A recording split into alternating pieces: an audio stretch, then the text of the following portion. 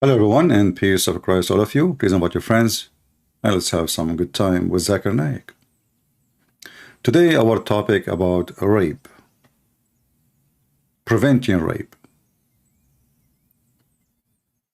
The Muslims, they claim that they have a solution for rape. Let us see how truthful what they say. This is Zakir and Yuka giving us the solution for rape around the world. It's very simple. It's like easy. Example, most of the religions say that you should not molest a woman, you should not rape a woman. Hinduism says that, Judaism says that, Christianity says that, Islam says the same. So what's the difference between Islam and the other religions? Islam, besides telling you not to molest a woman, not to rape a woman, it shows you a way how to achieve a state in which people will not molest, will not tease, will not rape any woman. Islam has the system of hijab.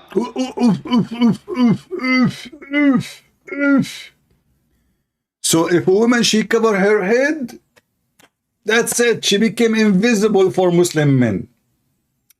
Do you see what the problem, brother?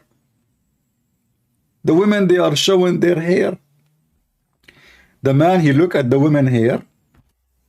He get hairy, butter. He say, oh, look, so how hot she is. So we cover the hair, and the Muslim woman is invisible, and she is safe.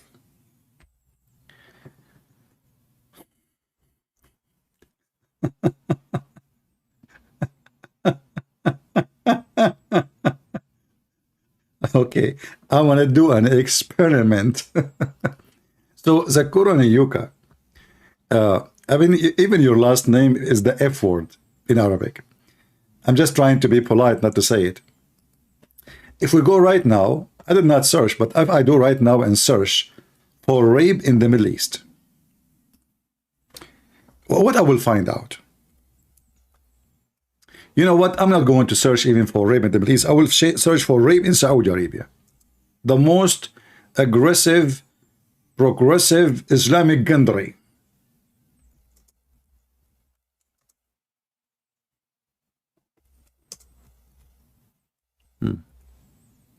I'm doing the search right now.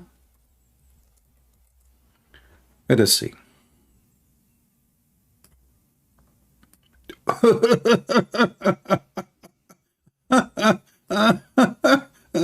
Look what I found. What the heck? Hold on. This is Al Jazeera TV. This is what? This is Al Jazeera TV. This is not our TV. This is the terrorist TV. US offers little criticism as allies sentence women to 200 lashes for speaking out. What happened? What happened?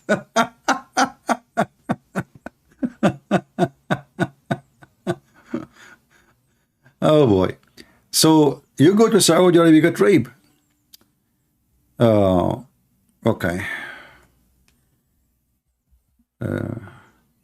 After she met him in her car, the pair were attacked by a gang of 7 men who allegedly raped them both. Raped who? Raped the man and the women.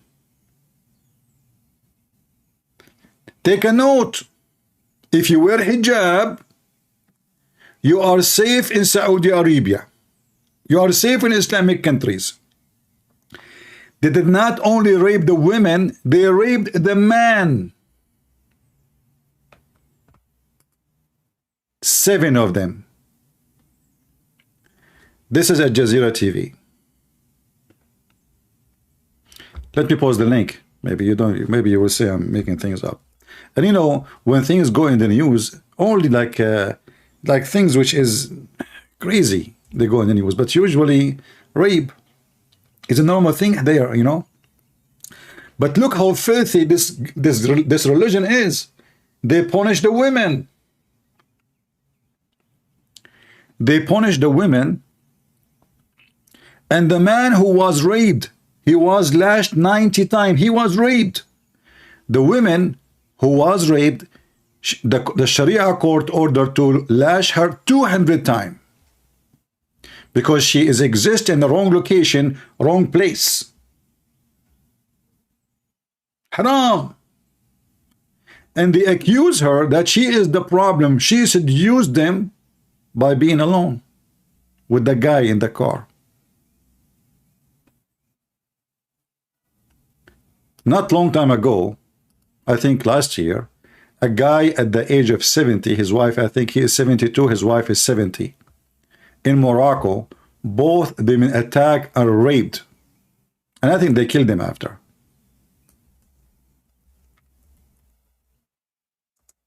Seventy something, you know.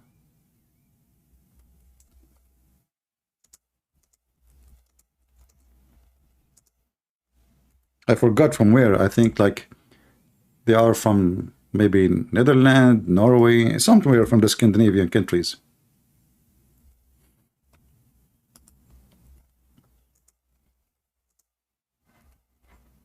I'm just searching right now, you know, and like I did not prepare any search. Oh, okay. I'm just like refreshing my memory.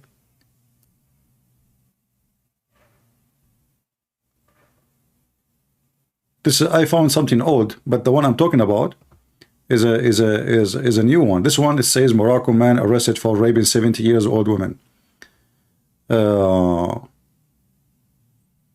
Even rape is promoted in those countries. But let me show you something you will not even expect. Do you know that in Muslim countries they rape crops? They rape what? They have sex with dead women. After the woman she die, they bury her. Let me show you.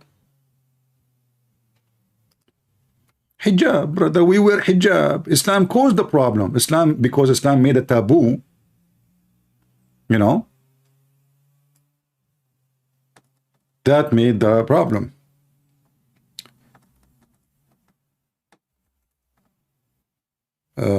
But I should search for in English. What is the word to search? I'm not sure.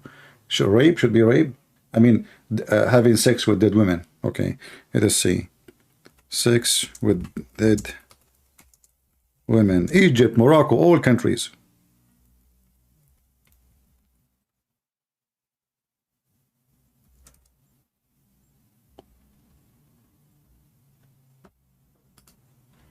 And not only that, actually, it is permitted to have sex with dead women. I mean, the woman is dead.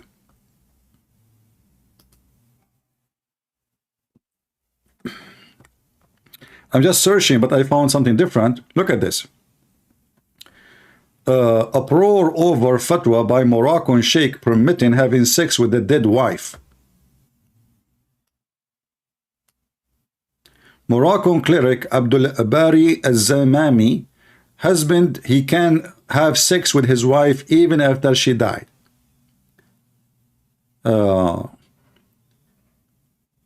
Egypt to bring in law allowing men to have sex with dead wife. But remember, I'm trying to find something else. I'm trying to find something about having sex with women who died. They are not your wife. They are not even anything to you. They go to the graveyard. They wait for the funeral until everybody go. They dig for the women, especially if they hear that she is young, like she is teenage or 20 or 19 or 30 or even 40 or even 50.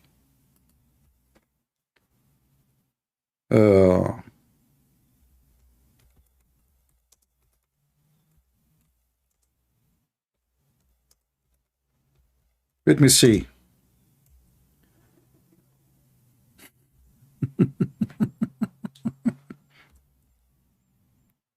Oh boy.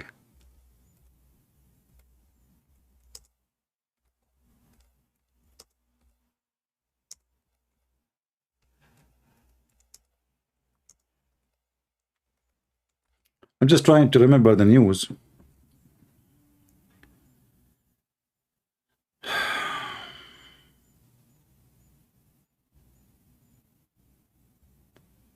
Let us see.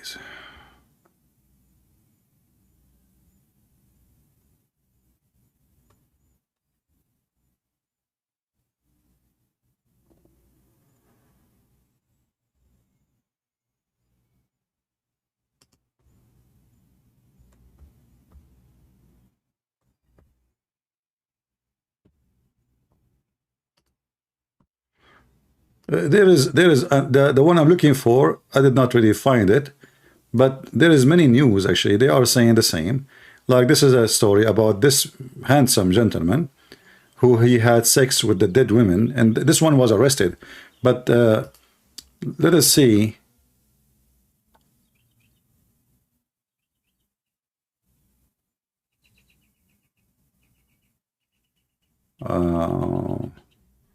What we will search for. Give me a second. I'm trying to find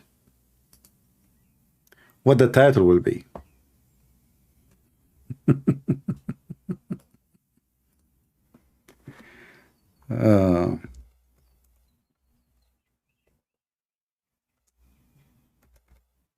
Not only that, even some they do.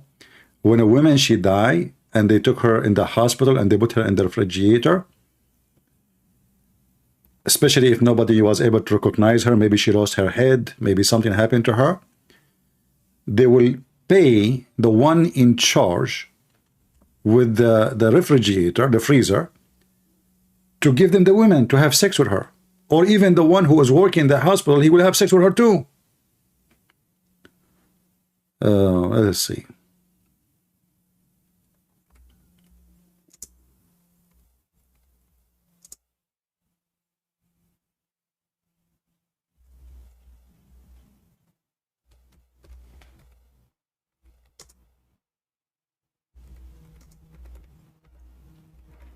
So what many they do, if you have a woman, she is young and she pass away, what her family they will do, they will put a bunch of guys sleeping in the graveyard area, like they put a tent, and you know, they guard her until her body decay. Otherwise, you go home, those filthy people will come, they will dig the grave, they will take your sister, your wife, your mother, it doesn't matter for them, and they will do that with her. Hello? Hello? Hello? This Abdul calling me.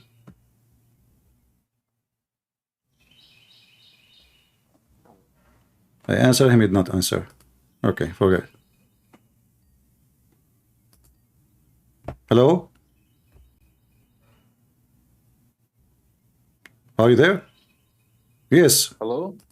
How are you, man? I'm fine. Who's talking? I wanted, yes, I'm an ex-Muslim. I talked to you before. Oh, okay. I just wanted to show the watchers something. If you look up Kanz al-Ummal 208, Okay, I know the shows hadith. that even their prophet, Yeah. yeah, Mm-hmm. even their prophet had sex with a dead woman, Yeah, you know. so she can enter Jannah. Yeah. Actually, no, the woman, she will enter Jannah, not him. Yeah, this is what what Fatima bint Asad, yeah. The mother of Ali. Yes, it is a sahih. It is a sahih hadith. Yeah, the mother of Ali. With a woman. The mother of Ali. Yes. This is the mother of Ali, not just a woman. This is the mother of Ali himself. Yeah. And these people are crazy because they think they're going to heaven.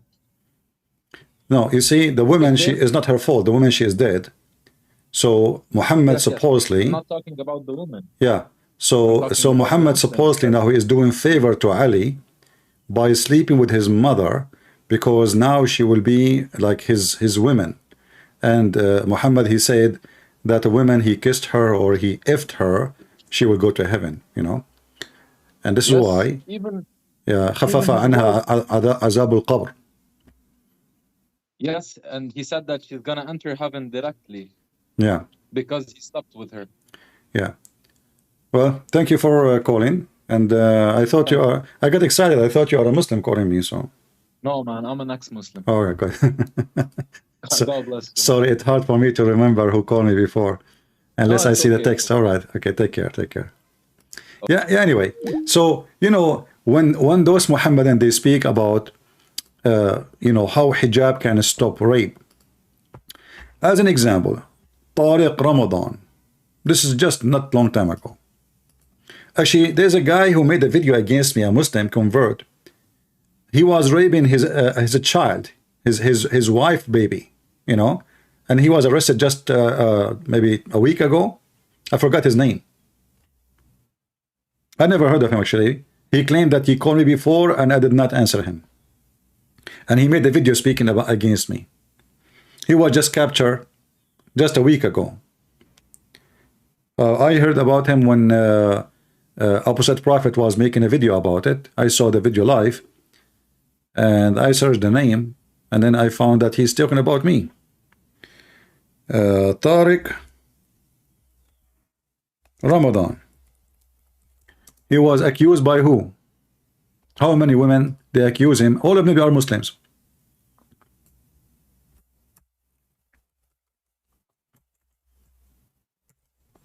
And this is a Muslim sheikh, and he is the grandson of the founder of the Muslim Brotherhood. He do da'wah conference like Lili Dawah and Mimi Hijab. And actually this guy supposedly have a PhD and he is even teaching. Look how stupid the Western. I mean, they hire such a scumbag. Not only he is not very educated, not only he is nobody, not only his degree is fake, they hire him, you know, because where do you get your degree from about Islamic study? Who is the one who gave you the degree? This is the grandson of the founder of the Muslim Brotherhood in the world. How many women they accuse him of rape? One after one after one after one after one. Just in the last month, how many Muslims, like famous ones, been accused of rape? Like Hakimi, this guy Hakimi, he became, you know, everybody speak about him. I never heard of him before. Singers. But remember, if you wear hijab, Muslim men will not rape you. So I'm going to do little, you know, little trick. People start scratching their heads. Hold on.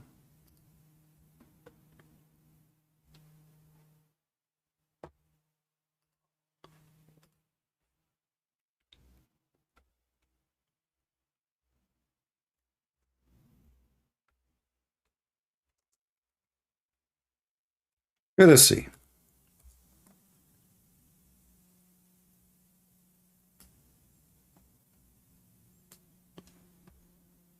I'm going to search in Google, and I will not accept any website speaking about such a thing unless it's Islamic, approved by Muslims, and it's coming from Muslim countries. I just type in Google in YouTube in Arabic, but I'm going to use Google translation.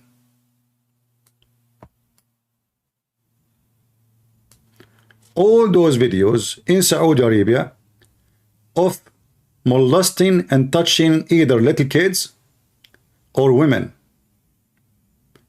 Here, thousands of people in the National Day of Saudi Arabia following women, touching them, harassing them, and even almost they rape them. This is the National Day on Saudi, the National Day in the middle of the town, and there is thousands of people.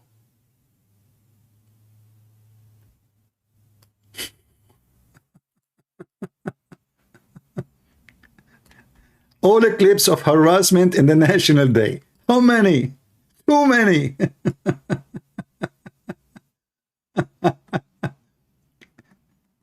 Collective harassment of two girls causes and the uproar of Saudi Arabia. You walk in the street, a bunch of dogs will chase you, they will touch your ass, they will harass you, they want to touch you, they want to grab your vagina, they want to grab your ass. All of this And those women are wearing hijab, and even they are wearing burqa.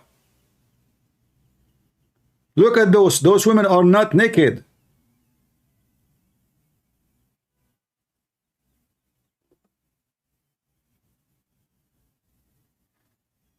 This guy is harassing sexually a young girl. This is an Islamic TV owned by the Saudi NBC.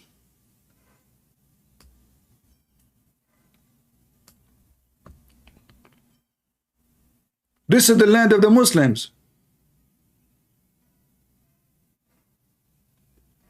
This is a Lebanese woman in the elevator with a Saudi man.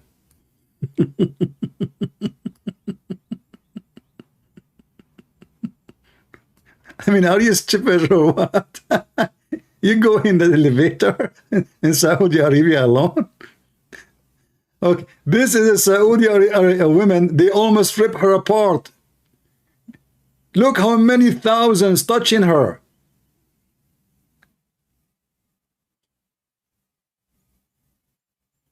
This is a woman wearing the veil.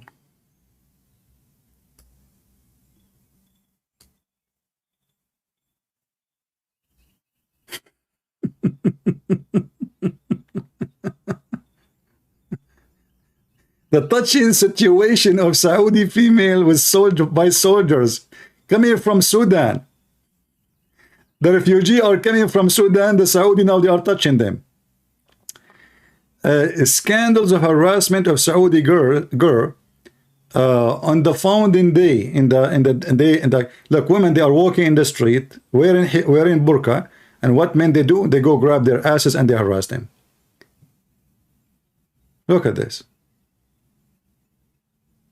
If I play the video for you, you will go crazy. This is Saudi Arabia. Oh, you know what? I made a mistake. I just noticed my screen is off. I wasn't looking. I apologize. It's my fault. Because the thing is blocking my screen. Sorry.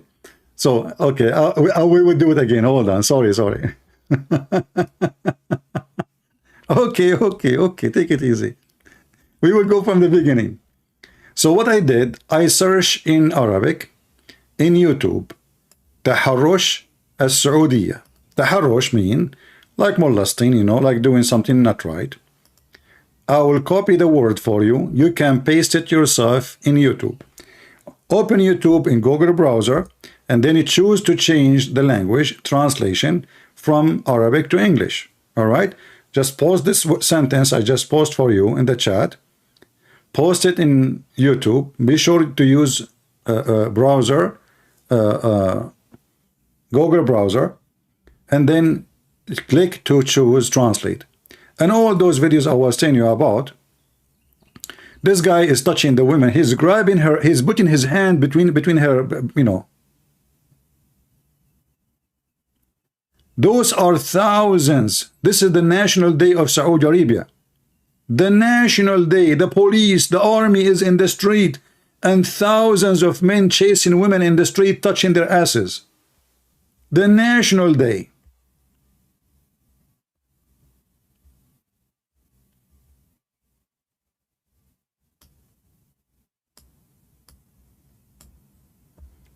This is a person, he is molesting a child. This is the NBC Saudi TV.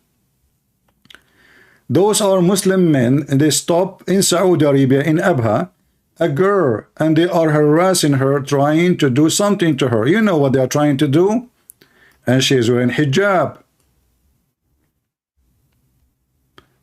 If I play the video for you, you will not believe how filthy it is.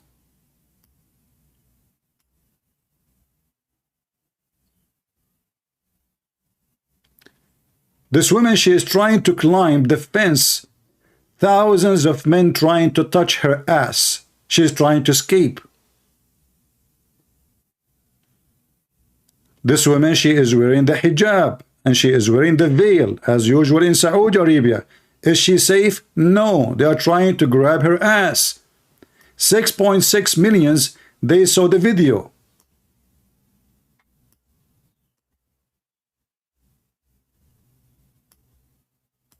All of those is nothing but Saudi Arabia alone. What if I switch to Egypt? Oh, harassment in the Eid festival.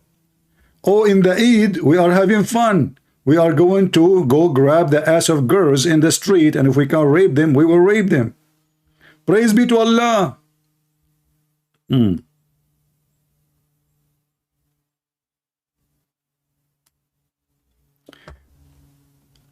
First case of sexual harassment for Saudi women, for women driving. So now you are in the car, still you are not safe. You see, before, if you walk in the street, this is why in Saudi Arabia, and this is the question we need to ask this to Zakir and Naik, if Muslim women are guarded by the hijab, why they need a guardian? Why the woman is not allowed to walk in the street alone if the hijab will do the job?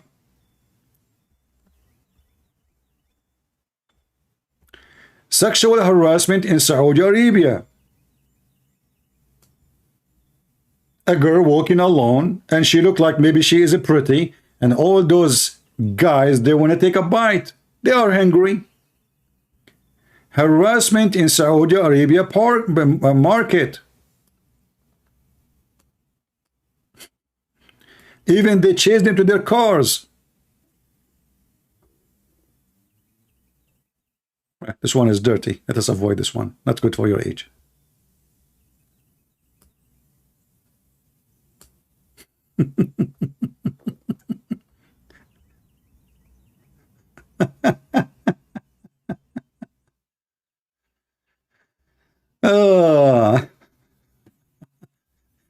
This is a journalist. She is a Muslim. She went to join the camel festival. So she went to join the camel festival. She met a lot of camels, but they are Muslims. And they chase her and they want to her. I mean, it's normal. It's a camel festival. What do you expect, you idiot?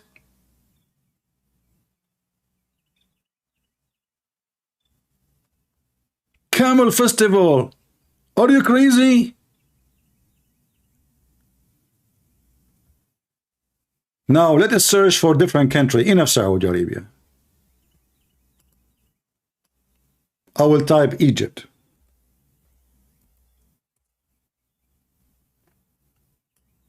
Oh boy. Egypt is something else.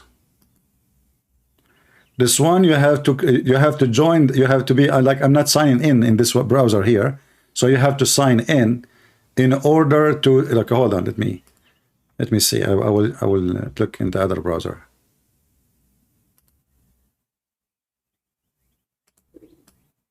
Hijab, brother, hijab. Hijab will solve all the problem. That's it. Islamic countries, there's no rape, there's no police in there because everything is fine. This is Egypt. Women walk in the street, you will see what will happen to them. Look at this guy, he is pushing. Look, the woman, she is wearing hijab. Do you see where his hand is? The woman in the front of him, you can see her hijab. Let me zoom in the top. She is wearing hijab. Where is the guy hand? This is what he does when there's 100 people around him. What he will do when he's alone. MashaAllah, MashaAllah, MashaAllah. A woman, she go in the bus. She will have a baby before she get down from the bus, guaranteed. Actually, I saw in the news, I just remember, there's a video about it. A girl who have a syndrome, I don't know what they call the syndrome, like, you know, those, like, they have, I don't know what they call it. So, a girl, she is alone in the bus at the end of the bus. A bunch of Moroccan guys, they raped the women, and the driver did not even stop to do anything, did not even stop the bus.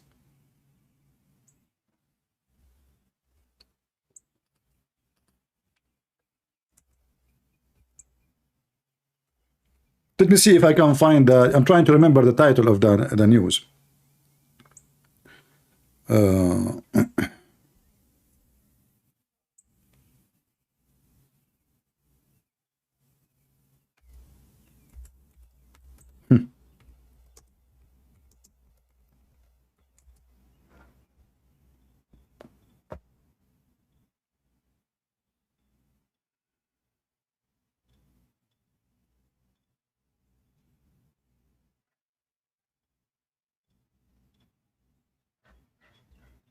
I found one, but this one is in Egypt.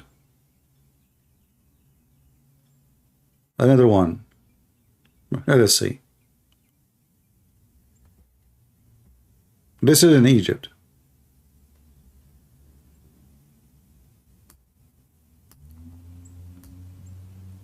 I will use Google Translation again. The first one is in Lebanon. The second one in Egypt. The third one is I don't know where. I just searched there. There's rape her in the bus. Let us use translation. In the bus. And the bus is full of people.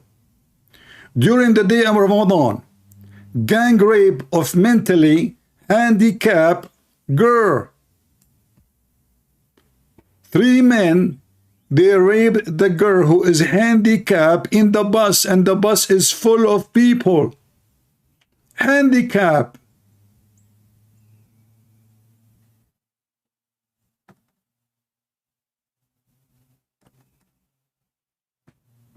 Endless.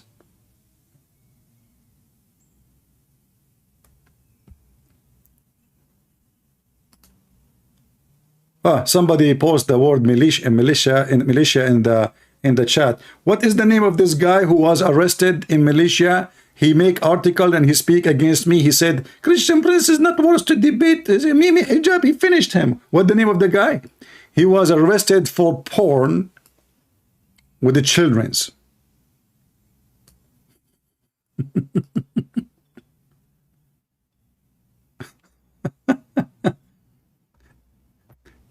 You know, when the Muhammadan, they claim the ethic. They claim the ethic. You are fooling who? If you Muslim men have ethic, women do not need a guard when they go in the street. If you have the good ethic, you will not have steel bars in every window in the Middle East. Every single window in the Middle East, there has a steel bars. Do you know why? Because everybody is ethical there. Nobody trusts nobody. In USA, there's no bars in the windows. For sure we have thieves, but rarely happen. Now for sure with the Democrat, it's happening big time in Democratic area. Those are the friends of the Muslims. This is why they are friends.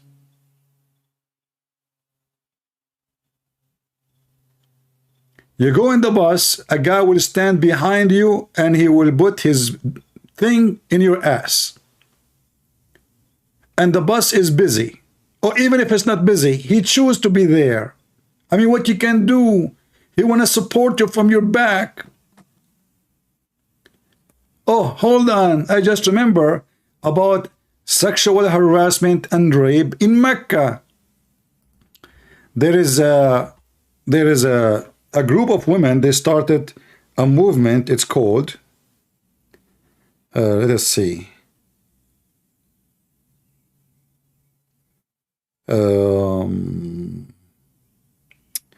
what the name of the movement? Hold on.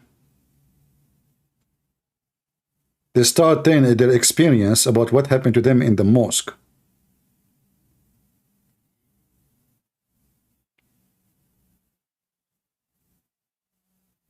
Okay.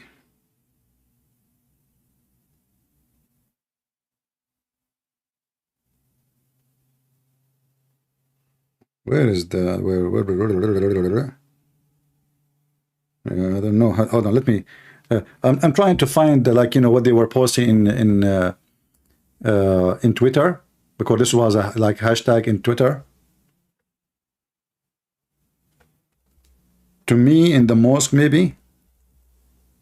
Like happened to me in the mosque, something like that.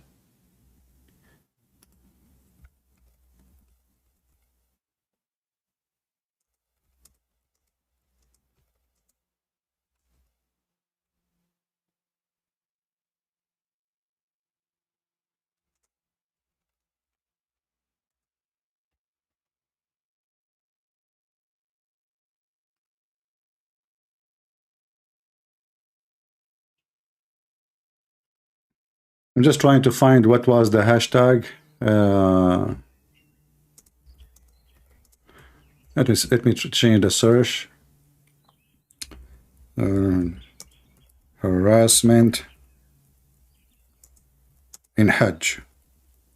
We will search in English. Sexual harassment in Hajj.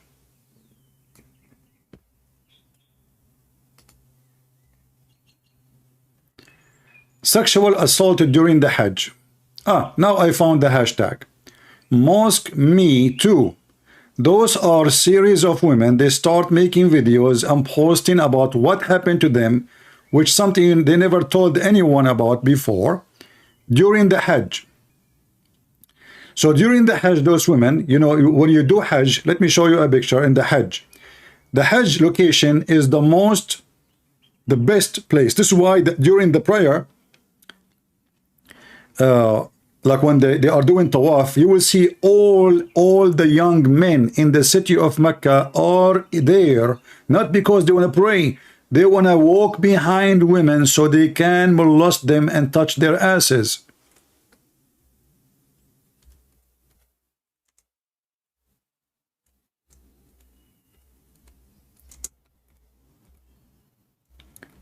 Because it's very crowded place.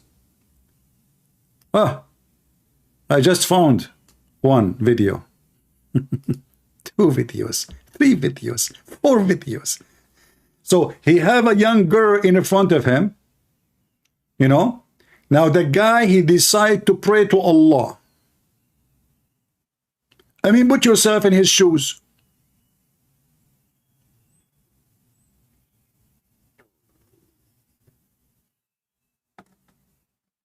Normal. This is a woman, she is wearing many clothes. She is showing her shoulder. God knows where she is coming from. All those women, those are videos made by Muslims, not by me. 1,000 men behind you, touching you, harassing you. I have a great news for you. You will have a baby before you leave the Kaaba.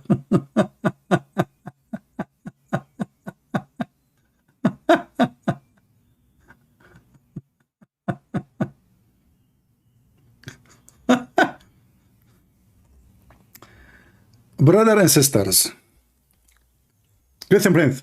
First of all, you are throwing me a bad example about Muslim. We Muslim, we don't do that. You stupid. If your prophet he allow, I mean, how come women they cannot be with the men in the mosque in the same place, but yet around the Kaaba, you have all those crowd and they are around each other, touching each other, molesting each other. You created the best atmosphere for sexual harassment. And not only that, actually, I remember once there's a Saudi guy. He told me that he cannot see a girl he like. She like him. This guy is not harassing the girl now. So what they do, this woman suddenly she became very religious, and he became so religious. She tell her family, I'm going to the mosque on the Kaaba. You know, okay, well, nobody can say no. You know, even her brother he go with her.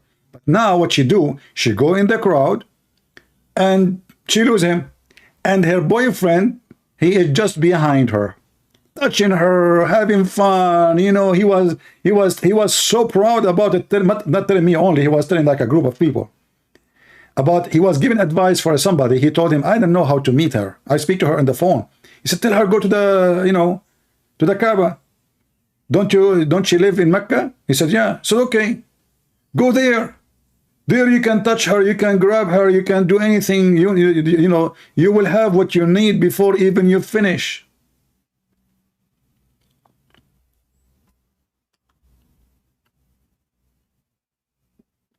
And the funny is, the one who is posting the videos, as you see, they are Muslims.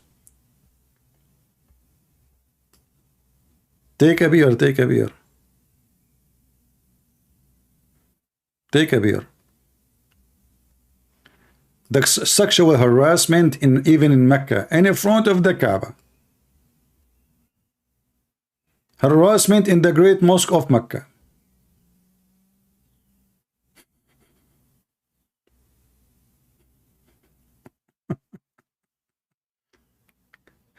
Not to forget what they do to those poor Indonesian, Filipinos, Bangladesh women who come to work as a maid.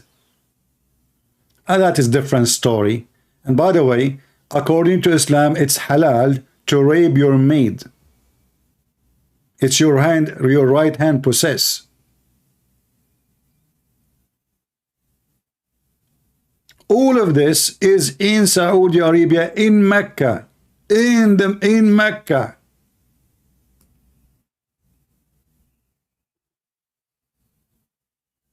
Aman Rabbi Aman. They are wearing hijab, Aman. Everybody wearing hijab, brother. Okay, we have enough of this garbage.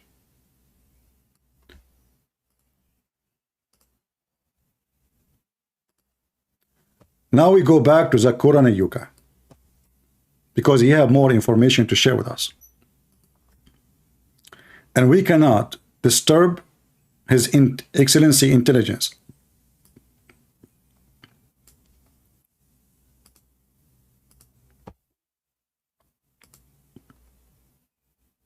Not to molest a woman, not to rape a woman. It shows you a way how to achieve a state. Before he continue, I have a challenge for Muslims to show me one phrase in the Quran says don't rape a woman. In fact, we can show you many in the Quran says you can rape a woman. In fact, Muhammad himself, he raped many women. Is that true? Not a single verse in the whole Quran, the yellow pages of Muhammad, saying there's a punishment for rape. What is the punishment for rape? Muslims, who can show me the punishment for rape in Islam?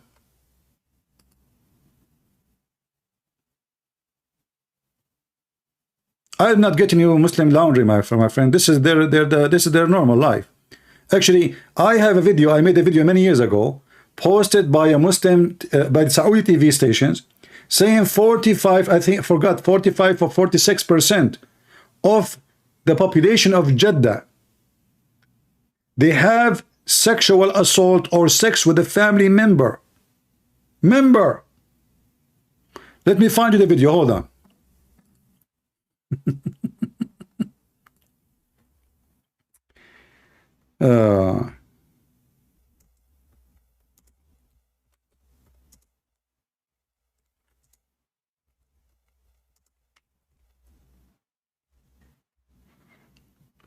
I'm trying to find what is the title. You know, I don't know what people use. Saudi Arabia TV.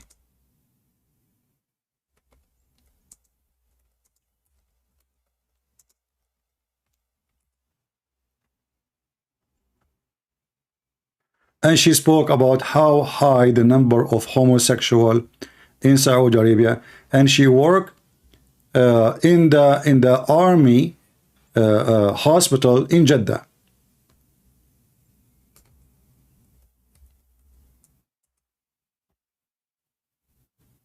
I'm just trying to find the video. What the name of the video?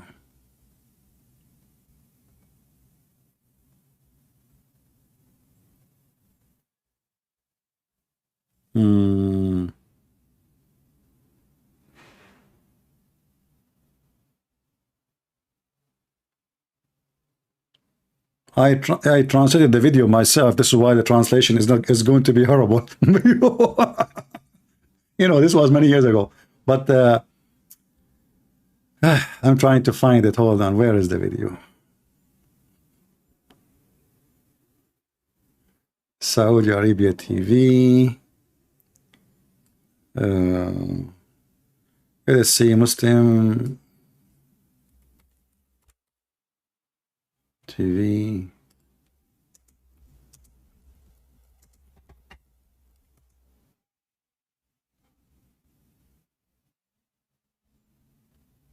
I'm unable until now to find the video. But I'm sure many of you saw it, you know.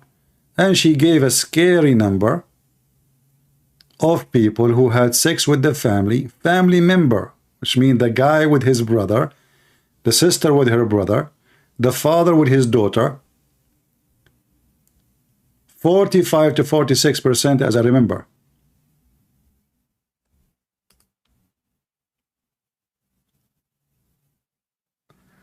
Show me the punishment for slavery in your book. The Muslim Muhammadan, he is trying to change the topic.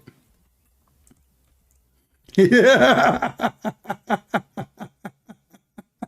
That's a good one. This Abdul, he said to himself, okay, you know what? It's time to change the topic. This guy is screwing everybody. You know, like Muhammad became a potato. I cannot do it. I cannot take that no more. It's time for us to make him change the topic. So let us ask him, you know, let us make him change the topic. The Christian Prince, I challenge you to show me the punishment for slavery in your Bible.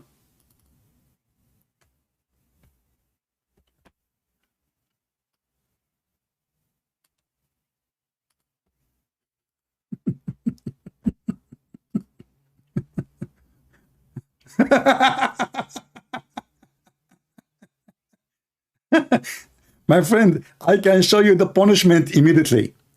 It's in front of you.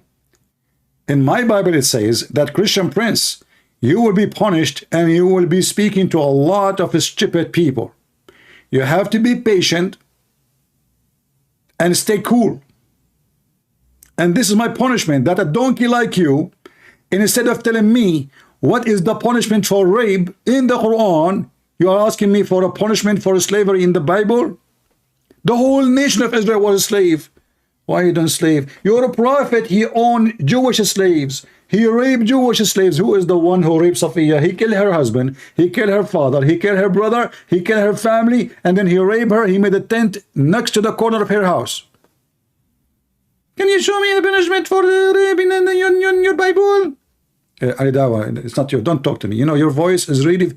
And the funny is, Ali Dawa, with the feminine voice, speaking about LGBT in Mecca. Oh, look at this. LGBT in Mecca, halal or haram. What? 1 month ago, the LGBT community, they found the best place to go to is Mecca.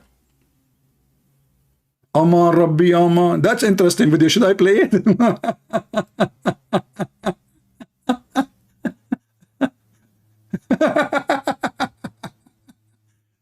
You know, Aidawa, is that why you went to Mecca?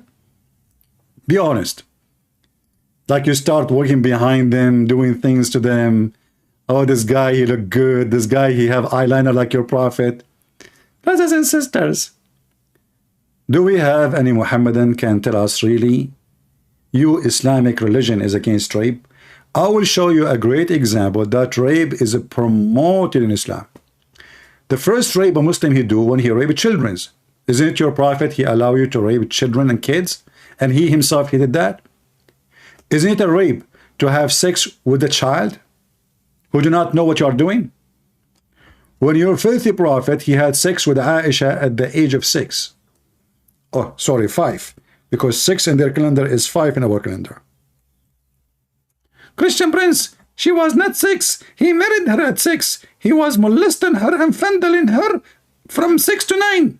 Yeah, this is the movie time. Like, you know, between the 6 to 9, Muhammad, he was patient. He was so nice. He did not put it in because she would die. Actually, the hadith says that the mother of Aisha, she was feeding her with a cucumber and date so she might get fat because she was so small.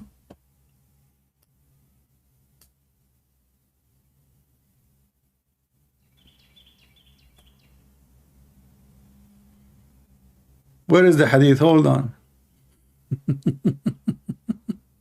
Here we go. Sahih, Sahih, Sahih, brother. Let us see what happened with the prophet of rape. My mother, Aisha, she said, the wife of Muhammad,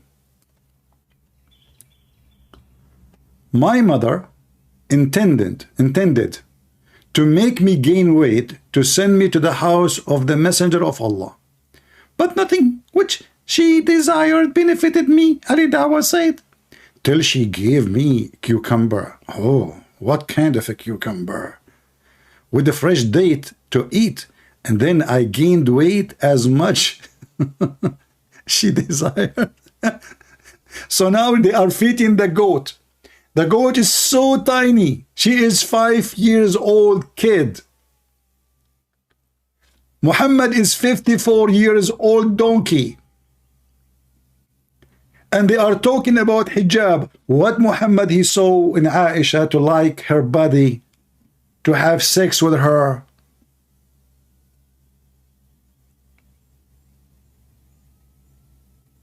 Isn't it this is rape? The mother, she is feeding the daughter cucumber. Since when a cucumber make you fat? Man, I'm not good. I'm eating cucumber. Nothing happening to me. You know? Cucumber make you fat?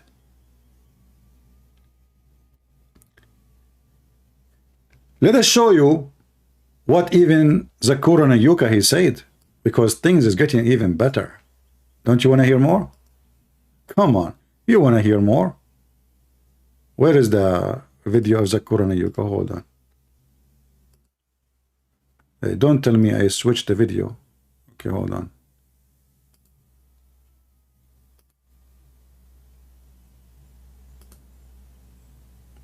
Where is the Qur'an and Yuka video? Let me give one more example. Okay. Most of the religions say that you should not molest a woman, you should not rape a woman. Hinduism says that, Judaism says that, Christianity says that. Where in Islam it says you should not rape a woman? Show me the verse. Coward, liar. He will quote for you a verse have nothing to do with rape. Watch and love. Islam says the same. So what's the difference between Islam and the other religions? Islam, besides telling you not to molest a woman, not to rape a woman, it shows you a way how to achieve a state in which people will not molest, will not tease, will not rape any woman. Islam has the system of hijab. Many times people talk about hijab for the woman in Islam, but Allah subhanahu wa ta'ala in the Quran first speaks about the hijab for the man and then for the woman.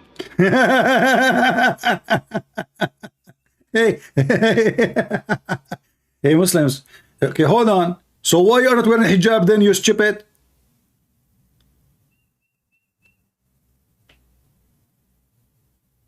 As long Allah, He commanded you to wear hijab as a man. The Quran says the man, he should wear hijab. And this is the hijab. But this is something existed. This is the Arab, the Bedouin people, they wear it for 1,000 of years, you idiot. What does it have to do with hijab? This is to cover their head from the sun.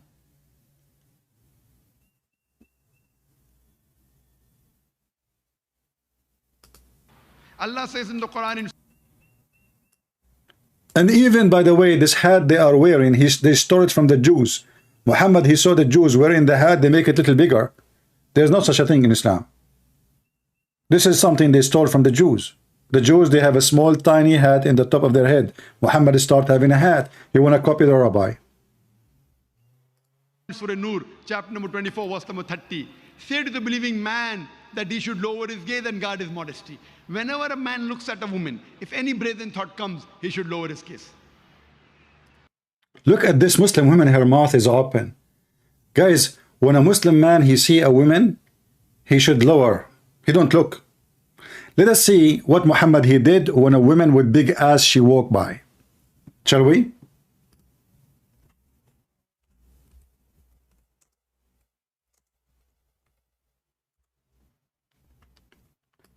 Muhammad don't look.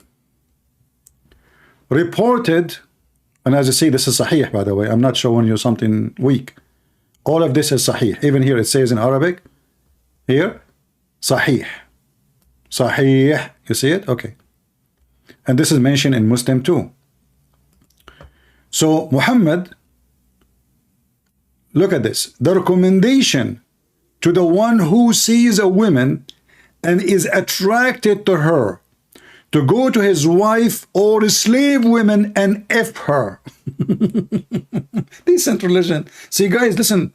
The Prophet now, he is sitting in the front of his house. The Prophet told Zakir Naik, don't look. Don't look. But Muhammad, he look. And the advice, brother, if you see a woman in the street and you straight looking at her ass and you like her ass, may Allah ask you, what do? A recommendation, brother. Chapter recommendation. The one who sees a woman. What do you mean sees a woman? What exactly means sees a woman? I mean, why you don't tell me that he, he's like he's a mule. His penis is going hard. Excuse me. Sees a woman. Is that what it says in Arabic?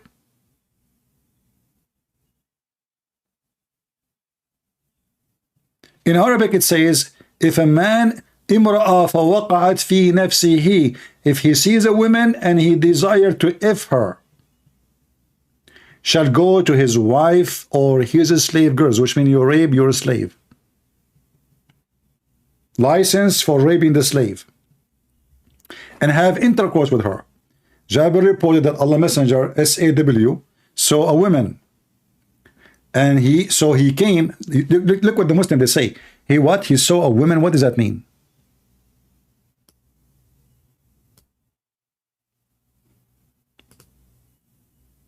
What they are saying? They are saying Muhammad, he got so horny. And do you think a man, he just saw a woman, he just looked at a woman like for like 10 seconds and he got horny? And this is a Muslim woman wearing the hijab. By the way, not hijab, sorry, the veil. Those stupid people until now, they keep saying and showing us pictures of women wearing a scarf in their head and they call it hijab. This is not the hijab. Those people are dummy and they are donkeys. This is not hijab. You see what this woman she's wearing? This is not hijab. Hijab is a curtain between you and someone else. It's not something you put in your head. Those people are mentally ill. They do not know their own religion. They do not even can explain their book. If we go right in the Quran and we type the word hijab, right away we can prove in 2 seconds that hijab is not a scarf in the head. Hijab, the name of Mimi hijab.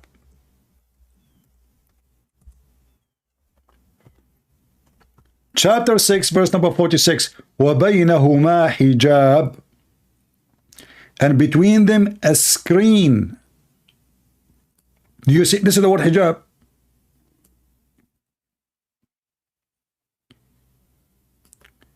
Those people do not know how to read their book. They don't understand Arabic. They are dummy like their prophet. They have no idea what hijab is. So this is chapter 7, verse number 46. Hijab is a barrier, is a screen, is a curtain. Let us go to a different verse. All the verses in the Quran making it clear, even though the Quran is a stupid book. Chapter 17, verse number 45. What hijab is? Hijab is a barrier, is a curtain. There is between you and them a barrier, a veil. The veil is not something you wear. It's a screen. It is a curtain. Between you, that's why it says between you and them. It's not something in the top of you. Do you see the word between? So hijab, the word in Arabic here is hijaban. Here we go. So it's a barrier between you and them. Hijab is not a scarf. Let's go to a different verse in the Quran. Chapter 19, verse number 17. This is supposedly about Mary, the mother of Jesus. She placed a screen. She screened herself from them. So how the hijab became something in the head?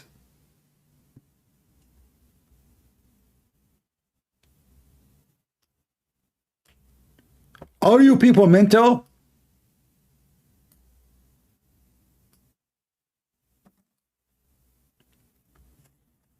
Hijab is something between you and someone else, which means he cannot see you. You cannot see him too. If you can see him, this is not hijab. If he can see you, this is not hijab. It have to be completely a barrier between you and the person. It can be usually a curtain. If you don't like this translation, we can change it, by the way. You can choose any donkey of your choice, but all of them, they are donkeys for me. This is how they translate here hijab as chosen a seclusion. So Mary, she did not wear hijab in the Quran. She screened herself from them. This is your stupid book. We go to different verse. Chapter 33, verse number 53. Those are the wives of Muhammad. Muhammad is a person, he don't like anyone. This is specifically about Muhammad wives. Muhammad is a cheap. He don't like people to come and ask for food. He made a verse about it.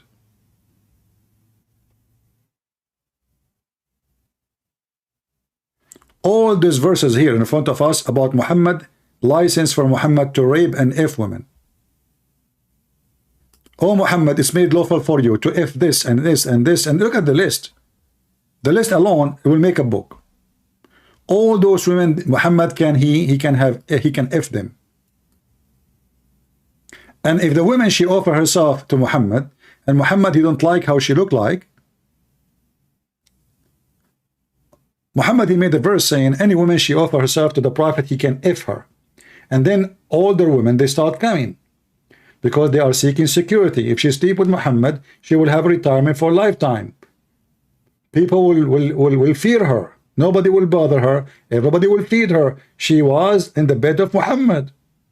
And Muhammad even make it clear that nobody can marry his wives after him, even if he died, or the women he sleep with. When women, they are starting coming, now not to forget to mention that Muhammad in the same verses is allowed to rape the captive slaves, as you see in the screen. But then there's women, Muslim women, they start offering themselves, but they are very old and they are not good looking for different reasons. They can be young, but they are not good looking according to Muhammad. So Muhammad, he made another verse, says, oh Muhammad, you can choose whoever you like to F her, and you can post upon whoever you don't like. Like women are lined up in turn to be F by the Prophet. They have no panties, and they are struggling to get their turn. Muhammad, he looked from the window, let this woman go back home. Allah, he just told me, any women you want, you can post upon. Any women you want, you can F her right now. So that woman there, Allah told me, don't take her. Let her go, let her go. Yes, the old one with the gray hair. And yeah, and that one with big butt. No, leave the big butt. I like big butt. Are you kidding me? We are big butt people. The bigger the better. Stupid, why you are kicking her? This is my best woman now.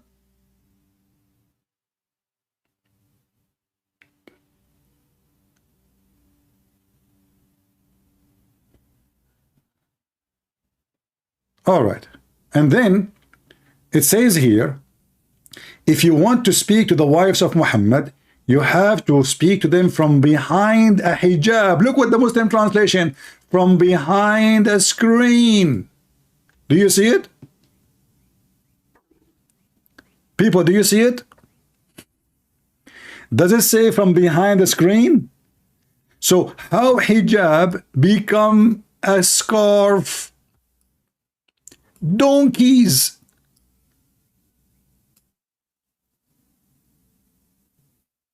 So the one who was speaking before me was Ali Dawa. You know, he was taking hormone. I think, I don't know, this guy was taking hormone since he was a kid. Maybe he's a victim of those liberals. You know, they were feeding him something in the breakfast in London. I just heard the news that England is hitting to be the most poor country in the world. Millions of people, they are getting what they call them, food, like something, food stamp from the food bank. 3 million British citizens. I assure you, I know where they, who are they? I know who they are. Those who they are getting the food stamps. They don't go to work. Yeah, let the rich man work and pay tax and feed us, and we make babies. So, فَاسْأَلُوهُنَّ مِنْ وَرَاءِ hijab. Hijab is not a scarf, you idiot Zakir Naik. Hijab is a screen. Not only that, even Allah, if hijab is a word, means a scarf, that means your God Allah is wearing hijab. You will see here, chapter 42, verse number 51. It says, Allah, He never spoke to anyone except from behind a hijab. The Muslim translate the word hijab here as a veil. Do you see the word veil? But veil, it cannot be something you wear. How we know? Because it says behind. Do you see the word behind? And this is what we notice in everything we saw in the previous verses. It's behind. Between you and them, there's a hijab. Between Mary and them, there's a hijab. Between Allah and you, there is a hijab. So what hijab is? A curtain. For how long we want to educate those idiots who they claim to be sheikhs? Now, until now, I'm waiting for one Muhammadan to tell me what is the punishment for rape in the Quran. I forgot to mention that if you are raped, you have to bring 4 witnesses. And Zakir and Naik, he was lying, saying, you do not need 4 witnesses in different video. No, not this one. Hold on. This one. Look, you're so cute.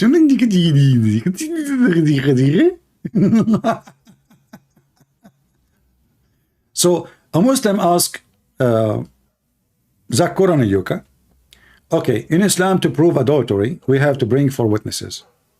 How a Muslim woman, she got raped, she will bring witnesses, 4 witnesses. Look at the answer. Zina bil Jabr. To prove a rape, victim has to bring 4 witnesses, which is only possible if she was raped publicly.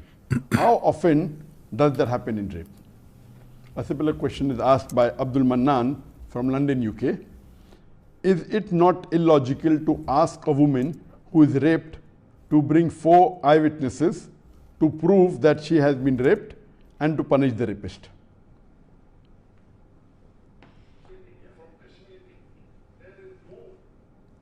The basic question posed by both the questioner is that isn't it illogical to ask the rapist or to ask the victim who has been raped to produce 4 witnesses to prove that she has been raped and to give punishment to the rapist? There is a misconception Really? amongst the Muslim Ummah as well as most of the people that... Hold on. Did you hear what he said? He said this is a misconception among the Muslim Ummah, which means all Muslims in the world understood that you need to bring 4 witnesses, and not only 4 witnesses for the rape. No, they have the 4. They have to see the penis going in and out, not a guy in the top of a woman. No. If the 4 witnesses did not see the male member going in and out, and we posted a hadith before, maybe the admin, they can post if they save it, where the caliphate, he had 4 witnesses. One of them, he asked him, did you see it going in and off the penis? He said yes. The second one, he said yes. The third one, he said yes. The fourth one, he said, I saw her legs around his head like the ears of the donkey shaking. The caliphate ordered to beat them all because there is no proof.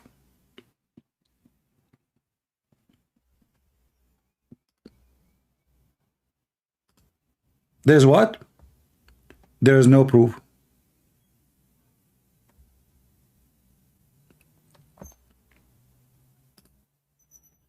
Four witnesses. Praise be to Allah. My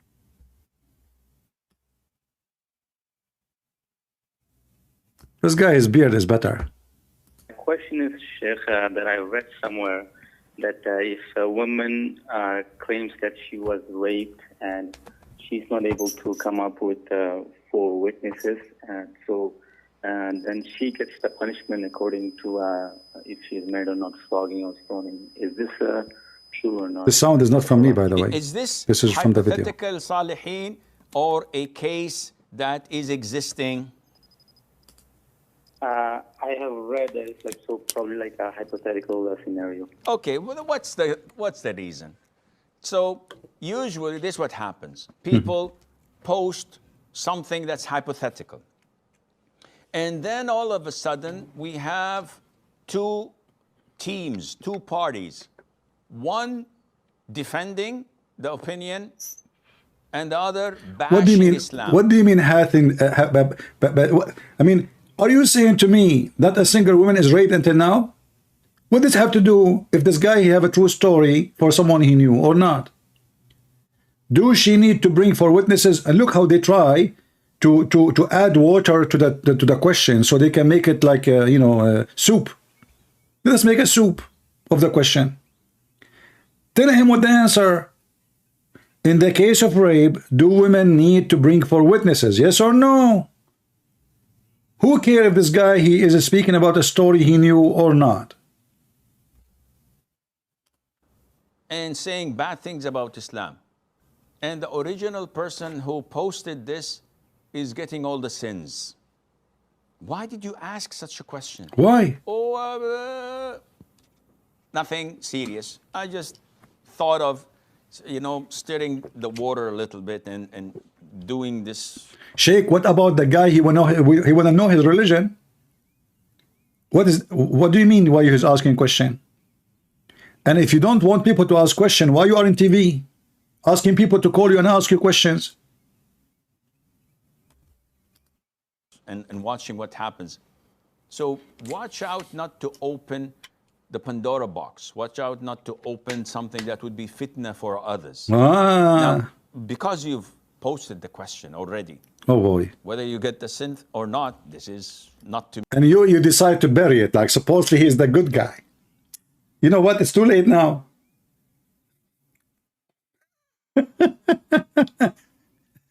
It's like Zakir Naik. They asked Zakir Naik, why you don't debate David Wood? He said, brother Hitler, first of all, this person is trying to be famous. You stupid either. You just mentioned his name. And you don't want him to make him famous? If this is the purpose, already you just mentioned his name. You just said David Wood. And you are saying you don't want to debate him because you don't want to make him famous. But now everybody in your channel, he heard the name. And this guy is doing the same. This is the question we should not ask. Why you are doing that? This is not haram. Haram. We should not ask such a question. However, now you ask it, what I can do, it's not my sin. It's not my sin. It's your sin now. It's your sin. Question. Teams, 2 parties. One defending the opinion and the other bashing Islam and saying bad things about Islam. And the original. Barabadin, I have an offer for you. Why you don't call me and I will change the topic to talk about slavery right now? If you don't, I will block you. Do you accept the challenge, guys? Let us see who is the hypocrite. You are a donkey, son of Muta. Your prophet even says, if a slave he married without permission of his master, his marriage is not valid. What you are showing me here is about obeying Jesus, you stupid donkey. This is not about obeying a man, he is a master. And even if it's about obeying a real master, because the Bible is not teaching us to do violence, because if we don't obey, what we will do? You will go and kill the guy.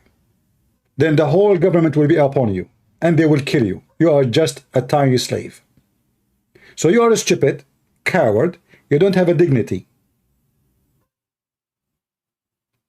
Aren't you Muslims believe all of you are a slave of Allah? Isn't it your prophet? He ordered Bilal and all the slaves to obey him. Isn't it the verses we just showed you that a man, if he saw a woman he liked her, he go and he if his slave? So how huge the difference is between obeying your master, bring me a dish, you bring the dish. If you don't bring the dish, what will happen to you? They will beat the hell of you.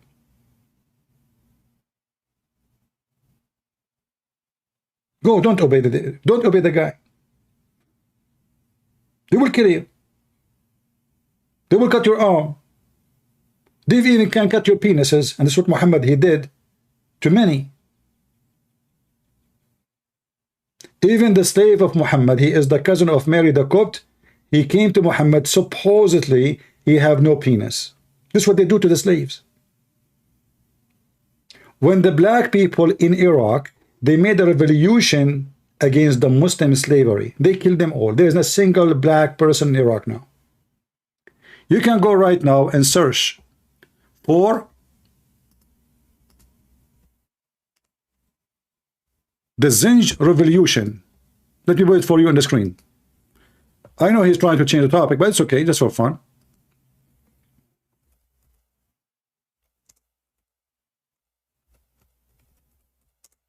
Son of Muta. The Zinj Revolution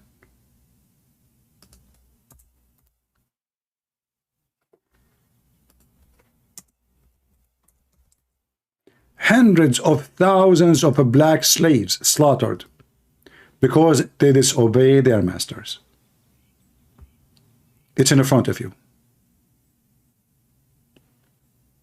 It happened between 869 and 883 when Islam was flourishing, and you will see the Muslim, they say to you, in that time Islam was the most wonderful religion in the world. We are, you know, the caliphate. This is what they did. They erased the black people in Al-Basra. They slaughter every single black person, women, men, child, everybody slaughtered. This is your religion, you coward.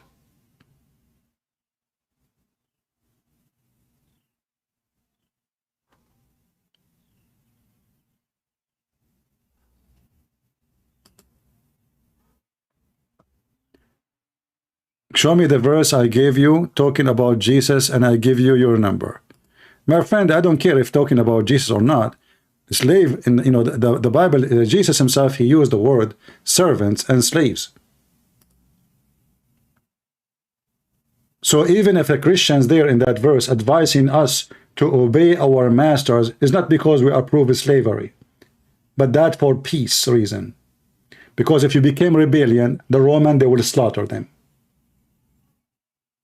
As simple as that. And you are son of Muta like your prophet. The slave owner is not the Christians. The Christians were the slave. This is a message was given to the Christian slaves, not to the master. Do you see the difference? You Muslims enslave us. We Christian, we say, don't go in war with your masters. They will kill you. They will rape your wife. You are a small minority. They are the majority. You are no match. That's why you are a slave. And the coward you claim that you know something. This is what they did to the black community by hundreds of thousands. And now if we go right now and check in Iraq, how many black left in Iraq? Nobody. There's no black. What happened? The revolution happened when the east of Al-Basra, all the territory have nobody except black African. They capture them from Africa and they bring them to work for them for free.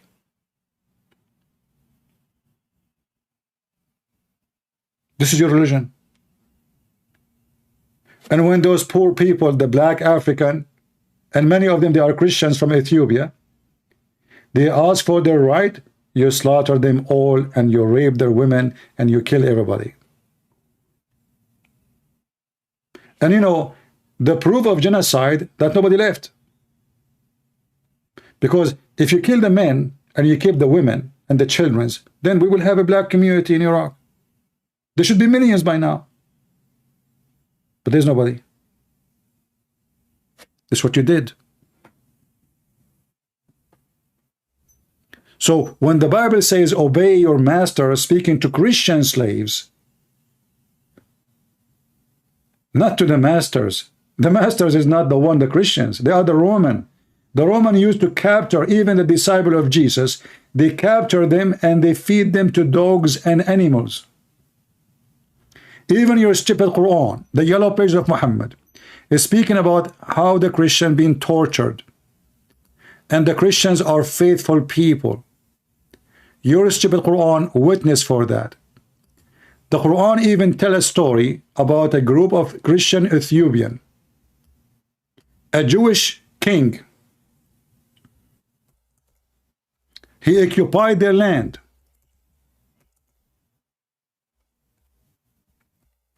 And he burned the whole country. The people of the country alive. Your story is in the Quran.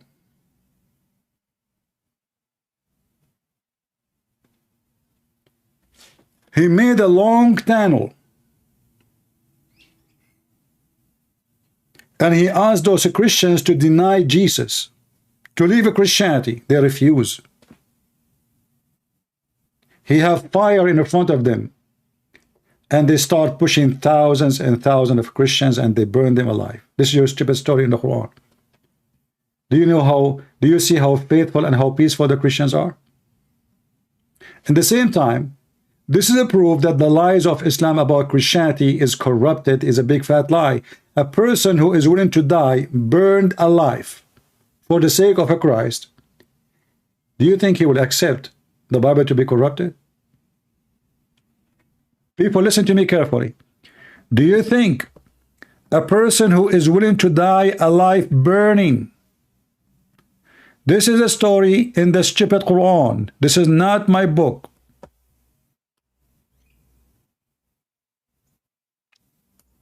Even there is a story, in the story there's a kid, even a kid. They said to him, you know what, leave Jesus, you are a kid, we will let you stay alive. He gave them a poetry. He answered them with poetry.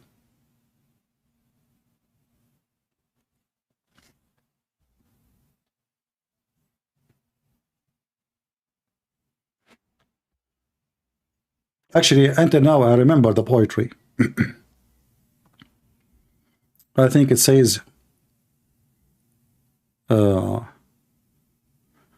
وضعت في قب قبيح لو دفنت حيا في ضريحي لما أخلفت في قول الحق يوم وما أنكرت الدين الصحيح أنا عبد المسيح بإذن ربي ومن يقدر على عبد المسيح.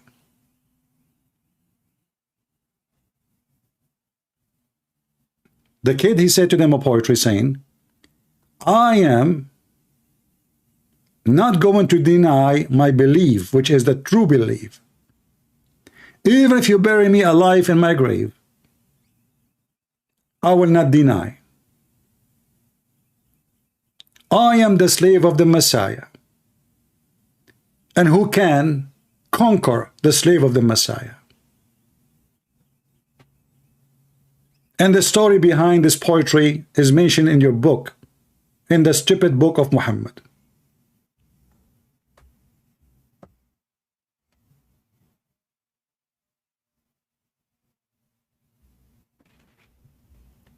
This is who we are. You Muslims are allowed to deny your religion. It's called taqiyya. In the Quran, we Christian, we die and we don't deny. The Messiah, he said, the one who denied me, the one who denied me, I will deny him. You are allowed to take a false oath, for you are following the devil, We are not allowed to do so. Now let us go back to our topic. They are trying to take us away, but good he did, because we spank him in different locations. Actually, yesterday there's a guy, he posted a comment, and I was going to go live just to talk about it. He's posting in different language, I don't know. Long comment. I said, I got a fish. The coward, he deleted his comment. The second I said to him, wait for my answer. In the comment, the donkey, he said, do you know that the God of the Christians is a stone? And he said, Galatians 3. I mean, those the black stone kissers are talking about God who is a stone. So who is Jesus then? If our God is a stone, you donkey. So if the Bible describes how glorious, like a jewel, like a jewelry, you know, like a shiny diamond, this mean God is a stone? Low class, trashy, low IQ, liars. They cannot even trust them to quote their own Quran. How you can trust them to quote your Bible? Let us go back to the Sheikh so we can shake Islam together. Shall we? Look at this image. Look at this. His finger is up. I mean, he looked like a zombie. He just came from the grave. The religion of a finger. The only people who give finger to their God is the Muhammadan.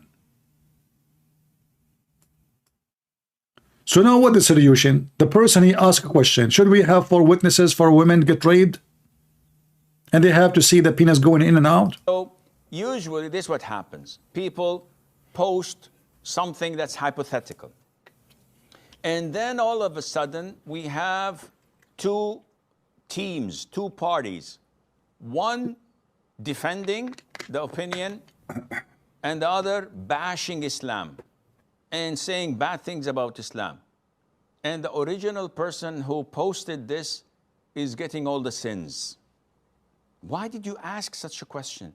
Oh, nothing serious. I just thought of, you know, stirring the water a little bit and doing nothing serious and watching what happens. This is not serious. So watch out not to open the Pandora box. Watch out not to open something that... He is not opening the Pandora box now. Now, because you've posted the question already, whether you get the synth or not... Okay, the Pandora box is open now. State, but I'll answer you. Okay. A woman comes forward stating that this man has raped me. Okay. So the forensic services or whatever, the police or what? come and... What forensic? What forensic? We are talking about Islam. Abdul, forensic? For what? Medical reports. She has been violated. What does have to do with the question? According to Islam, what the forensic and the medical report? And raped. Do we have any DNA proofs, etc.? See? We may not. Now, to the Muslim judge, I have a woman with medical reports or without, claiming that this individual has raped her. I bring this individual and say, did you?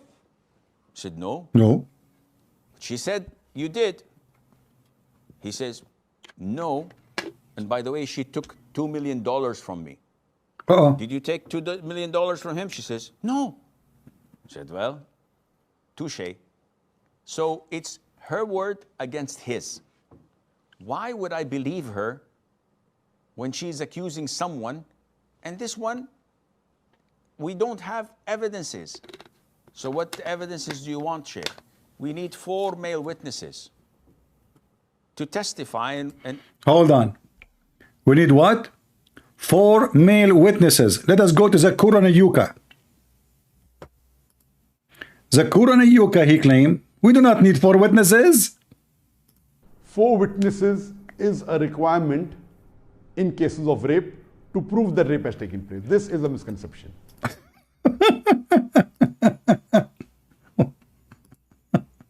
Someone, and this one, we don't have evidences. So what evidences do you want, Sheikh? We need 4 male witnesses to testify and say that we witnessed it. This is not possible, Sheikh. Okay, then we need him to confess. Sheikh is not going to confess.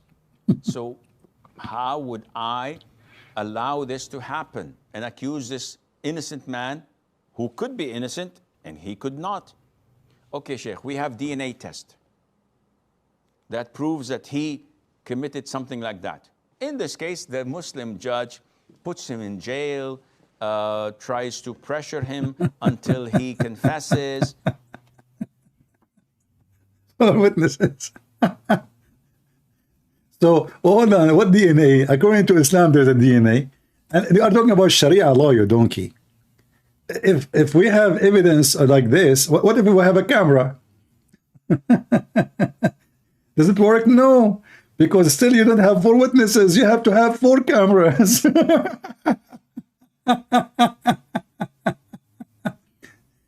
And the funny is, this religion, everyone give you a different answer.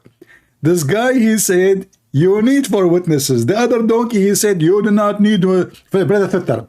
This is the most thing. In Islam, you do not need 4 witnesses. This guy, he said, no, you need 4 witnesses. Which one is the, which religion we are talking about? Are we talking about 2 different religions? Or we have the same religion? Are they both reading the same book? Or they have 2 different books? Both of them, they are Muslim Sunni, support terrorism. And everyone is giving us different answer. And by the way, Zakir Naik said, Brother Thitter, Allah gave the Quran in a clear language. And it's very clear. So if you read the Quran in Allah, you will get the clear answer. So here we go, the clear answer. One, he said you need 4 witnesses. The other one, he said not. But let's see what Zakir and Yuka want to say. I don't know. The basic question posed by both the questioner is that isn't it illogical to ask the rapist or to ask the victim who has been raped to produce 4 witnesses to prove that she has been raped and to give punishment to the rapist? There is a misconception amongst the Muslim Ummah as well as most of the people that 4. The funny is, he said the Muslim Ummah, which means all Muslims in the world, they get it wrong. This is the only smart Muslim because he eats a cucumber. Like Aisha. Muslim Ummah, which means nation, all of them, they have misconception. All of them, all of them. Except me, Zakir. Look at you with this red candles. I mean, the topic is rape. The topic is rape. And there is red candles and red flowers behind him. You tell me what's wrong with this. What is the topic? I mean, is that a dating website? Are they calling you like somebody want a date? What the heck is that? Red candle, red flowers, and red tide, maroon tide. What is that? Is that a Valentine Day, my friend? What the heck is that? You are celebrating what exactly? Okay, misconception. Okay, so what is the solution, Zakir? Let us skip this because we heard it again already. Let us skip to see the answer. Which is a form of hiraba, where the woman may be abducted. Oh, hold on. Crucifixion. Hold on. Who wage a war. This,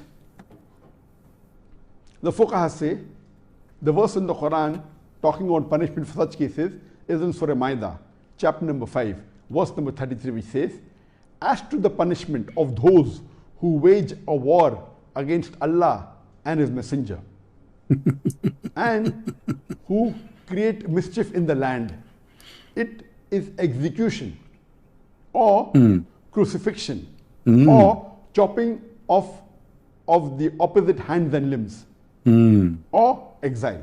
Now this verse of the glorious Quran, Surah Maida, chapter number 5, verse number 33, It's talking about punishment for those who wage a war against Allah and His Rasul or create mischief in the land. It is. Hold on. Those who wage war, by waging war against Muhammad, by not accepting Islam, Muhammad, because he's a nice person, and the Muslim, they say to us, Islam is a peaceful religion, right? We will cut their hands, we will cut their feet, we will torture them, we will crucify them. And Muhammad is taking the pagan practice of the Roman, crucifying people as they did to Jesus, and implemented this punishment in his Quran. But look what the verse saying. The verse saying, if those people, they wage war against Muhammad, somebody is raping a woman, how that is a war against Muhammad? But because they could not find one verse in the Quran for rape. However, even this one, still the punishment is not capital punishment. It's a capital punishment only if the man, he used a weapon to rape the woman, which means he forced her by a knife or a sword or a gun.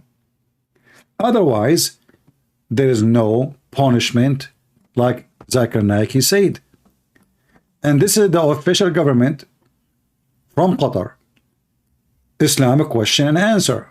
I will click and use Google Translation in front of your eyes to show you how those people, they are not legitimate, and you cannot take what they say for granted. Muslims, advise your Muslims not to listen to those donkeys in YouTube.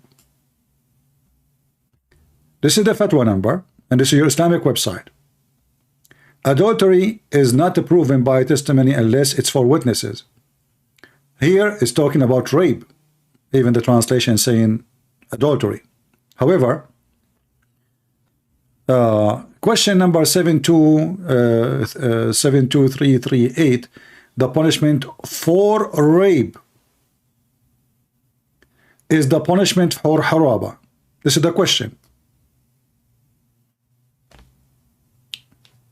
Okay, what haraba? It was Zakir Naik was saying that we will crucify him. But look what he said here. The answer is, if the rapist did not carry a weapon, then he is a subject to the punishment of adultery, which means we whip his ass few times and he go home. That's it. And this is what we mentioned in the question number 72338, in which we said, if the rapist is subject, if the rapist is subject to the punishment for adultery, this is so long as his rape was not by a threat of a weapon. If it was by a threat of a weapon, then he is going to be like he's doing war, for he's holding a knife or a gun. So if a man, he rape a woman and he is not holding any weapon, just using his hands, or maybe two men, one he hold, the other one he rape the women, the punishment is we slash their back few times and they go home. And not only that, secondly, we need still for witnesses, even if you rape her with a weapon, which means it's an assault. In order to do the punishment, which is committed for adultery, it's a proven, by 4 men. Not only for witnesses, you have to bring 4 men. If you have 4,000 women, they are not approved as a witness. Even if there are 4 million women, you need 4 men. And not only that, the 4 men, they have to see the penis going in and out.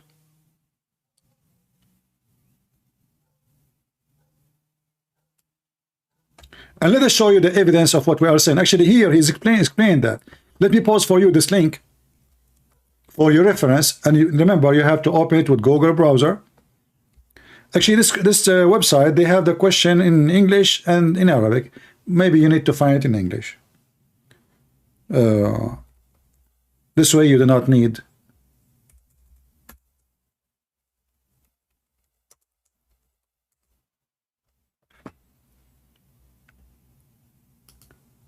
Let me give you a link. I will short it because when the link have Arabic word in it. It appear in Google like long, very long. Here we go. You can open it in your Google browser, click a translation, and you can read what I'm seeing in front of me. However, let me show you how filthy, disgusting this cult is.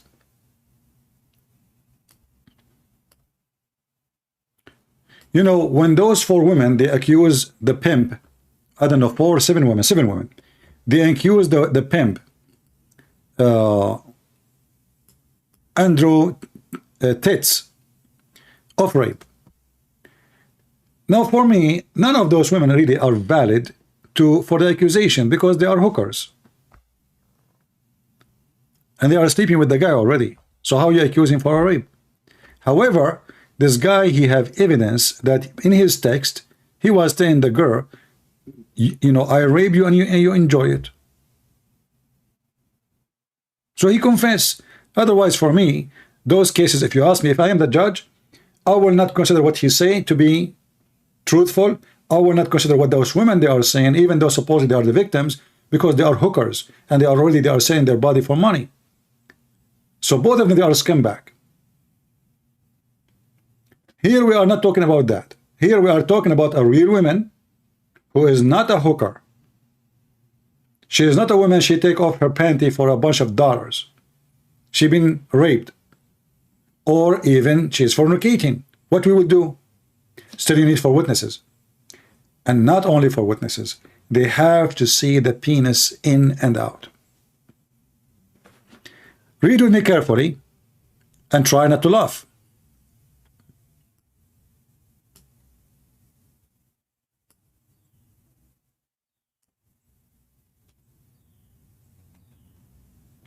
Actually, let me find you the hadith about the caliphate. Give me a second, not this one. That is even better.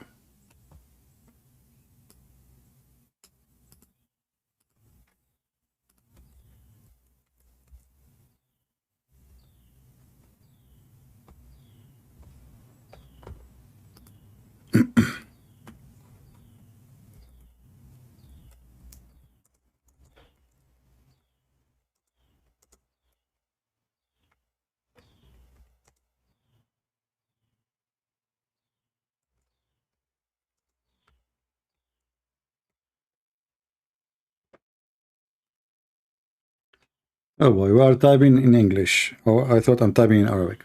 Okay.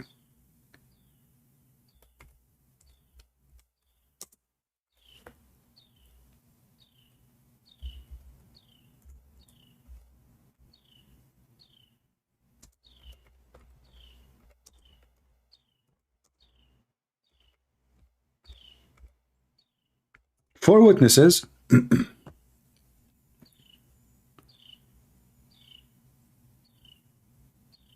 And they have to see the private part going in and out.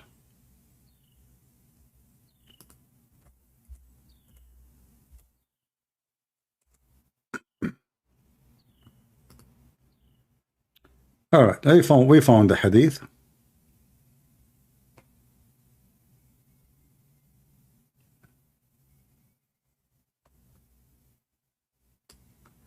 Let us see if we can find it in English.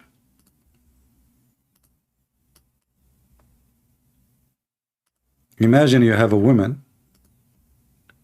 4 people, they saw her having sex.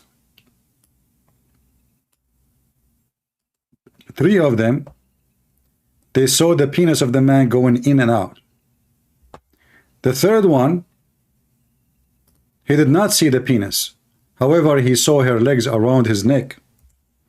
And he described her feet, they are shaking like the ears of a donkey. The caliphate, he dismissed the case and he beat the hell of them.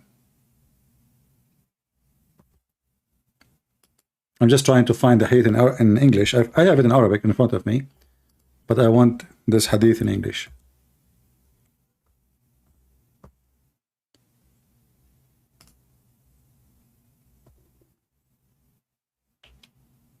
Let us see.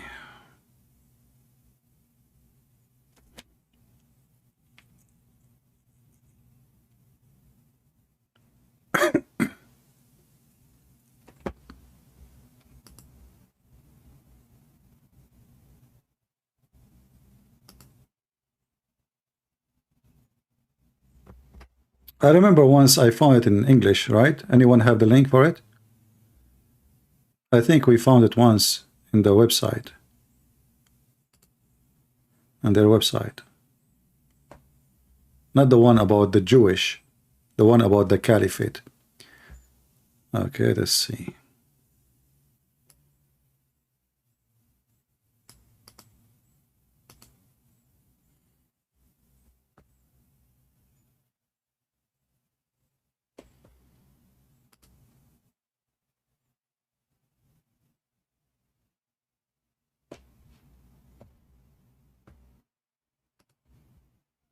Where is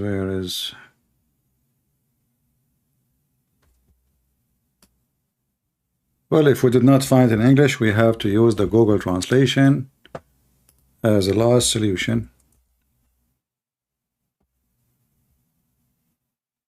Let's see.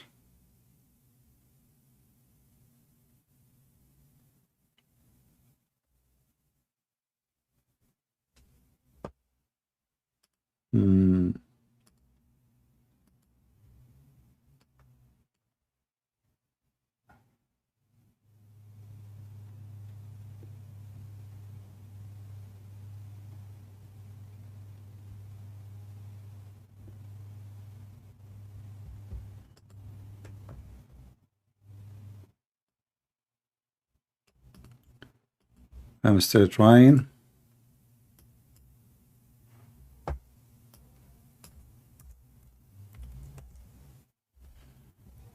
Okay, let's do different search. See how hard it is to serve your needs. And because, you know, I have to do all of this by myself, so you have to be patient with me. Okay, the caliphate. I will search in English. Maybe we can find an English translated already.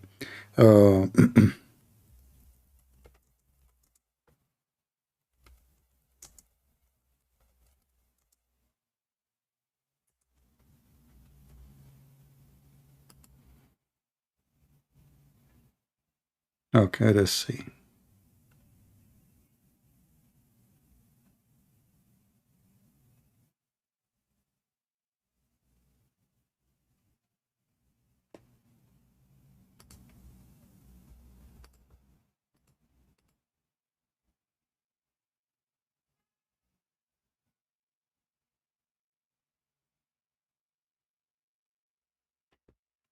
Sometimes you get lucky and you find what you want right away.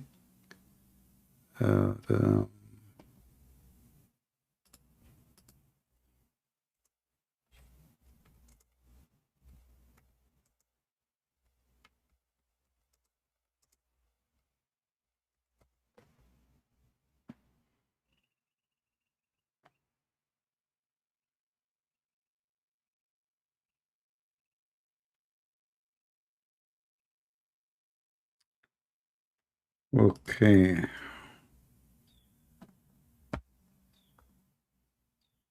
We are still looking.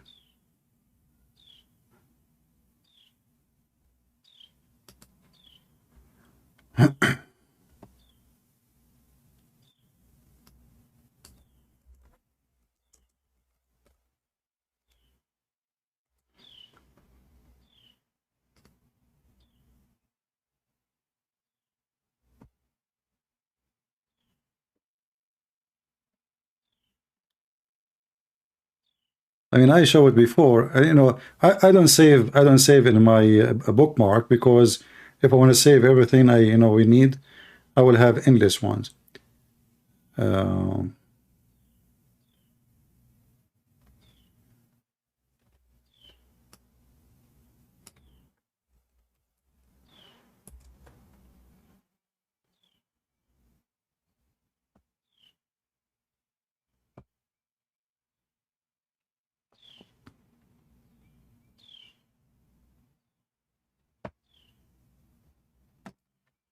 And to see if we get lucky.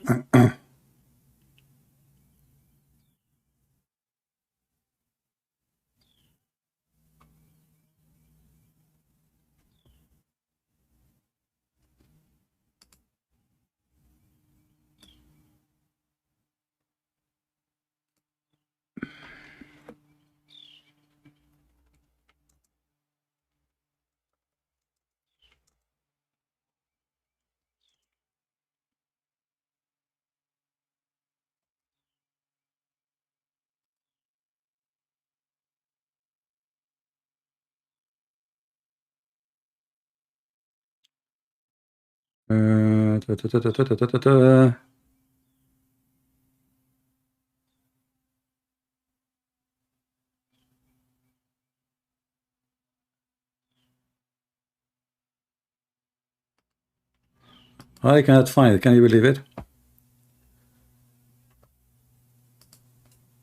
Well, in this case, I have no choice but to show it to you in Arabic, and then we will use Google Translation.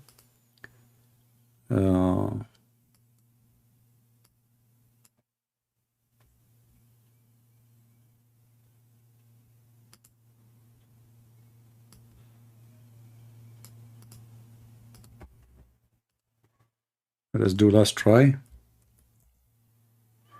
Still not.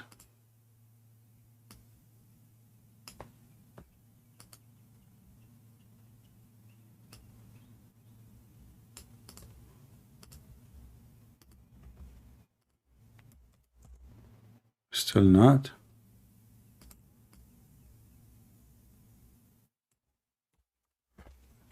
One more.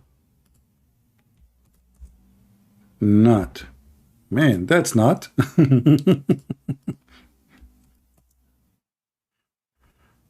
Okay.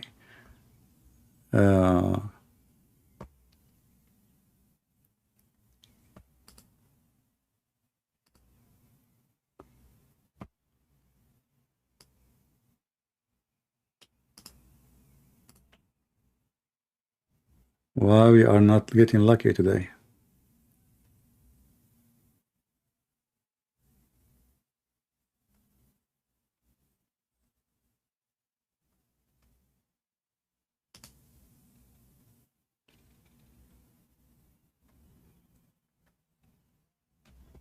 Let's see.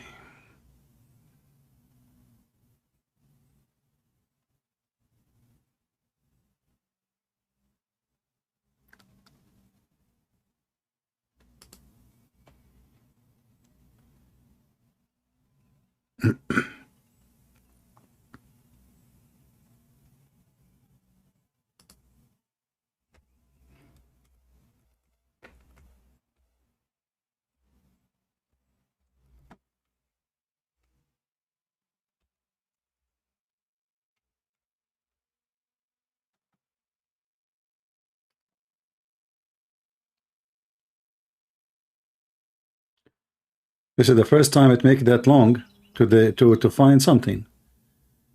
I know I'm not getting lucky. I had a video just you know, a few weeks ago. We had the reference in front of us. Well, in this case, we will use then the Jewish story.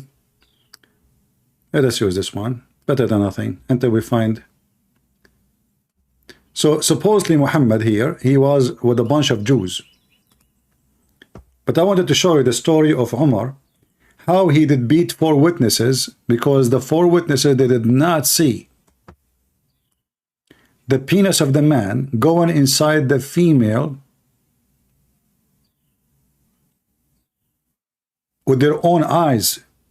So if you are with the female, and this is the hadith number in front of you, Abi Dawud, this is the only one we can find here for now in English.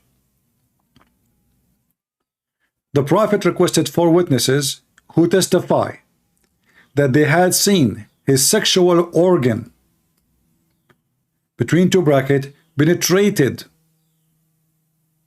in her female organ. The translation is trying to be supposedly polite, you know. In Arabic it says the word P, you know, the P of the women. So his penis going inside her vagina. 4 witnesses, they have to see, not to see him in the top of her, not to see her in the top of him. They have to see the same as they see the stick going inside the ink jar. This is Islam.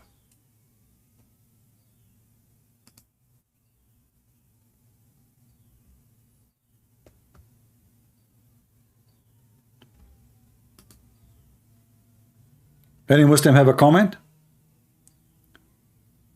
So how in the world we are going to find 4 witnesses for anything?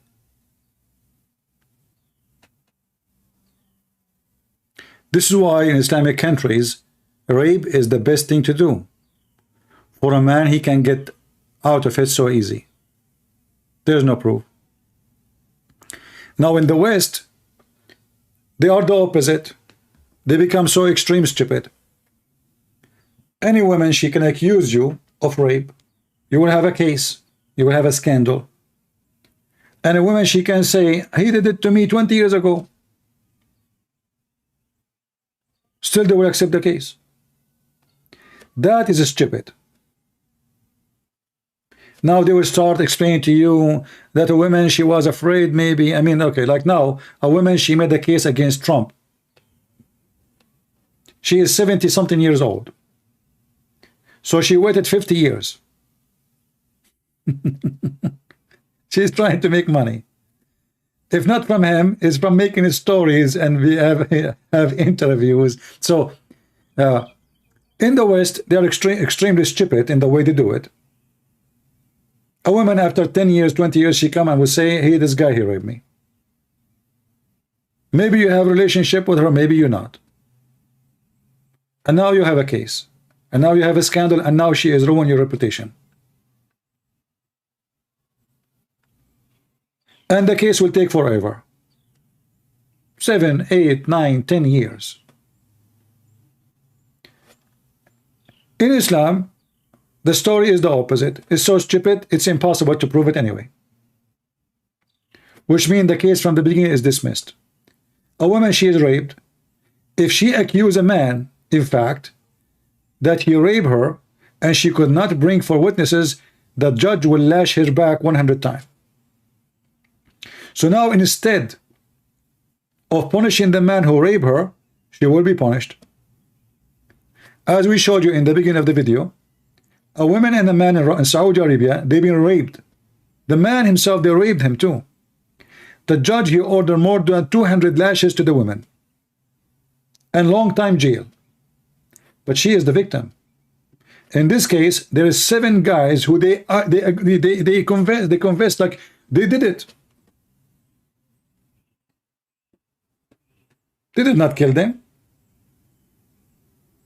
They punished the girl because they accuse her that she is the reason for them to get horny. Why she was alone in the car with that guy at night. It's your fault. When the Muhammadan, they say Islam is a religion and it is a way of life, I say Islam is a way of rape. Islam is a way of unjust. Islam is a way of being disgusting.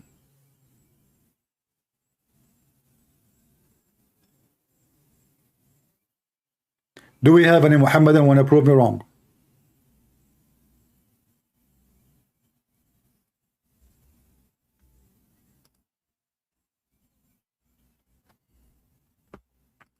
Anyone?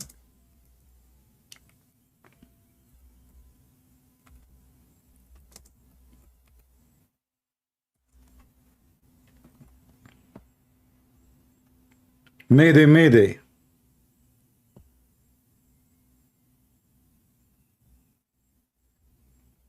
How this is can be a religion? How the God of Islam, he forgot to make a verse about rape? He have verses about the ant speaking to the ant, telling them that Sulaiman will crush you. But Allah, he have no time to speak about, you know, this.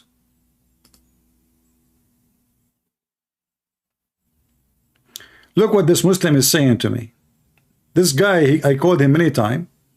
When I call him, he don't answer. Look, he's filthy. Look how filthy he is. Let us call him and you will see he will not accept to answer.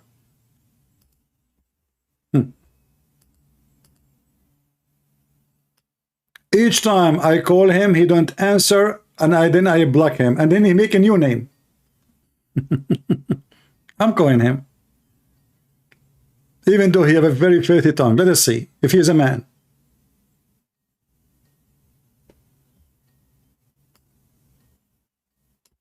ringing. Howard, son of Muta. Don't come here again, potato. Let me block you.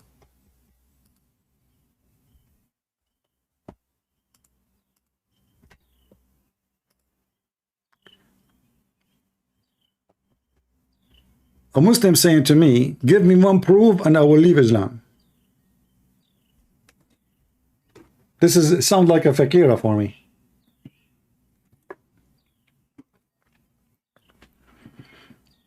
We are calling Ahmed Abbasi.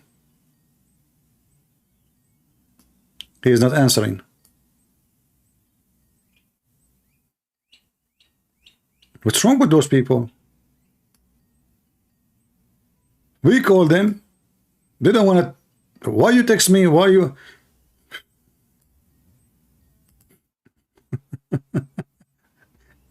Give me one proof, I will leave Islam. Let's call him again. Maybe he's decent. We will see. One more time.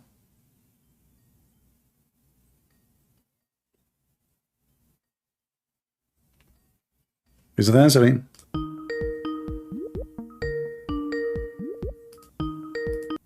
Potato.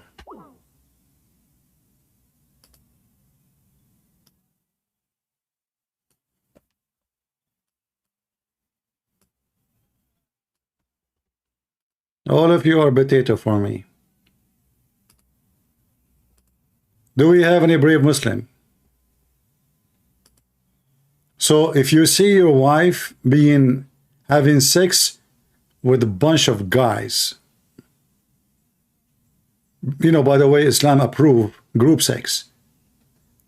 If you remember, you know, the Muslims, they were talking in the video of Lili Dawa and his page about having secret wives.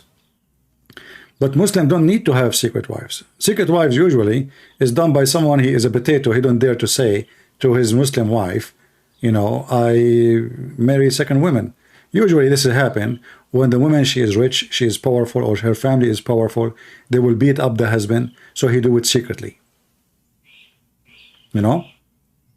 So we know that Islam approve group sex, and this is why we say gang sex. Actually, even in the heaven, a Muslim man, he is promised to have hundreds of women in his bed for sex. This is a group sex. Doesn't matter really. Does it matter really if there is a man, one man and many women, or many men and one woman? It's the same. It's a group sex. Group sex is a group sex.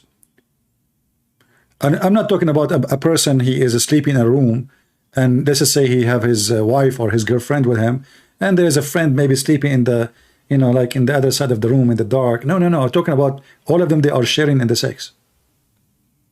Legally. This is religious practice. If any Muslim will say to me, this is not true, challenge me.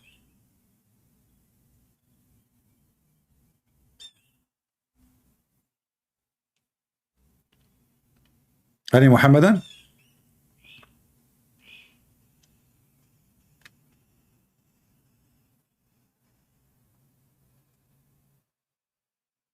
Mayday, mayday, mayday. And this is why you will find that Muslim women, they don't dare even to accuse anyone of rape unless they live in the West. Because if they live in the Middle East, you will be facing humility. Your family will spit at you. Nobody will marry you. Community will look down at you forever. They will treat you like a whore, even though it's not your fault. Same time, you can prove it. So what Muslim men, they do, they rape the women, and they are guaranteed that nobody will talk about it because they knew she cannot prove it. If she prove it, if she could not prove it, she will look bad forever because now she been raped. This is what she said. So now she admitted that something happened to her. Something bad. And you know, this is a savage community. They will not forgive you, even though it's not your fault. Even though you are being raped, you are not the one who slept with the guy. No man will marry you. No man will respect you. And more men, they will line up to try to rape you.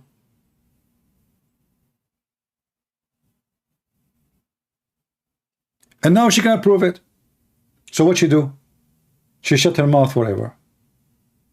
And then she go to the West. And then she file a case. This guy, the son of the founder of the Muslim Brotherhood,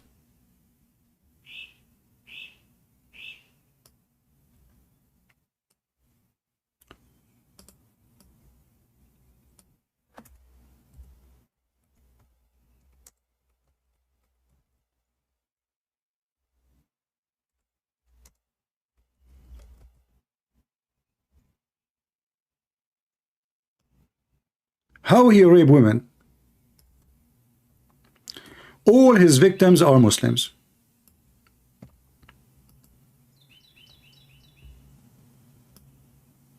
And by the way, we are not saying that only Muslims they rape women.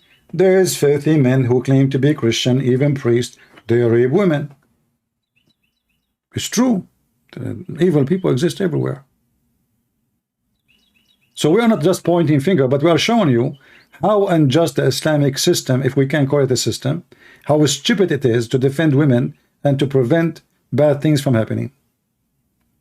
Remember, always punishment happen or exist to prevent things, not necessarily just to punish the person for what he did, but to make other person think twice before he do his crime.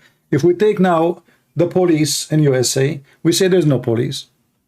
How many banks will be robbed a day? All of them.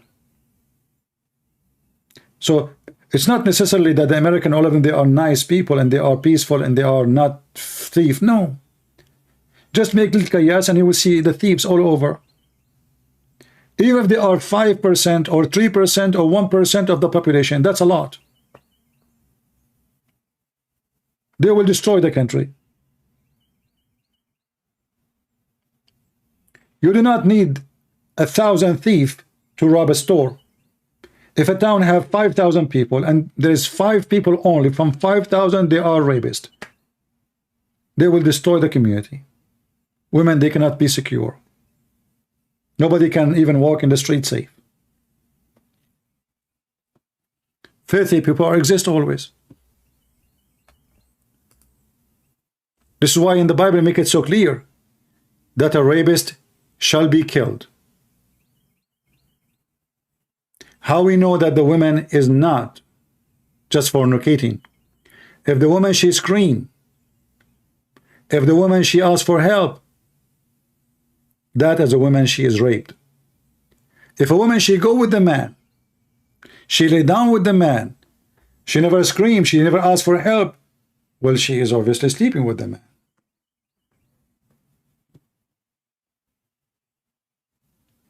And always justice is impossible. To speak about perfect justice, because there's many cases a woman she cannot prove it. You know, there's a story about a Muslim man. He was in the desert and he saw a Muslim woman in the desert and she is dying from hunger and thirst. So she begged him for food.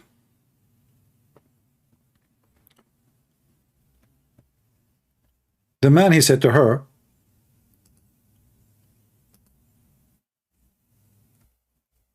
well, if you let me have sex with you, I will feed you. The woman, she said to him, shame on you. I am your Muslim sister.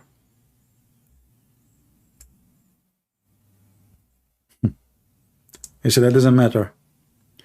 You let me sleep with you, I will give you water and food. The woman, she have no choice. She let him sleep with her. Is that a rape? The woman, she went to town and she went to the caliphate. At that time, it was the Caliphate Umar. She told him the story that he gave her some date and water.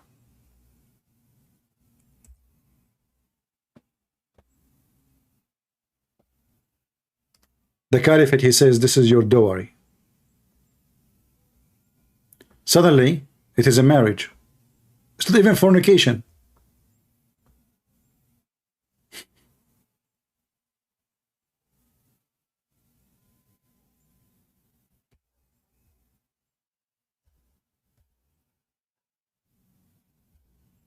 Any Muhammadan?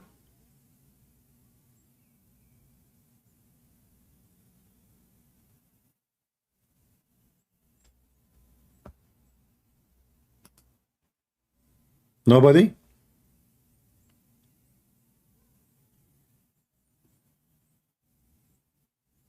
And actually there's a hadith, and we mentioned it before, if you remember, about a woman. She was divorced 3 times from her husband, and now she have to remarry a new husband. So she did, hoping after she marry him, she can go back to previous husband. She married him, but she did not sleep with him. The man, he started beating her because she refused to sleep with him. She went to Muhammad and she showed Aisha her skin. She was wearing a green veil, and she complained to Aisha, and she said to her, she showed her the beating caused by her husband. Green spots in her skin caused from beating. It was the habit of the ladies to support each other. So when Allah Messenger came, Aisha said, I have not seen any women suffering as much as I believe in women. So even Aisha witnessed no women suffer as Muslim women. Never. Muslim women, they are the one who suffer always. Most. Look, her skin is greener than her clothes. What Muhammad did? Did Muhammad question the man why you beat her? No, Muhammad actually, he said, no man should be asked why he is beating his wife. It's not the business of anybody.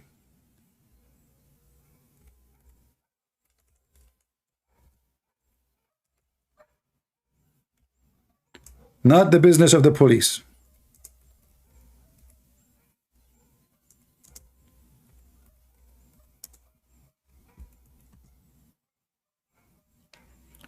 Umar reported that the Prophet saying a man will not be asked why he beat his wife. It's forbidden. It's not of your business. And this is in the book of effing. In the book of the F word. So if you call the police and you say, my husband is beating me, the police will say to her, so what? None of our business. We can't even ask him why he's beating you. You are just a goat.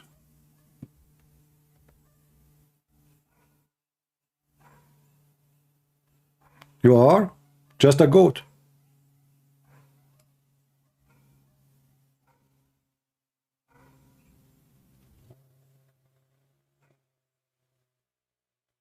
Do we have any Muhammadan?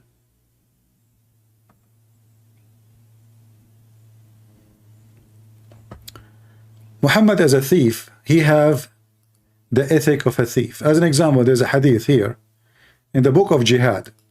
What Muhammad he said to the Muslims, the one who kill a man, his money is his. And the funny is, in Arabic it says, Man qatala qatilan falahu salbahu. He can steal his money. Salb is a theft. Let us see what the Muslim they said about the word salb. Whoever kills a man, someone, can he have his effect?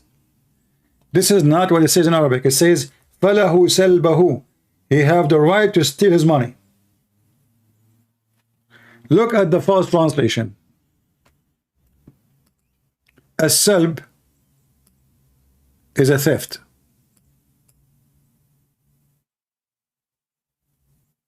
So this is the man the Muslim they are following to be their best guideline to tell them what to do, what not to do. Same time, how many women Muhammad himself he raped? So why we will wait for a rapist himself to make a law against rape? Muhammad never ever spoke once against rape. Muhammad, and don't you find that this is very strange? That a man he spent more than 20 years claiming to be a prophet, not a single time spoke of rape? And if he spoke of rape, it should be in the Quran. Nowhere.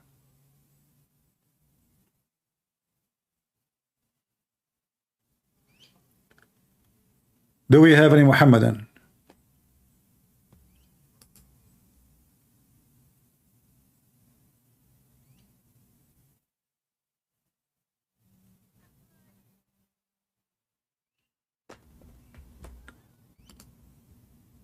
Anyone?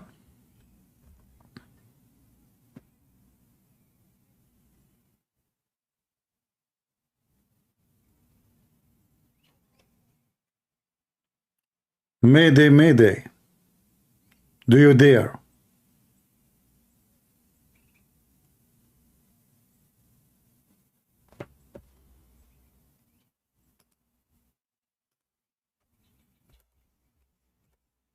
Not a single Muslim.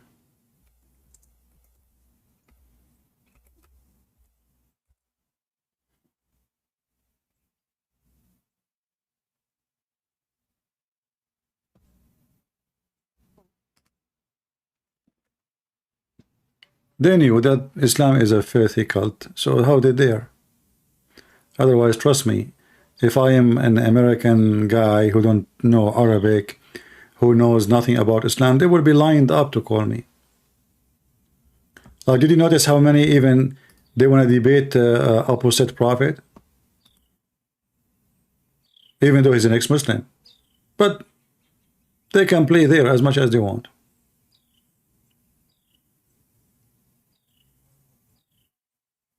Here they knew their size.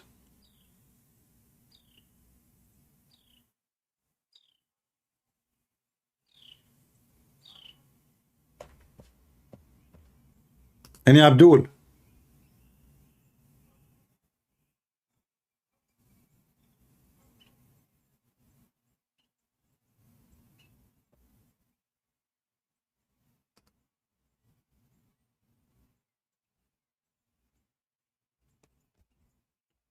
No one?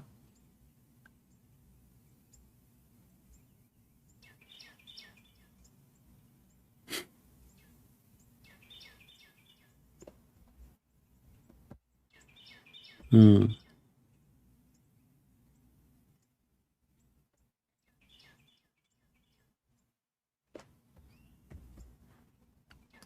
know, actually, there's tons of evidence that Muhammad even don't care to follow the law of Allah. Like there's a story about a man.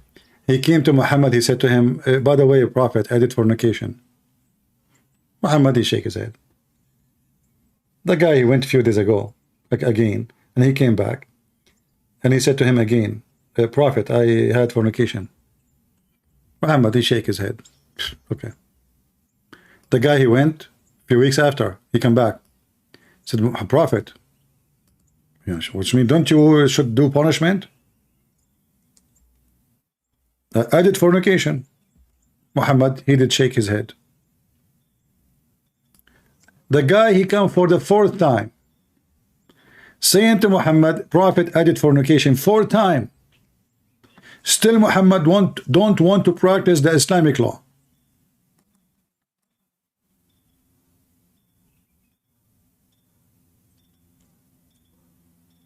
Any Muslim can tell me why?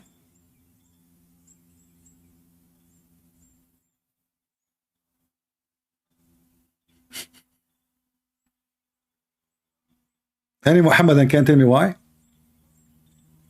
The guy, he confessed first time, Muhammad did nothing. Second time, Muhammad did nothing. Third time, Muhammad did nothing. Third time, second time, first time, and then fourth time. Read carefully with me. Muhammad, then he said to him, you have said it 4 times. Now Muhammad decided to ask him, you did it with who?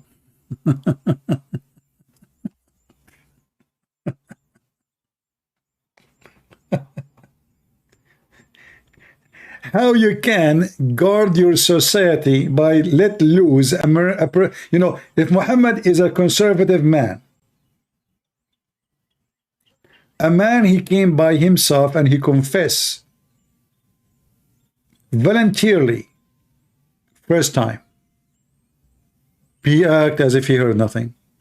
The guy comes second time, oh, nothing. The guy, he said like to himself, look, what the heck, I will go again. I just did fornication again and again and again. I go to Muhammad and I tell him I did fornication.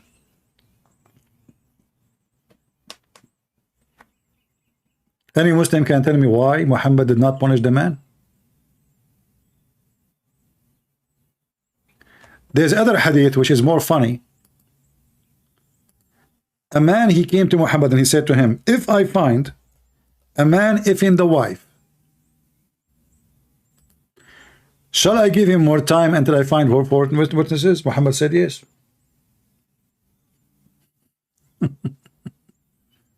Read. This is Sahih. It says here,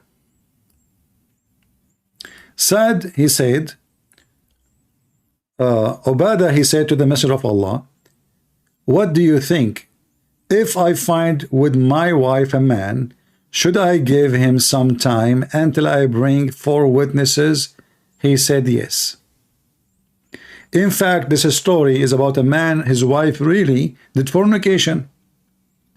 So the man, he's coming to Muhammad, he's not asking a question about something like what it should do if it happened. It happened to him. So he's saying to Muhammad, I found my wife with a man. So are you saying to me I should ask him to give me some time to go and find 4 witnesses? Muhammad said yes. So you go to your house, you open the bedroom, you find the guy in the top of your wife. You say to him, please, can you do me a favor? Sure, sure. Who are you? I'm the husband. Oh, okay. Huh. You are Mimi Hijab? Yes. Okay. What do you want? Can I go and, you know, okay, yeah, you know, okay, go. I will wait for you. Bring 4 witnesses, okay? Take your time, take your time. Yeah. And imagine, there is many ways. Nobody can prove the fornication in Islam, because even if you have 100 witnesses, if they don't see the penis, they saw nothing. I don't want to be dirty describing like how you can do it, but if the women wear a skirt, or the man is wearing long dress, the Arabian dress, how you can see it? He's covering it. You know what I mean? It's impossible to see the penis going in and out. If the woman in the top of the man, she is wearing a skirt, how you can see the penis? So now we have the witnesses. The husband, he came back. He have 4 witnesses, and they have video cameras with them. Slow motion.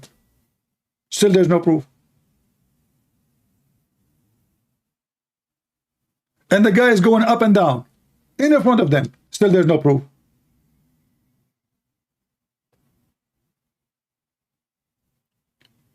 Because they have to see the penis going in and out. This is why Muslim women, they have a freedom of fornication, and Muslim men, they have freedom of fornication.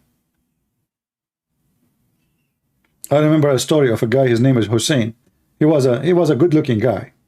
So he worked for like a rich man, and the rich man, he have a beautiful young woman. The husband, he found him in the top of his wife in his bedroom. The guy, he got his clothes, he ran from the house. The guy is old, he cannot even chase him. The old man, he did not even tell anybody, because if he tell, that will be a horrible story in the town. People will laugh at him, shame him, and he can't prove it. In the top of that, the Sharia law, they will beat him. They will lash his back if he accuses his wife of fornication without proof. Because even if he saw her, that is not enough. Even if you have 2, 3, 4, 5, 6 people saw her, they still need to see the actual penis going in and out.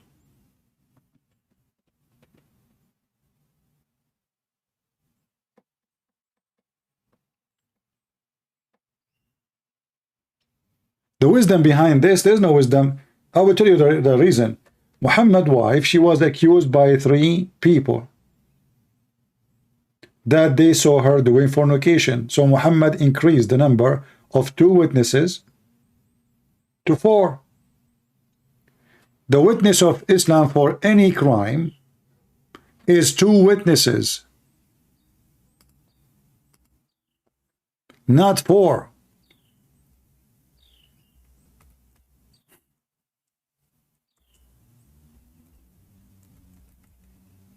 Not 4. But the second, his wife, is the one accused of fornication. Aisha, she was a young girl. Muhammad is an old man. Aisha, she spent the night with a guy, his name is Safwan.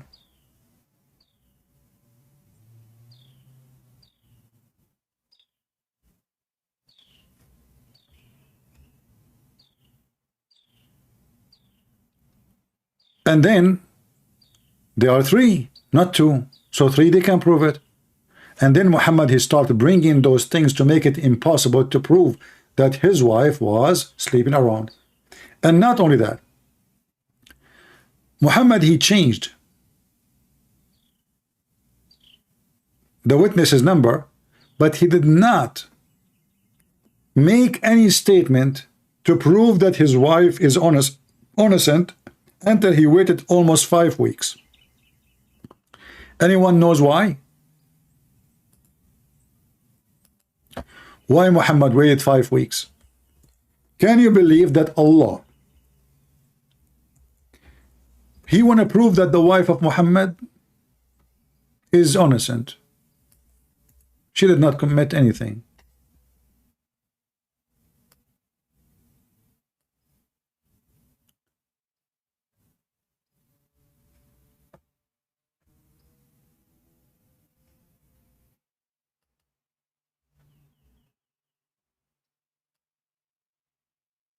He waited for a month and more because he want to see if she is going to have her period or not.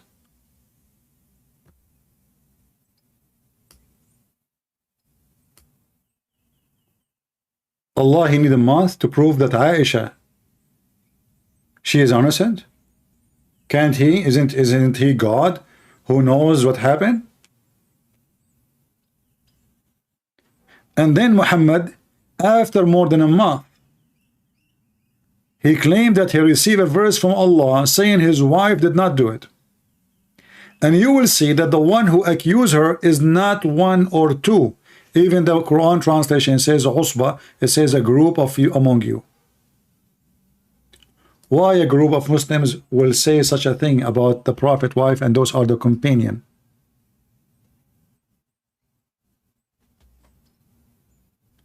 And now how we can prove that Aisha, she have sex with Safwan ibn al-Mu'attal, the son of Mu'attal? There's no proof. Muhammad, he cannot punish Aisha because that will make him lose Abu Bakr and his family. Same time he will lose her. Same time that will shame him. He's a prophet, claiming to be a prophet, honorable man supposedly. His wife sleeping around. And there's many evidence that Aisha, she was sleeping around. As an example, there is a story of Al-Jiral al-Khudr, the green jars. What is the green jars? The Muslim Sunni Hadith says that Aisha, she used to decorate. Decorate mean to put makeup, you know, nice skirt, showing her boobs. So she used to decorate a slave girl.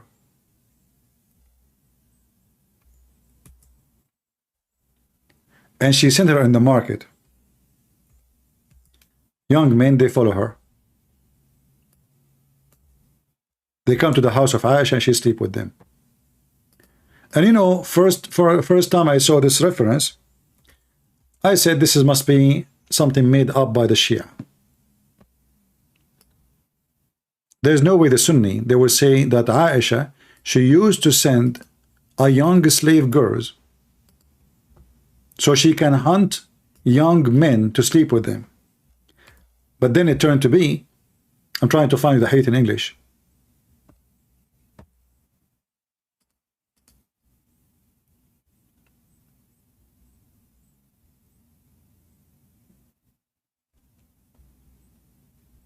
Let's see.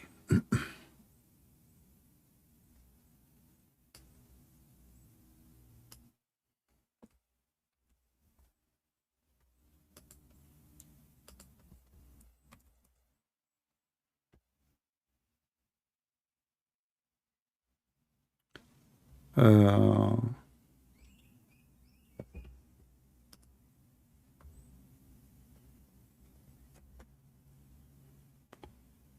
I remember actually I found it here before in this website.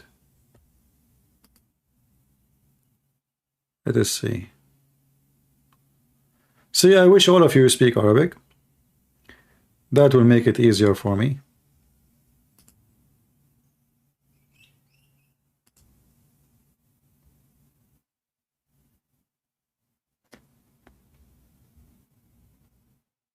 Let us see.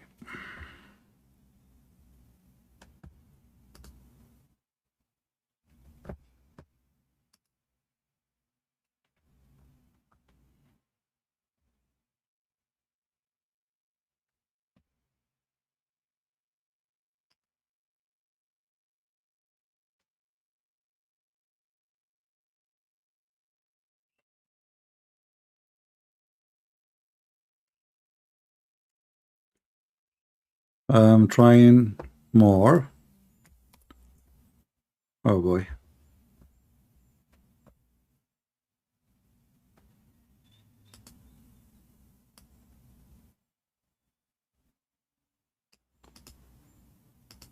Well, we can show it in Arabic then.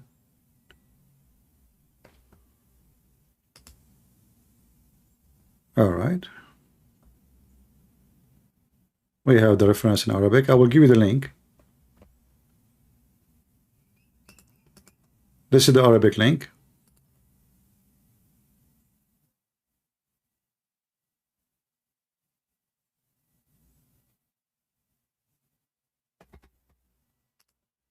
Let me post it for you. You can open it with Google Translation, please.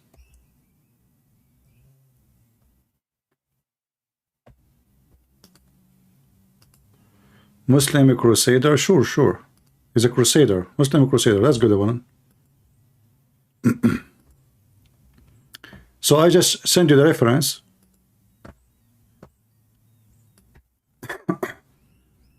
I will put it in the screen and I will use Google Translation.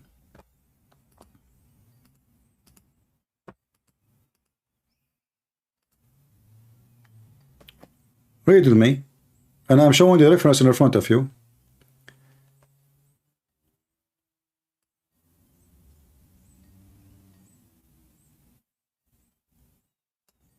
Let us see here. I'm calling you, the one who called himself a Crusader. If you don't answer, I will block you.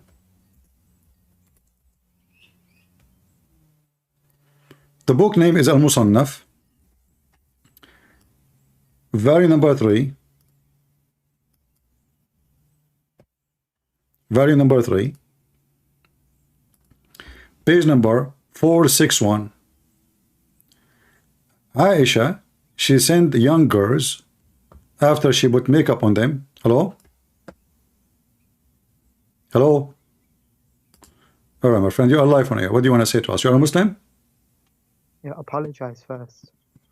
Apologize first for what? Insulting. I like to insult. What's your problem?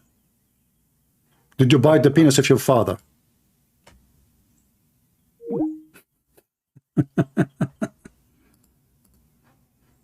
A Muslim talking about apologize first for insulting. Isn't it your prophet, he says, he hung up.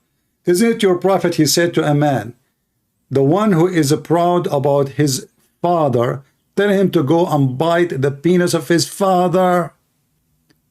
A Muslim talking about insult.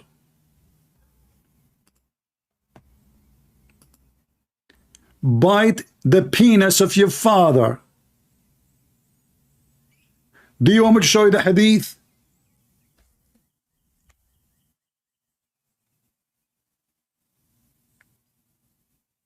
I mean, can you believe it that those people are talking about you apologize first? Did you have makeup? Do you have makeup? Apologize first, okay? Are you serious? Yes, apologize first. If you apologize first, I would talk to you. You apologize first. Okay, so why you not apologize first? If you apologize first, you know, with that. Bite the penis of your father. This is your religion. Don't come to me and talk about insult potato.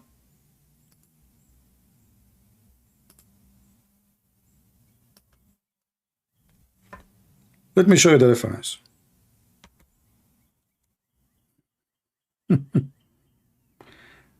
You scared the hell of me, man. Even your voice is very manly. And the funny, you call yourself a crusader? A crusader, if he scream at you, you will have pee-pee in your pant.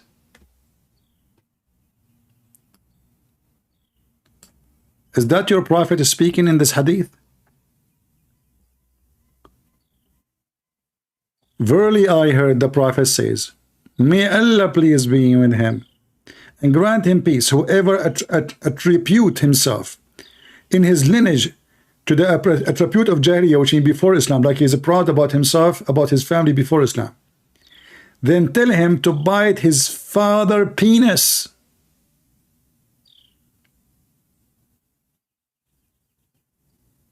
Do you see it? So the question is, when the last time you did bite your father penis?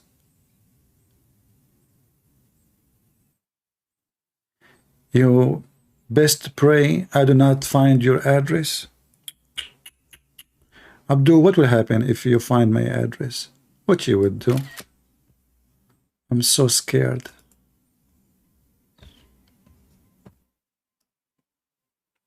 Why you don't find my address? It's very easy.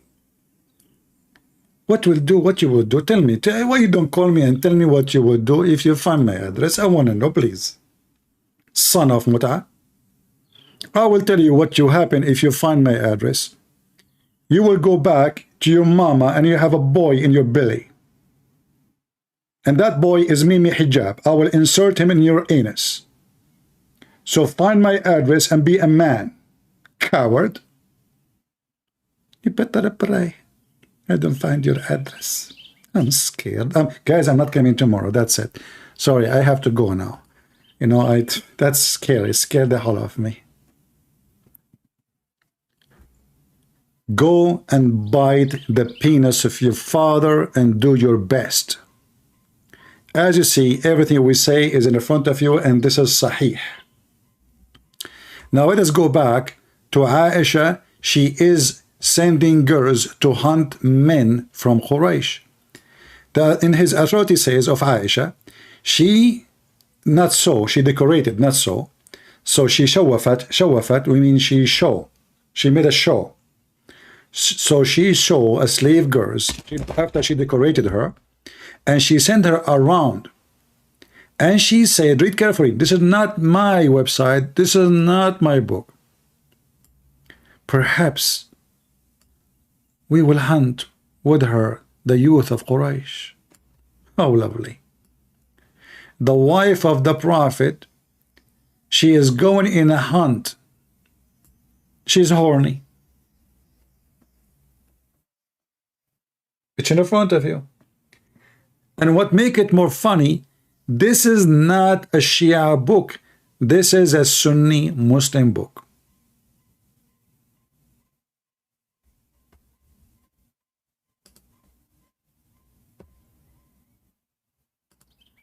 Are we making it up? Or we are showing the reference?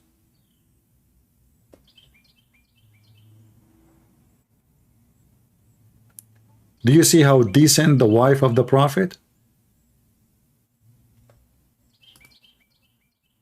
This is his book.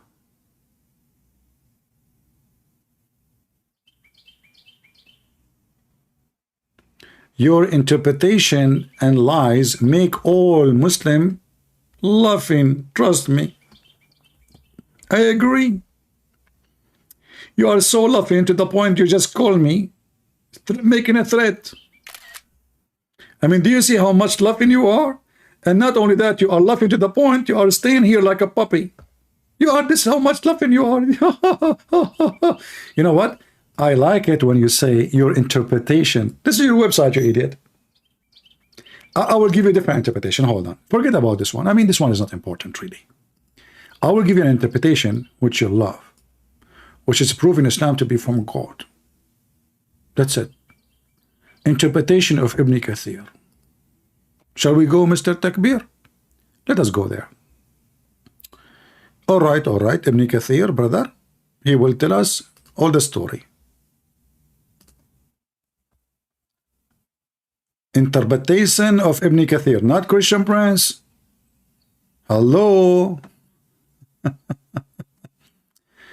So let the man see from where what he is created. This is altering the man weakness of his origin from which he created. The intent of it is to guide the man to accept the reality that the hereafter, because whoever is able to begin the creation, so Allah, like Allah now is telling you he's the one who created you. I can say that too. I can say I'm the one who created you. And then he continues his saying, which is this is the interpretation of Ibn Kathir. خُلِقَ مِنْ مَاءٍ دَافِقٍ. The man is created, the human being created from sexual gushing fluid. Okay, what is that? And then it says it's a bursting forth out of the man and the women.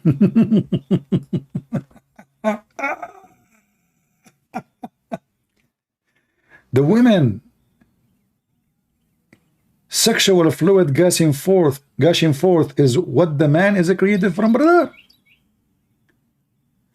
The intelligence of Allah, he discovered that when the woman she have orgasm, that sexual fluid coming out of her private part is what make the baby. And what come from the man, which is coming from his backbone, and you will see it in a second, is what make the baby. We will be careful.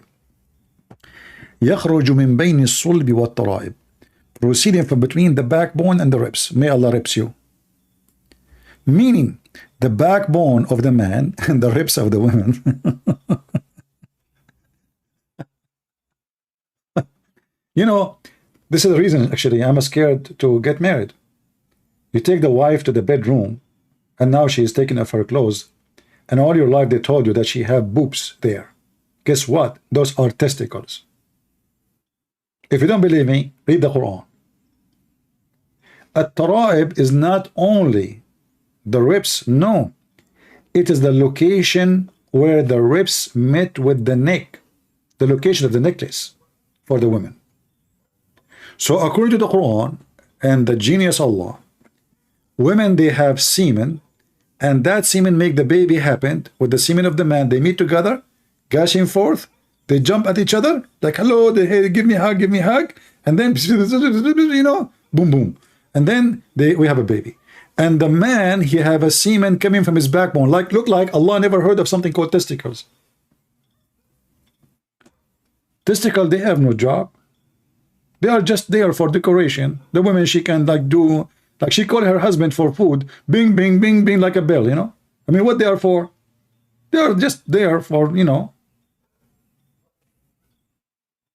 the same as you hang things on the tree or something.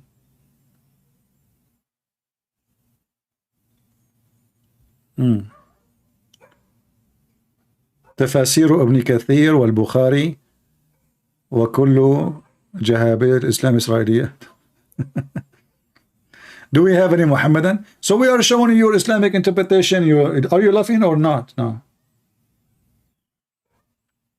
Are you laughing? Hold on. I'm going to show you another interpretation because I like to make you happy. Look at this one. I'm guessing this one will make you very happy.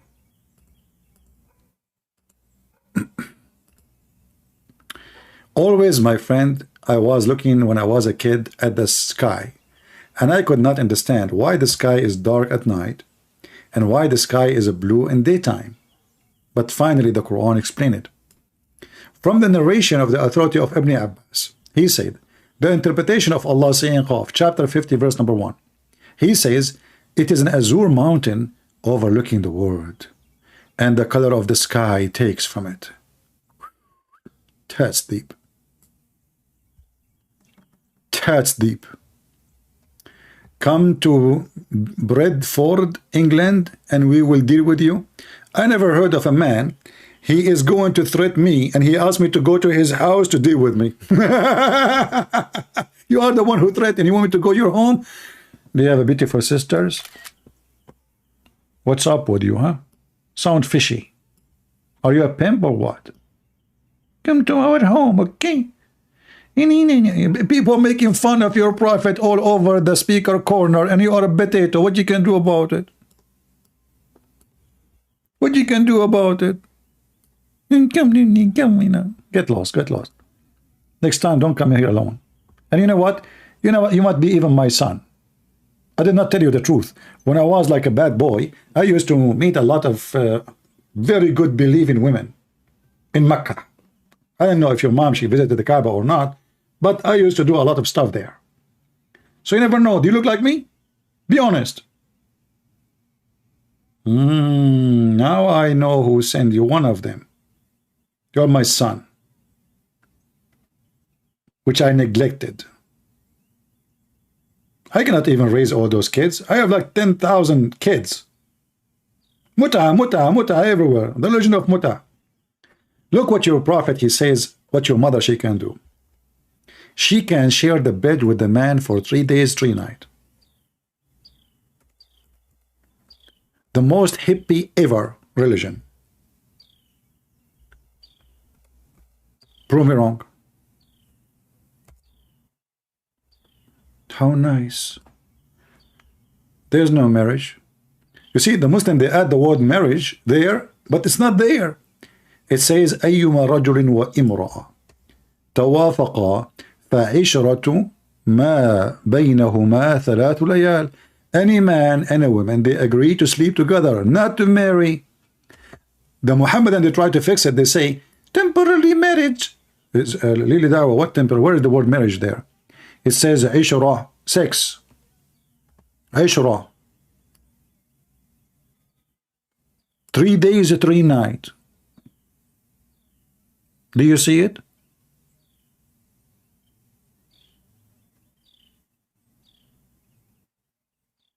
So you are upset from me, but your dignity did not upset, for your prophet says that your daughter can sleep with any man she wants for 3 days, 3 nights, and if she like to extend, she can extend. Where is your dignity? Maybe you rented your dignity.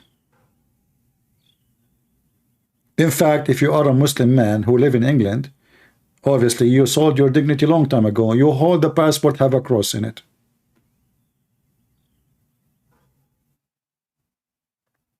What is your dignity? What's wrong with that? Well, Aziz Ali, he says, what's wrong with that, CP? Okay, go rent, I don't know. As we know, Islam have no ethic. This is, as I understand, this is prostitution. This is nothing but prostitution. And the women, she have to get paid, by the way. The women, she will not have sex with you for free. She have to get paid, and you have to tell her for how long, and when the time is up, the sex contract is up.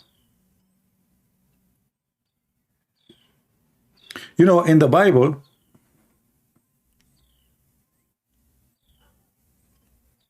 there is a phrase in the Bible speaking about a man, he can rent himself, he can sell himself, he can sell even his daughter, he can sell his family to be slaves. And the slavery here is a kind of rent, but not rent for sex, not muta. Let us say you borrow money from somebody, you cannot pay him back, you are very poor. You say to him, okay, you know what I can do? We are talking about time 1,000 years ago. If you want, I can work for you. You have land, you have sheep. My wife, she will cook for you. My daughter, she will do the laundry. I will do the sheep. Take us your slaves for whatever years or time, Maximum is 7 years according to the Bible, and then I will serve you. So this is a person selling himself as selling his service. Here is a woman selling herself for sex. Just sex, pure sex. The man is renting the woman just for sex. She will not do laundry. She will not cook for him. She is not even a wife. She is just a sex contracted woman. And the Muhammadan, he's saying to me, what's wrong with that, as you see, Mr. Ali? Well, this is why we say Islam is very filthy, and when you live too much in the filth, you don't notice how dirty you are. You don't even smell yourself. Like when Muhammad take a shower with dead dogs and women of blood from period, do you think Muhammad, he noticed that he is being filthy? The answer, no. Because this is now when he is clean. Are you with me? This is when Muhammad is clean. So how he smell when he is dirty? This is now after the shower. He take a shower with dead dogs and women of blood from period and a stinky garb. And the funny, I find it that even the Muslim translation, which usually they try to hide what it says in Arabic, it says there in front of us, stinking things were thrown. What the heck? It says there stinking things. So the Prophet now is clean himself. And this is his shampoo. Dead dogs. Women of blood from period and their rags. You know, they used to use rags at that time. And garbage. So Muhammad go under the water, he get up, he have a zucchini in the top of him, he have a cucumber, he have a the skin of a banana, he have a tail of a dog, dead dog, because he's, you know, the dog is decaying now. He have the penis of the dog, he have the tail of a rat, he have a diaper of a woman. The Prophet is washing, brother. And then when the Muslim, they ask him, and the Arab, they ask him, how in the world you do that? He said to them, he gave them the amazing wisdom, which until now the scientist is amused by it actually. He said water is always pure. Nothing can make it impure. So you can piss in the drink to Muhammad and Muhammad will drink it, because water is always pure. Nothing can make it impure. It's in front of you.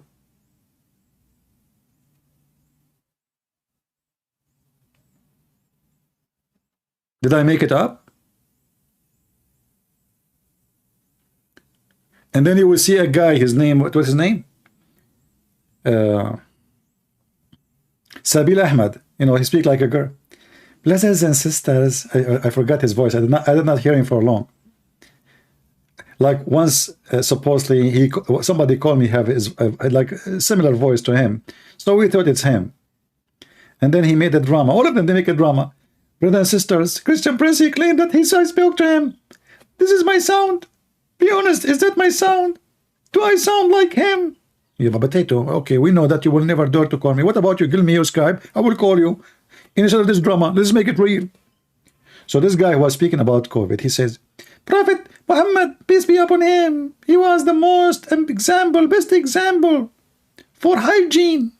If we follow the step of the Prophet, here we go, follow the step of the Prophet, Mr. Hygiene. Your Prophet, he have a hygiene or high drugs. There's one thing me and you, we agree upon, that he was high. But not with the gene. He was high with drugs.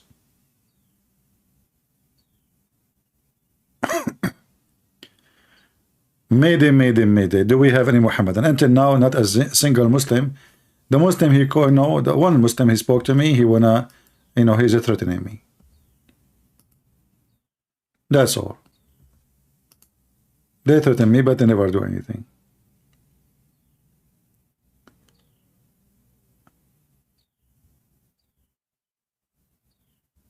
A Muslim, he says to me, if you give me a proof, I will leave Islam, but I will never accept the Christianity. My friend, who cares if you accept Christianity or not? Who cares? Like, you made me sad now. Oh, no way, please. We have almost 3 billion human beings. They are Christians. We don't count number. The one who will go to heaven, he will go to heaven. It's not me. My salvation is my salvation. Yours is yours. So you become a Christian, you become a Hindu, you become a potato. Who cares? This is your business. Who cares? Do you think even God, who, you know, don't come. Like, oh, I will never, Christian Prince, I will never become a Christian. Oh, okay. Well, we do not want donkeys. We have enough one in the White House. He claimed to be Christian. Do we have any Abdul?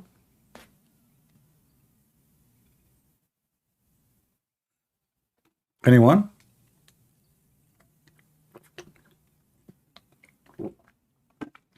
Today, Biden, he was welcoming the South Korean president. I was looking at Biden. I mean, look at this. Look at this guy. I mean, this is an elder abuse. The guy is confused. He do not know which step to take, which stairs to go, which door to go from, where we stop, what we say. I mean, how in the world this guy become a president? Well, if Muhammad become a prophet, Joe Biden can become president. Things happened. I'm telling you. I mean, from all the people in this country, they could not find somebody to be a president except this idiot.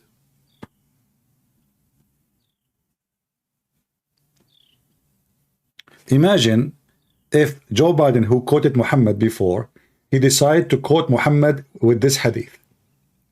So now he want to teach us how to be clean in America. He make a jacuzzi full of dead dogs and garbage and women blood from period. I know. You will say, where he will get women blood? From the bloody, Democrat. They are bleeding. Hold on. People are leaving this party.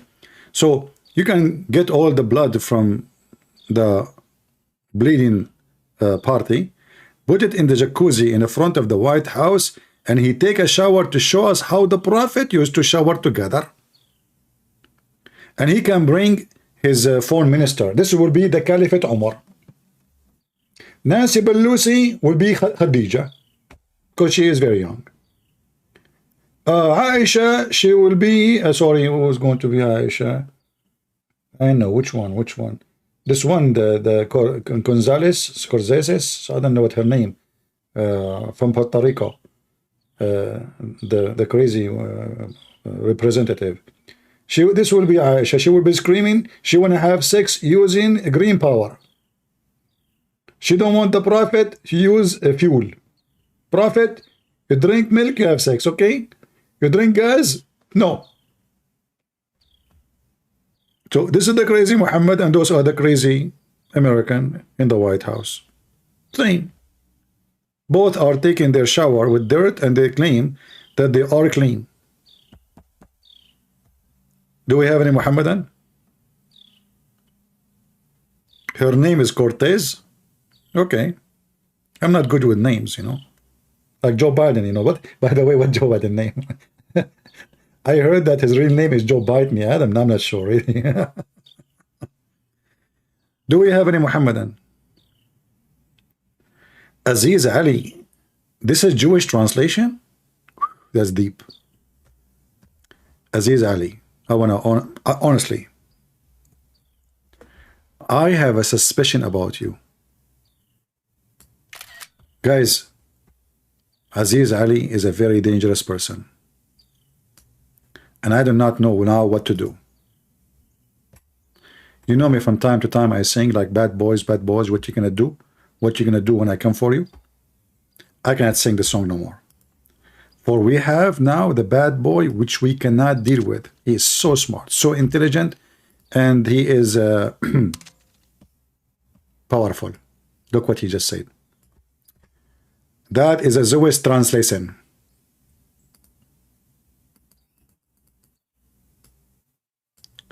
I have a feeling that you are Joe Biden undercover.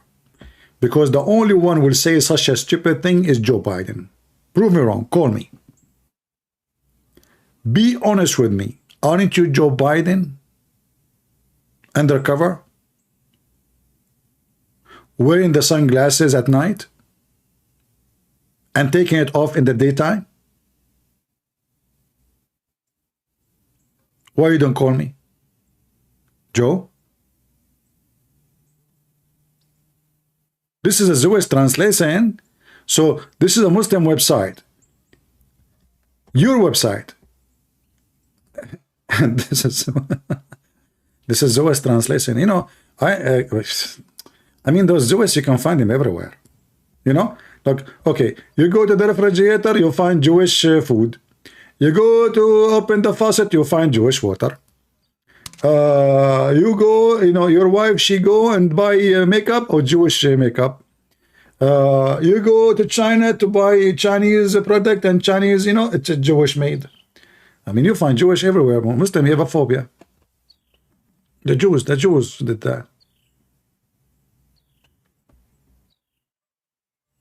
Do we have any Muhammadan here?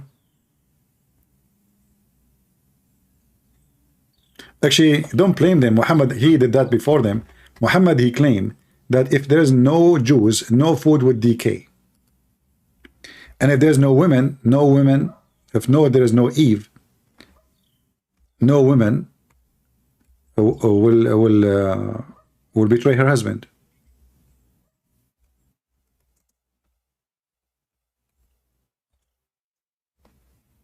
See? This is why they blame the Jews for anything. The reason you have a freezer, it's because of the Jews. If there's no Jews, the food will not decay. And if there's no women, if there's no Eve, there's no woman will betray her husband. And the funny is, the Muhammadan, they claim, and they have tons of videos making fun of the original sin. They say, there's no original sin in Islam. Brother Fitar, the Christians, they believe in original sin. And it's not logical. The Quran said, in that Allah will punish you for your sin. Not the sin of your grandmother. And then you read what Muhammad said, and you will find that Muhammad, he believed in original sin. And not only that, he is blaming only the women for the sin of Adam.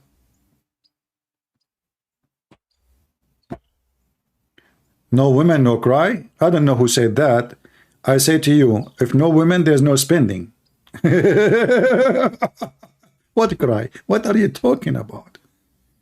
If there's no women, there's spending. You know, women, you know, makeup, clothes, you know, that's it. You have a woman, get ready, you know, you will go bankrupt. Unless she is a Khadija, you know, like, you know, a young man like me, 17 years old. Actually, now I'm getting 17. I think next week I will be 18. Hold on. No, next week I will be 16. I'm a little confused with mathematics, sorry. So anyway, next week I will be 17 actually. No, I will be 16. 15, sorry, 15. So I will find a woman in the age of my grandma. She's rich. And the second I will see her, I will tell her what Muhammad said to Khadija. Mama, mama, marry me. Give me the money, give it to me. I'm a prophet, I will marry you. Take me the jewelries, I will bury you. Marry me, marry me. My name is Mimi. And then you, when you marry me, you go to heaven, but not with me. You don't want to see her in heaven.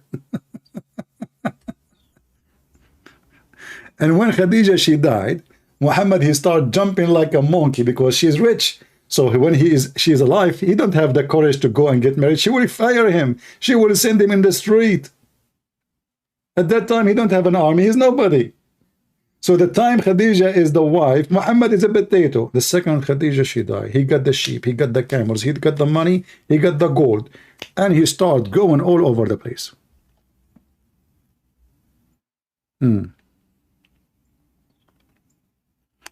There's a broad day song called No Woman, No Cry.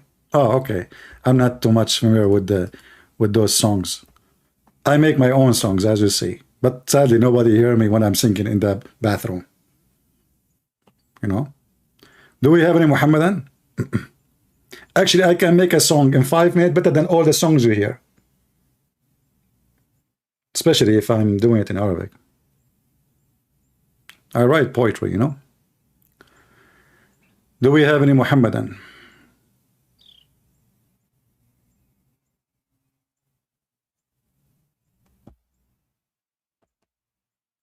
Okay, I guess there is some, I think Sam Shamoun is going to go live soon, right?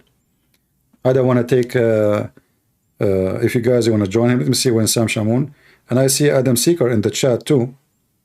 He's a nice guy. I don't know if you know Adam Seeker. Say hello, Adam Seeker, so people, they can subscribe to your channel too. He is saying he will go live too. I don't know. Always support those who expose Islam. And, you know, especially those who speak languages like Adam Seeker. Actually, Sam Shamoun is already live. You guys can join him. I wasn't planning actually to stay that long, but I'm hoping to get some Muslims. So if you like to join Adam Seeker channel, especially if you are from Pakistan or India, you speak Urdu. I speak Urdu fluently. But what happened, you know, since I was with Zulqarnain, and you know what happened to Zulqarnain. You know, Zulqarnain, the guy with the 2 horns. So he told them to believe in Allah. They hit him in his head. He got the first horn. Then Allah resurrected him, and he came back to his people and told him to believe in Allah. They get him again and hit him with the hammer in his head. This is why he have 2 horns. However, I didn't have 2 horns. But I told them to convert to Islam. They hit me in my head, so I forgot the Urdu. And now I don't speak Urdu, but I used to speak Urdu. You know?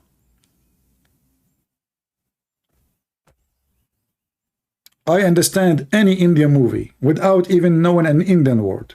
I know what will happen from the end to the beginning. Actually, I just said from the end to the beginning because the end is known. Man, I love Indian movies. The guy is meeting the girl in a secret place in the temple. The temple is empty. The sky is blue. The birds are there. The water is clear. And nobody there. And then suddenly, in the middle of nowhere, there's 15,000 people dancing behind them. How? Don't ask. It is an Indian movie. Unbelievable. Like, you know, don't, it's like Islam, don't ask. Don't ask how it happened. Like, I mean, the guy supposedly he is going to meet with her secretly. And now they are walking slowly, so nobody, and she is a rich girl, and he's a poor guy. And you know, she skip and she go around and nobody saw them. And now they are coming to a secluded area in the middle of nowhere. And nobody knows and nobody see. And now the lovers are together. Suddenly, thousands of people behind them. Everybody shaking his head and his hands. And what is make it so real that everybody move the same move. Unbelievable. We Arab, we cannot do that. Even if you train us for 1,000 years to make a dance like the Indian, trust me, they will never be able to do that. You know, if you watch an Arabian army, you know, you will see that like they train them. They bring the Russian to train them. They bring the American to train them. They bring the English to train them. They cannot even walk the step of the army together. One, his leg is up, one, his leg is down, one, and the best scenario is you have a special forces, which each one of them is belly in the size of an elephant. Anyway, let it, man. Let it be. هل يمكنك الخروج للجمهور وإجراء مناظرة مع المسلمين وتسجيله وبثه على الهواء مباشرة؟ لا يا أخي، لا أستطيع. فأنا لست جميل الطلعة. نعم، ملاك فطرس. تتكلم معي بالفصحى يا هذا؟ أفصحك الله. Sorry, I cannot translate for you. This guy is asking me in Arabic, Christian Prince, are you willing to go in public and do the debate in public and record it on air? So what I'm doing, you know, this is not public now. I mean, I have 1,300 people watching, and this is not public. So what public is? Unbelievable. Yeah. All right. Any question before we go? Any question before we go? Would you work with Lloyd Dion? I don't know who is this guy, but I work with nobody. I am one-man army. I do not need anyone to work with me. I don't work with anyone. Do you think I need anyone to work with me? Why I will work with anyone? What for? You see, when you have somebody with you, supposedly, that person supposed to enrich your program, correct? So do you think there is a person can join me and enrich my program? I don't think so. Same time, if we do what many people do, 2 Muslims bashing Christianity, 2 Christians bashing Islam, it's funny, it's silly. What about you make it open to debate with Muslims? Or debate with the Christians, not a bunch of same religion. Everybody is bashing that religion. You want to show people reading your knowledge? Open the invitation for everybody to call you live on air, and people will see. We do not need 2 people telling us Muhammad is bad. 1 is enough. And then give the chance for the other side of the story to come. And then if they can prove themselves to be right, that's good. If they cannot, then bad luck for them.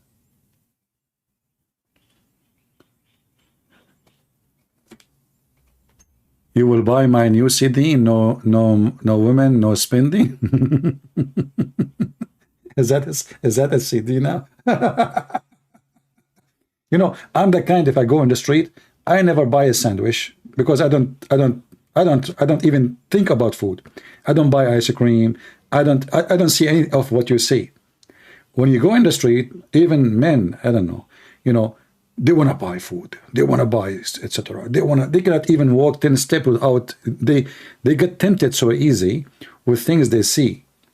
In my story is different. If you go with me shopping, you will never buy anything. Even if you are the one who spend the money. Because I will not stop. You know? So I have a different way to see things. And people have different way to see things. For me, I prefer, if I'm traveling, the only time I eat in a restaurant, if I am only traveling.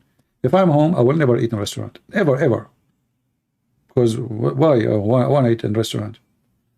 But there's people, they eat every day in a restaurant. If you are busy, if you are a businessman or a businesswoman, I understand. You don't have time to cook and eat. I understand. But if you have time, why you want to eat in a restaurant? Some places even, if you eat in a restaurant, is even cheaper, but not in America. In America is very expensive. So that will increase your budget, that will increase your spending, that will be not right. And you have to be smart. Otherwise, you will be a loser.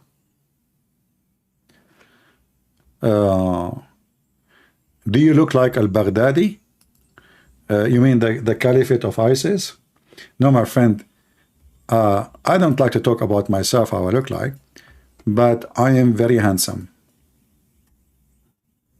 And I will tell you who is the most close person I look like. The only difference is my beard. My beard is really very thick. This guy is putting fertilizer for the last 20 years to have a beard like this. And if he shave it, it's not going to come back until 20 years from now. For me, if I shave my beard, the beard will be up in one night. And now you have an idea. You are publishing my videos in TikTok. That's good. Let everybody take TikTok there. What about people who cooking sucks? That's good. You know, if your cooking is sucks, eat your cooking. What's wrong with that?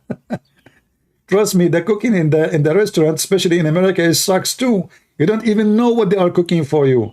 The guy, maybe he put his snot, maybe he spit in the... That's why you have to be very nice with the waitress, because they can spit in your dish before they bring it to you. You never know what they would do.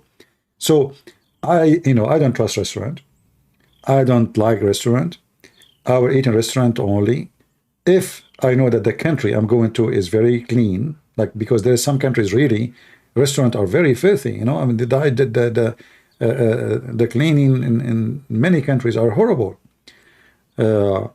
Like there's countries which they are really clean, like a Japanese restaurant, a Korean restaurant, but there's many. I don't want to mention names because I know some people will be offended, but it's a fact. Like in the Middle East, I will not trust to eat restaurant. In the Middle East, I will not. I will never, because you never know what they are putting for you in the food. Like I know a story of a guy. He's a Turkish, from Turkey. He put drugs in his dishes, and so he can make the people addicted to his restaurant. So people kept coming back. They don't know why they're coming back. If they eat food in different place, they don't enjoy it. There is something badly missing. So he put drugs, and they keep coming to eat from his restaurant. He buy very cheap drugs to influence them, and then when you are addicted, that's it. You cannot leave. And by the time you find out, if you find out, you will be destroyed. Christian Prince look like the top G. If you say that to me one more time, I will block you. You see, what top G? This is a stupid statement. Like this is a pervert, the pimp, Andrew Tate, top G. Don't say such a statement. Anyone he think of himself to be the top, he is the lower or the lowest. A wise man is the last one to think he is the top. Because, my friend, every man, no matter how big he is, how small he is nothing but a piece of dirt. He will be buried under the ground, and nothing will be memory of him except his good or bad. So don't say those stupid things, top G and top D and top potato. A smart human, he don't see himself as top. That is not a smart statement. Self-worship is your enemy. The more you are proud, the more you are stupid. The more you are empty, the more you are vacant. So don't act like them, and don't speak like them, and don't copy them. They are fake, they are liars.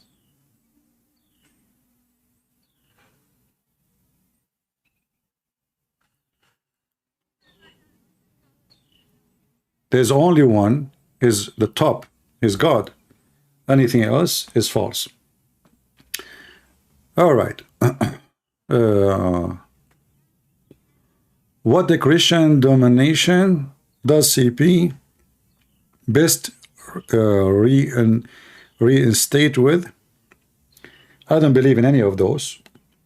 We are Christians. We believe in Jesus Christ, our Savior. Anything else is not, and we have nothing to do with it. As simple as that. Christian is somebody he follow Christ, not follow priest, not a bishop, without mentioning names. We don't care for names. Names mean nothing. Follow Christ, you are Christian. You follow the man, you are following a man. There's no other name.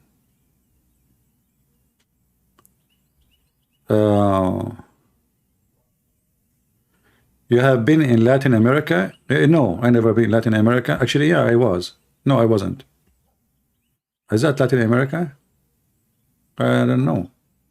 I was like in Mexico. Is that Latin America? I think this is Latin America, isn't it? Yeah. But I will tell you about Latin America. I've been in a Latin restaurant. And then the lady, she was speaking to me in Espanol, and I didn't know what she is saying. I was saying, okay. At the end of the day, she ended, you know, making for me like 20 dishes, and they brought them to my table. And then I had to pay for all the dishes because I do not know what she was saying. I was saying, okay. She speaks in Spanish, señor, sí, señor, blah, blah, señor. I say, okay. I thought she is saying she would add a spice to the dish I choose from the picture behind her, you know. But she kept talking, and I say, okay. So I sit in the table. A guy with the big tray came to my table. He started putting dishes. I said to him, what the heck is that? Senor? Senor. So what, senor, man? What is this? So this is the time I went to the Latin America, my friend. I got to pay a big bill for a food I did not order. So I learned, if you go to a Latin restaurant, don't say okay ever. No, okay, no. She say whatever she say. No, say no. No. Point your finger at the picture and that's it. Never say yes. Never say okay. No. You know, this way you can be safe and, you know.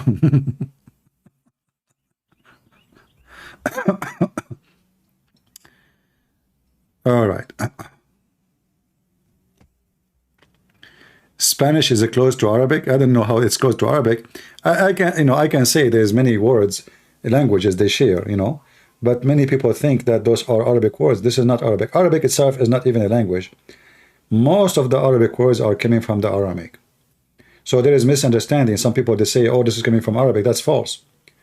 Actually, I have a strong belief that the Quran itself never was in Arabic. The Quran itself never was an Arabic book. It was an Aramaic book. And we can prove it easy.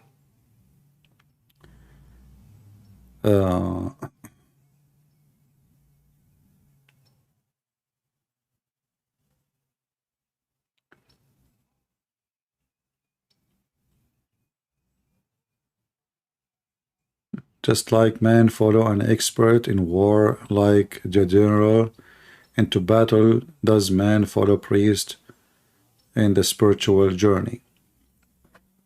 My friend, priest, I mean, nothing wrong with the word priest, right? There's good men everywhere. But you don't follow a priest. If you follow a priest, well, then you are following a priest. And a priest can be bad, can turn to be an evil man, can be a child molester, can be a good man. So why you want to follow a priest? Why? Do you have better person than God and you know, like the Bible to follow? I do not need to follow a priest. You do not need to follow me. Me, myself, I commit sin. The priest commits sin. So why we want to follow a man who commits sin?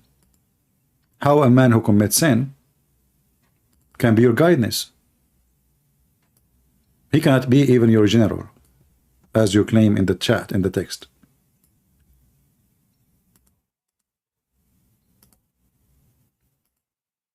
A person can explain to you, he have better education maybe from you, he have a gift you don't have maybe, but you don't follow the man. Never. You follow only one person, that is the Messiah. Anything else you follow, you are just wasting your time and you will be disappointed. Have you ever heard of a man or a woman don't make you disappointed, including yourself? Aren't you sometimes disappointed of yourself, or maybe most of the time?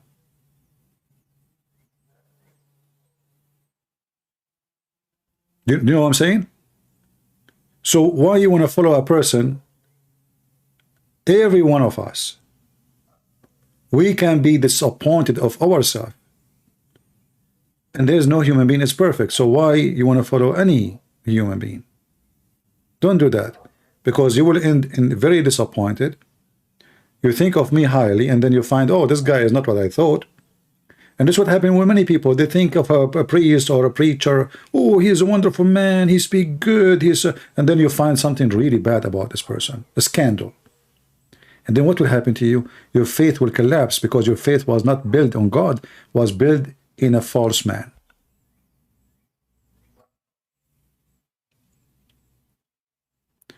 Should I leave my girlfriend? She is a Catholic and she don't want to convert to Christianity.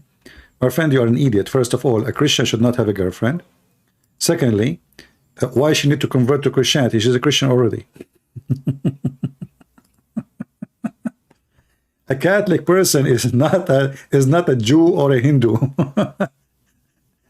Christianity is anyone who believes in God, Jesus.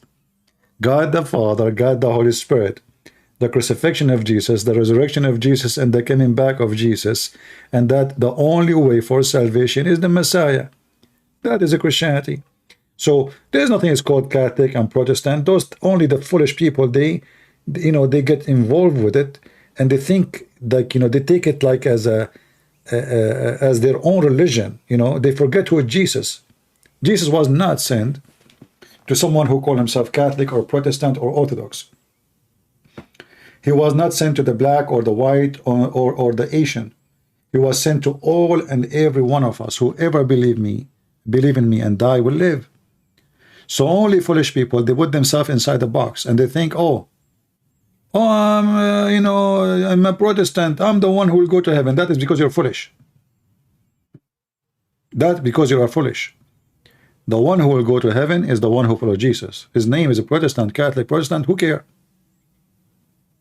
So don't be stupid. Yeah, Novak, I know. Not only many words in the Quran, they are Aramaic. The whole Quran is Aramaic. Actually, the word Quran itself is Aramaic. Stay away from division, for division is from Satan. The Bible says a kingdom is divided, is what? Is going to collapse. A kingdom, and this is the kingdom of Satan. So the second you are a divided kingdom, you are serving Satan. The Quran in chapter 5 verse 14 says that Allah will spread hatred and enmity between the Christians until the day of judgment. And obviously Satan was very successful, aka Allah, aka Muhammad, to spread hatred between the Christians, so you cannot be united and you cannot have victory against him. Divide and conquer.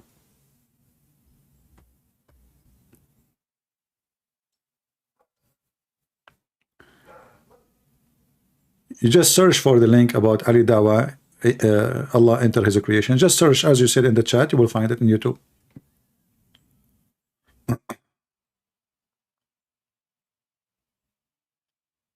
Hail Mary, pray for us, a sinner. My friend, I don't like to insult people. As you know, I'm not a Catholic. But I don't like child talk. The prayer, Hail Mary, pray for us, is not a sin. And who said that Mary, according to the Catholic, she is dead? Who said that? They believe, and the Orthodox, they believe too. Which means the two original churches, before you exist as a Protestant, believe that Mary, she was resurrected and she's alive. So your question is wrong. Secondly, when you say pray, we are asking the dead to pray to us. Who said that they are dead? Because even when you are dead, your spirit is alive. So the spirit of Mary is alive, regardless if she is resurrected or not. And don't you think that Mary, she have a special place in heaven? And they are asking her to pray for them. So what's wrong with that? How many times in your church you say to your people, pray for me? Why people are stupid? Why people are silly? Secondly, when the Catholic, they recite, most of the rosary, actually it's a prayer from the Bible. When the angels came to Mary, they say to her, blessed you Mary, between the women. That's what they're saying. It's from the Bible, but people do not read. Don't be a kid. Don't act like a kid. Don't be stupid. Before you speak, before you open your mouth, educate yourself. Otherwise, you will be a joke. I'm not a Catholic. There's many things I don't like in the Catholic Church. But that will not make them not Christian for me.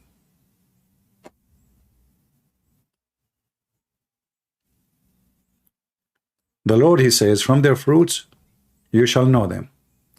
So we don't judge people by a name of a church. We judge individual by their fruits. If your fruits are bad, then we can tell if you are following Christ or not.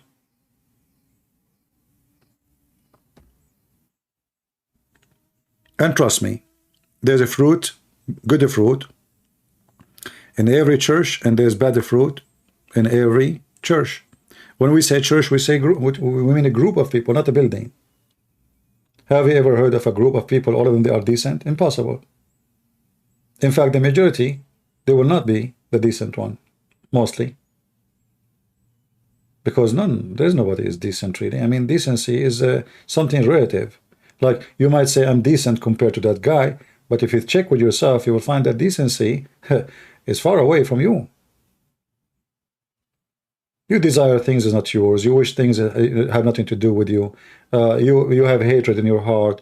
You don't forgive. You have anger. You are angry even about yourself. People that try to commit suicide. People they suffer from depression. I mean, all of this is a sign that you are not even happy inside your skin. So how you can be happy with someone is not your skin.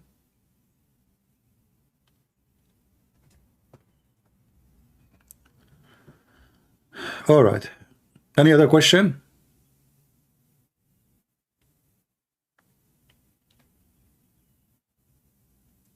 Loving Mary have nothing to do with being Catholic or not. Any Christian, he have to respect Mary, love Mary, for she is a wonderful woman. She is the only woman in this earth. She got the honor to hold the Messiah for many months. How many of us we wish to touch him for a second? Ask yourself the question. Just to touch his hand for a second. To see him for a second. So, if you don't notice with me how blessed Mary is, you are ignorant.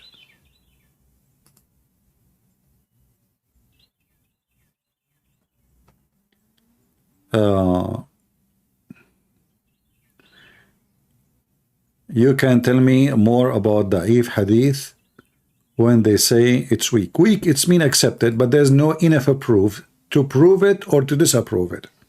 That's it. Which means there's no enough proof to throw it away. So we say it's da'if, which means it's okay. It's not really rejected.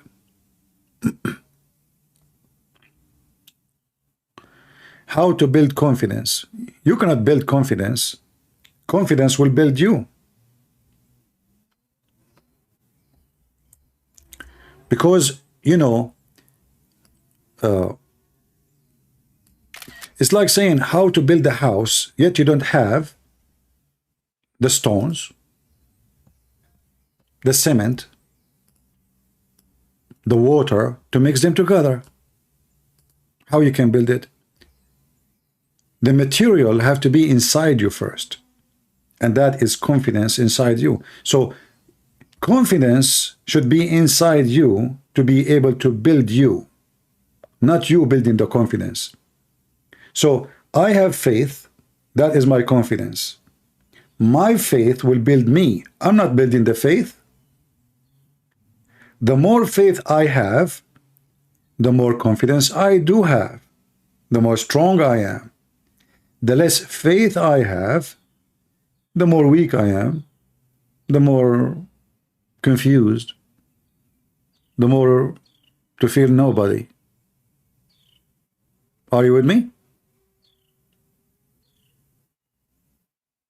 So you don't seek confidence from others, you seek it from yourself. And that will start with faith. Because people might laugh at you. Then you will lose confidence if you are seeking such a confidence, which means people, they, you know, grade you, say, oh, you are smart, oh, you are wonderful. My friend, if you go and check the disciple of Jesus, you will see people laughing at them, throwing rocks at them. They should lose confidence then. But the confidence is coming from within them, not from others. If you're basing your confidence on others, that means you have no confidence in yourself. One day you will lose the confidence of others. Like, you know, let's say you became successful in the business. One day you make a mistake. People start laughing at you. You lost all your credit, let us say. Because the credit is not in your pocket. It's in their pocket. This is their trust. So if you don't trust yourself, and the trust coming from inside you, then you have no trust. You are building your house on the sand. Anything else? I advise you to read, educate yourself, be faithful. Like, put in your mind, I'm going to be faithful with whoever I speak to. I'm not going to give false promises.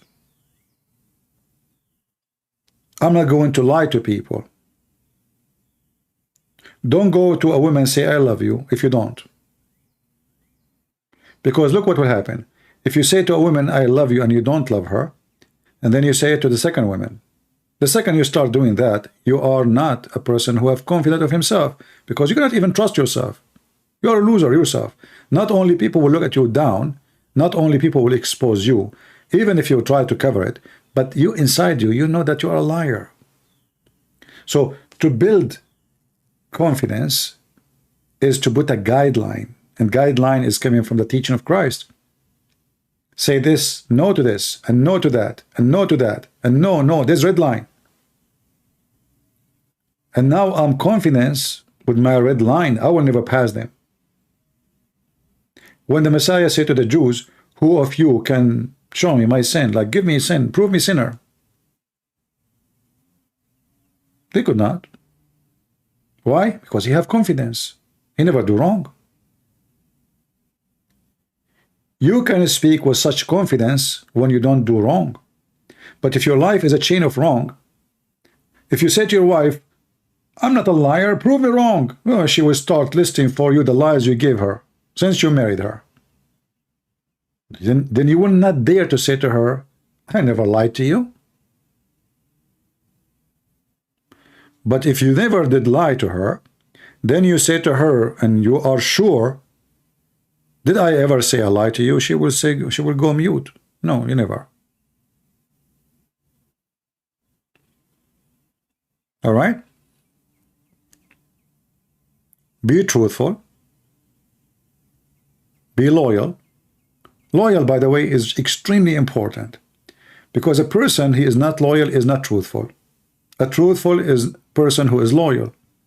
So you have to be loyal with God, loyal with your family, loyal with your friends, even if they betray you.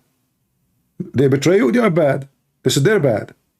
Don't respond by betrayal, because you are then not better than them. You are worse. Loyal is extremely important for you to be a person of confidence and trust. People will trust you. People will have confidence on you. And the most important, you will have confidence in yourself. Please answer my question, Mr. Gucci. Mr. Gucci, I cannot talk to you, my friend. You are a rich man. I talk to poor people. What is your question, Mr. Gucci? First time I saw this word Gucci, I don't know what, like, I cannot even pronounce it. Like, what is that? Kukuruku? Okay, what is your question, Mr. Gucci? Here we go. You got my attention.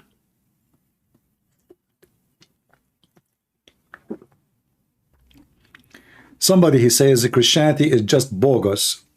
Well, my friend, lucky to you, or luck to you if you live between people who believe in Christianity, because their bogus is to love their enemy. Do you see how bogus it is? That is weird. Gucci, are you there? I will never be your customer. I go to Walmart, I buy a jeans for $10, I'm happy with it. What is your belief in praying in tongues? Well, I don't know, for me, I believe praying in tongues, it is possible, but it's not just saying blah, blah, blah. This is my belief.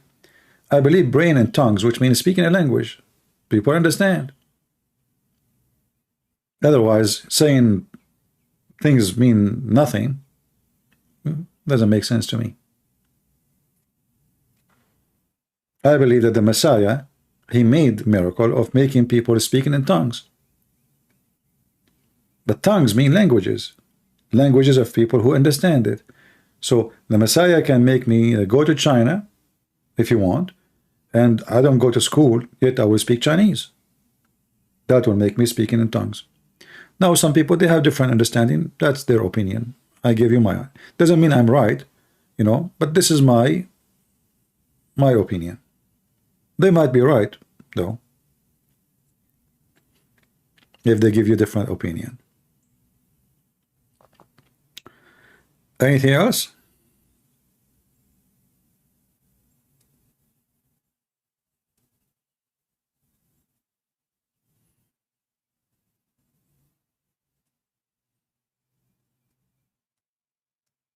Yeah, you know, people, they like to buy brand, right? Like Gucci. I would never waste a penny in such a brand, not because it's not good, but who care if you wear, you know, a suit cost you $10,000, or if you wear a jeans cost you $10. What? You say many times Christians don't do boyfriend girlfriend. So what should say if I try to know each other, have serious relationship? Have serious relationship is not by having a boyfriend. You see, the boyfriend have like a wrong understanding. So if you know a person and you are going with him out, but you don't sleep around, and you call him boyfriend, okay, there is no problem with that. This is what you call him. But that not what most of people in the West understand when you say boyfriend. Usually boyfriend is someone, is more than just a person you meet for coffee. All right? So if you want to know somebody, you do not need to call him a boyfriend, call him a friend. I mean, why need to add the word boy? At the same time, why a man, he will accept to be called a boy? Any man here like to be called a boy? Or you are a man? Why we need this word boy? He is your friend. You want to know each other. Okay, meet outside for a coffee. Decent meeting. Nothing wrong.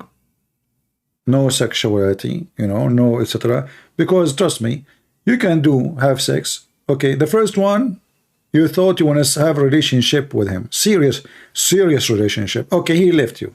Second one, he left you. Third one, he left you. Fourth one, he left you. You became like a rag. Every scumbag in the world is wiping his private part on you.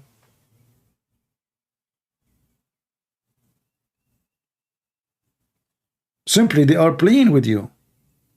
A person who want to have a serious relationship, he will not even sleep with you.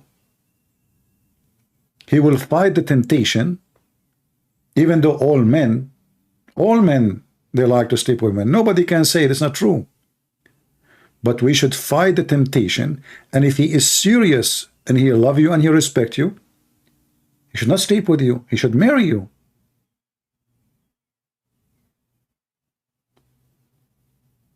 How you know if a man really he care for you or not? If he want to marry you or not? If he want to sleep with you, all men, they will sleep with you.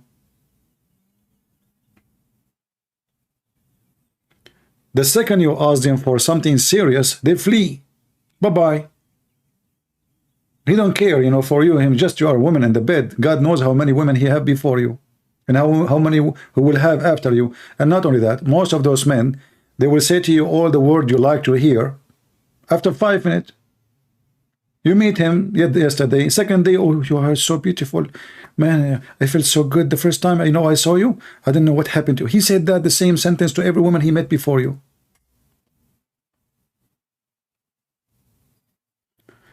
The second a man, he asks you to go to bed with him, he is not a good man.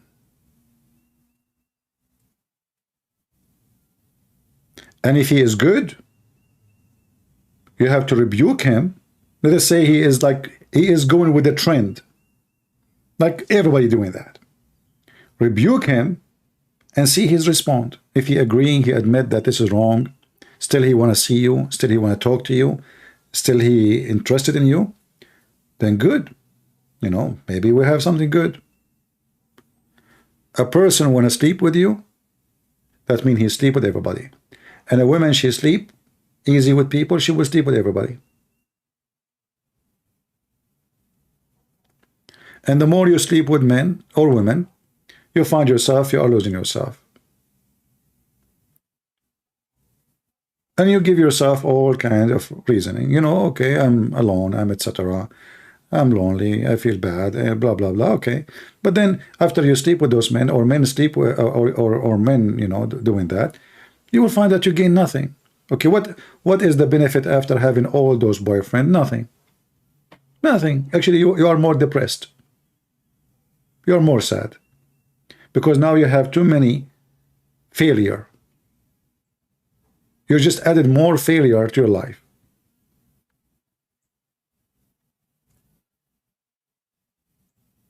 You know, in the Middle East, when like I grew in the Middle East, and meeting women is very, like, let us say, it's not like here in the West. So very, very strict society, and you know, everything is really horrible. So a man, when I speak to a woman, is something, is like a project. Need some skills and some opportunity, and you know, like, it's not that easy. And because of the society is very stupid, women are not to be loved. Women is to sleep with. So when a man, he see a woman, he don't see really a female to love. He see a female to sleep with. That because the society made the man go in wrong direction. In the West, because the liberals, they took over the society for a long time. They start teaching kids that marriage is not important. Who cares if you have a father? A woman, she should be strong. She do not need a husband. And then the result of that, you have millions of women, they have no husband. They have kids who nobody take care of them. The result of that is what you see in Chicago, is what you see in New York. Kids all over the street robbing stores. No dad, no mother. The family are drug addict. So the second we stay away from the Bible, we will find ourselves in a very bad situation.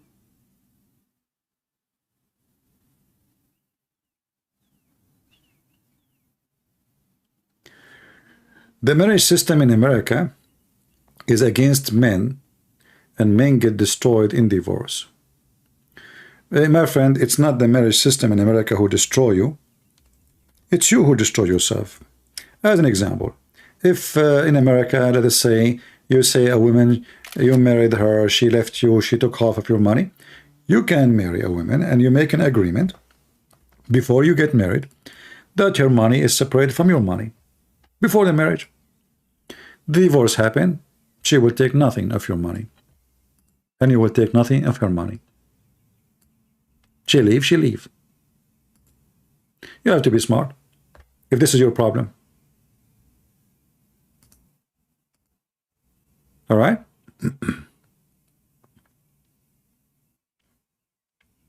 And don't marry the wrong person. And I know you will say to me, who is the right person? Well, you have to be smart. You have to be careful, very careful. Not like a man. Women, you know, they are very emotional, many of them. They see a man, okay, he fit, he is handsome, he is funny, blah, blah, blah, he is kind with me. No, no, no. This is not how you examine a man. You want to know if a man will be good to you? See how good he is with his sister, with his mother, with his family. See how good he is with the neighbor. See how good he is with his friends. When you see how many people loves him, then you will have an idea who you are marrying to be in your house. If the woman, same for the woman. If you go to the wife, the woman you want to marry, and the mother, she say the F word to the husband, well, this is what the daughter, she will do to you. She learned from her mother to be rude. She don't respect her husband. She insult him even in front of people. The daughter, she spent her life listening to this garbage. So get ready for what is coming. Same for the son. If he is willing to say the F word to his parents, he's a piece of garbage. If he is willing to say that to his mom, why he will not say it to you?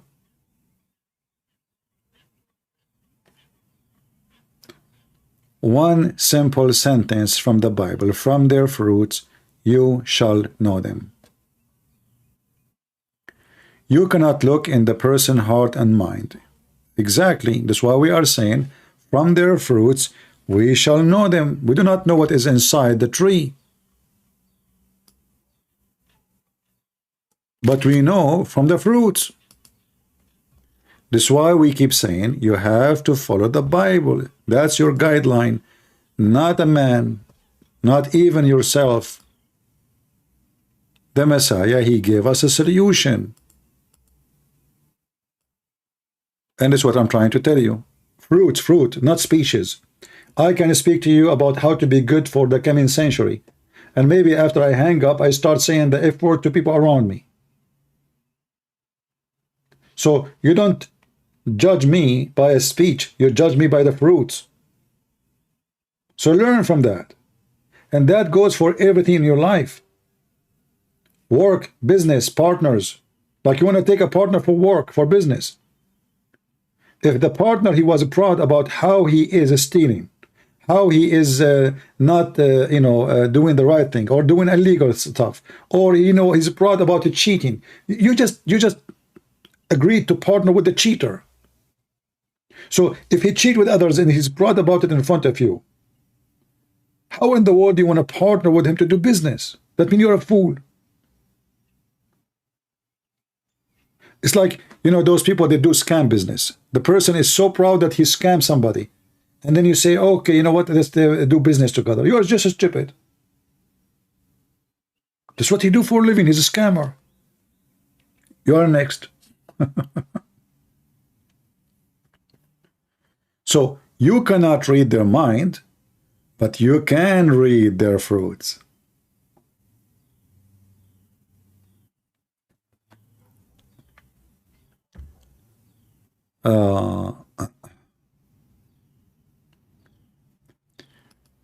Somebody saying, I cannot imagine they are doing that, CP.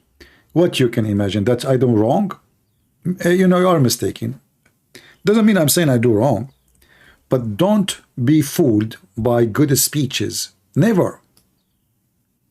Remember, the Bible says, the Lord, he said to us clearly, that every human being, like the best man of us, the most clean person, is not even equal to a filthy rag compared to God, in front of the eyes of God. So try to convince yourself that there is a man exist. He is wonderful. He's amazing. He didn't do wrong. You are convincing yourself of something is not exist. And that will be, like I say, a killer mistake. That's why people get disappointed, because you I'm trying just to use my funny limited English. You have a high expectation of somebody. Like, let's say a woman, she want to meet me, and she was, oh, CP, he sound nice, etc. And then when she met me, oh God, look at him, look how we look like. Scared the hell of me. This is a Christian prince. So you have high expectation of a look. You have expectation like you will see somebody very good looking, etc., or something in your imagination, and then you see the guy, oh, this is not what I saw. Oh, man, I'm going to run. Expectation should not exist. Fruit is what exists. Because your expectation most likely will not fit the fruit. And the fruit of the man, very suspicious, even when he do good. So you have to be careful. In fact, the most successful scammers is those who convince you that they are good. So then what you do? You trust them. You open your door for them. You open your house. Oh, they are good. That's what they do for a living. They have to build a trust. Otherwise, how they can scam you, how they can control you, how they can fool you. So you trust them, and when you trust them, you close your eyes. Your alarm is in sleep. and that is the moment to hit.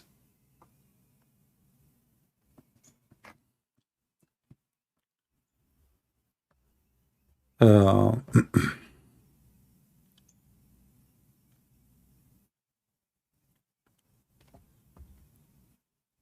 all right, anything else? Look like we keep on talking with anything else. We will finish tomorrow.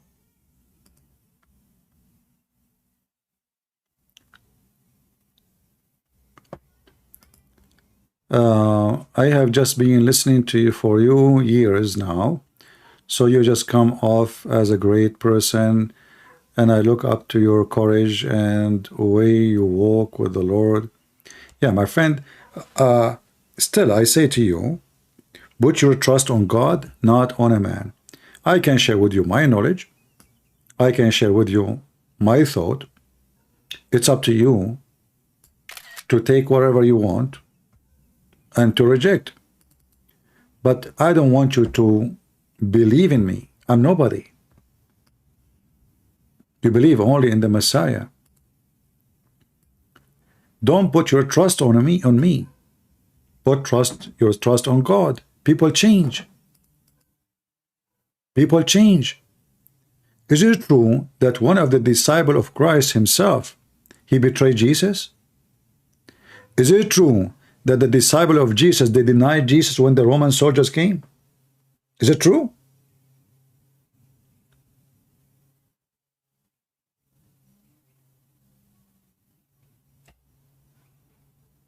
They deny him. People who spend all their time with him, they saw all the miracles he did. They denied the Messiah, my friend.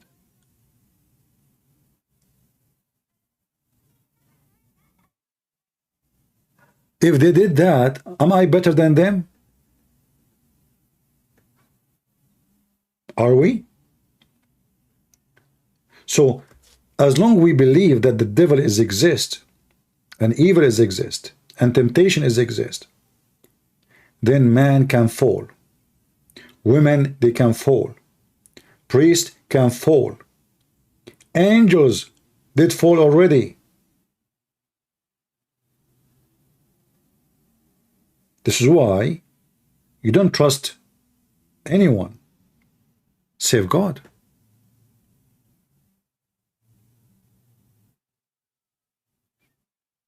Do you understand what I'm saying? Isn't it Lucifer was an angel?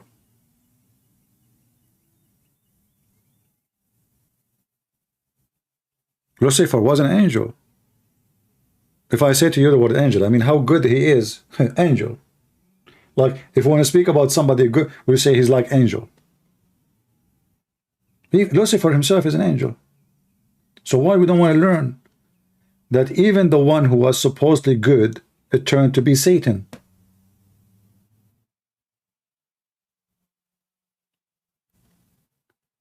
So I'm not saying to you, oh, I'm a bad person, or I'm not saying to you I'm a good person either. I'm saying to you, put your trust only in the Messiah. Take from me what you think is good for you. Don't take from me what you think is bad for you. At the end of the day, anything you take from me should be in total agreement with the teaching of Christ. If not, that is from the devil. No matter how nice the speech is, no matter how convincing the man is, if he make a statement against the teaching of Christ, he is speaking of the devil.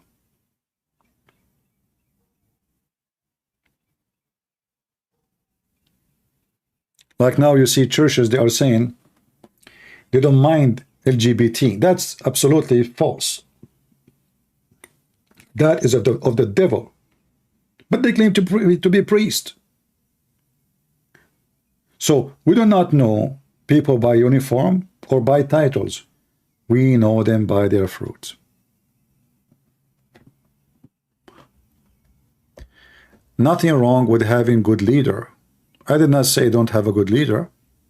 I said trust God to be the guide of your leader, not your leader.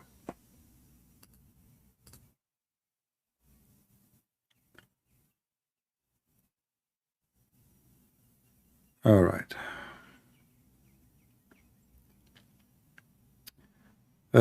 Night of a Christ, he says, blah, blah, blah, blah, the throne, the decision when the women cry in the court.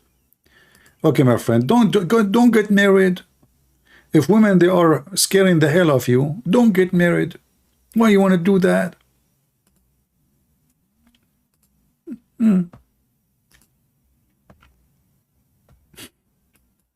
Don't make a drama. What this drama is about? Who's forcing you to get married? If you think women cannot be trusted, women, they are not good, okay, don't get married. There we go, you're happy.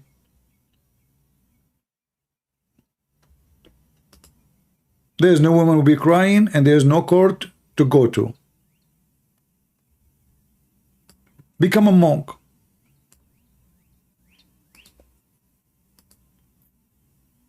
No need for drama.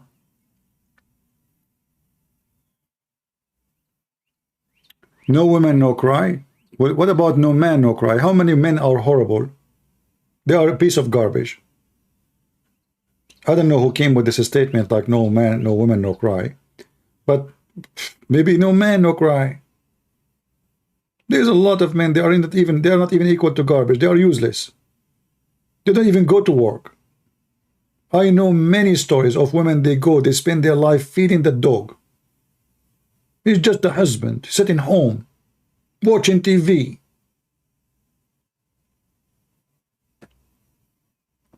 If you've ever been in the Philippines, you will see almost 100% of women working, and there's a lot of men. They don't even work. The guy sitting home, playing games on the TV, and the poor woman spending her day working.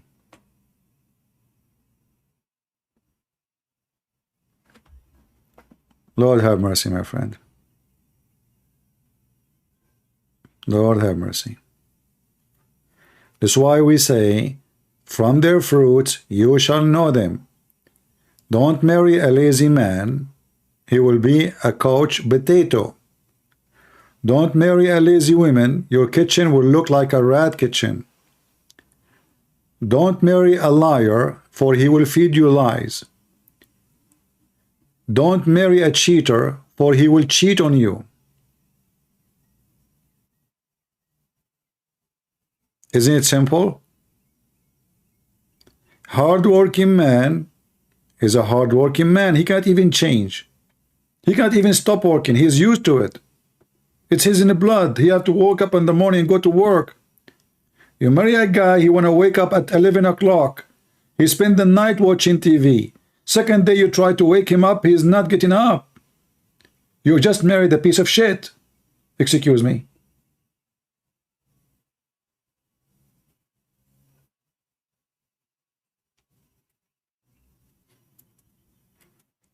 So you have to be careful of who you involve with, who you will live with. This is not a dog, you can get rid of him. This is not a cat. So when you marry a woman, you check everything about her. You examine her. You examine how clean she is, how clean her tongue is, not only her dishes, not only her room, not only her house, not only her car. A dirty person will be dirty everywhere. Same for the man. Take your time, examine.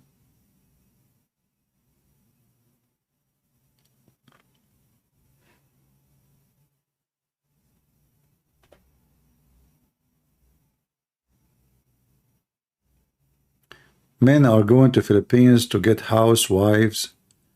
Sometimes you say dumb things, CP. I know who is the dump here. Let us put what this guy, he said. Tony Crusader, he said, men are going to Philippines to get housewives sometime. You say dump things, CP. I don't know who is dump here. I just say that women in the Philippines, they work hard.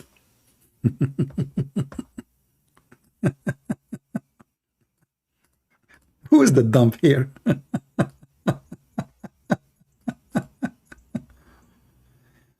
You know, this is why if you are a teacher and you have 50 students, you will find half of the classroom, they hear you from their butt, not from their ears, because their brain is not functioning.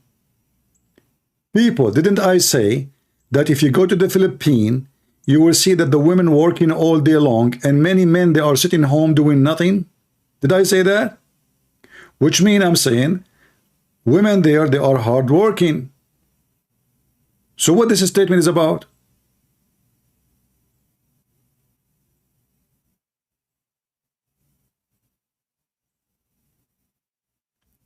When I say stupidity is amazing, I have my reason.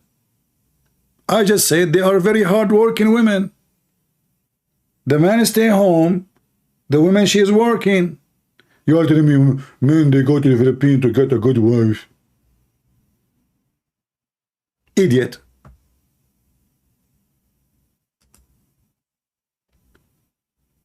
They want to be housework, my friend. If a woman, she work outside to feed her kids, that means she is a good wife house. Not necessarily the opposite. Because a woman, she is not willing to work to feed her family, but she want to wash dishes. That will not guarantee a success. But a woman who work hard outside, she can be a good wife, housewife, because already she is good. She's struggling outside, spending her day working to feed her kids. So what you are saying again is stupid.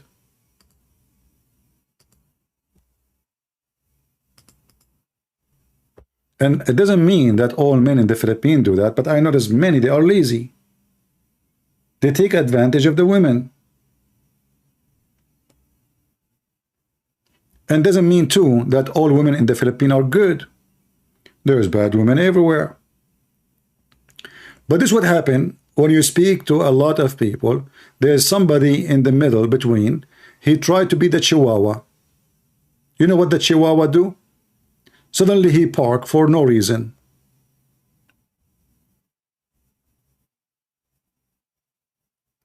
No housewife will stay with the man he don't provide. Tony, he decide that. Okay, a woman in the Philippines, the man he don't provide, what she do? Tony, he solve it. No, they will stay. Because where they will go? It's a poor country.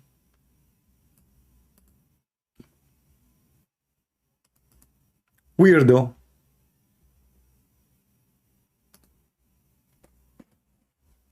Where she will go? When you get married and you have a bunch of kids, your parents will not even accept you to be back. They cannot even have, they don't have a space for you. You are not by yourself no more. Talk is cheap.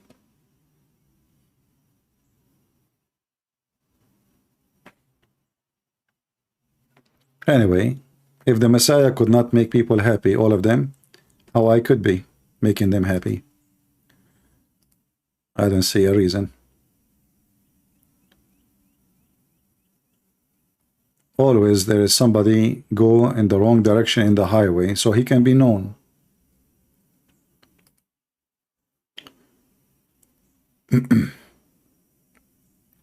All right. Anything else?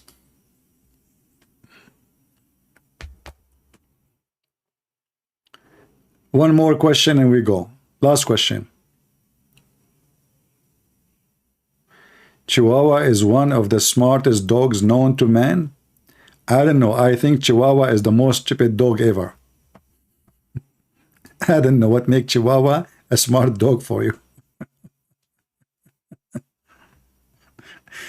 To prove to you that Chihuahua is a stupid dog, I saw with my own eyes a Chihuahua when attack a Doberman. The Doberman was looking down at the Chihuahua. He was saying, what the heck is that? Who is this little one in the size of an onion in front of me? Shall I fry him? and the Chihuahua is flipping in the top of his tail, and wow, wow, wow, wow, wow, wow. He have a leech on him, and he wanna attack the Doberman. And you are telling me the Chihuahua is smart?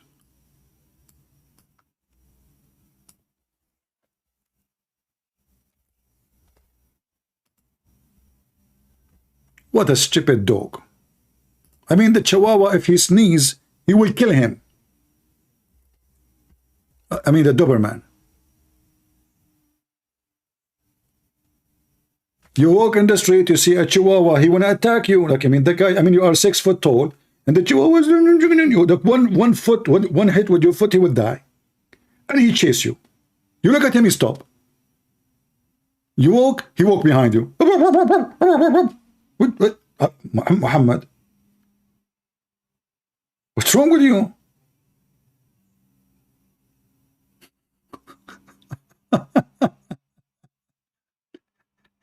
That prove that they are brave? They are mistaken. He is barking because he is scared. Not because he's brave, because he's scared and he's stupid. He cannot control himself. He is so terrified, so he start barking. You see, we spoke about confidence, right? The Doberman, he's cool. What the heck is this? You know? The Chihuahua, because he is terrified. He's going crazy. He don't know what to do. That is not because he is brave. That because there's two things about the Chihuahua. He's a stupid dog. He don't calculate his being scared what he can do to him. Instead of like going behind his master to be smart, he want to attack because he's scared, not because he's brave.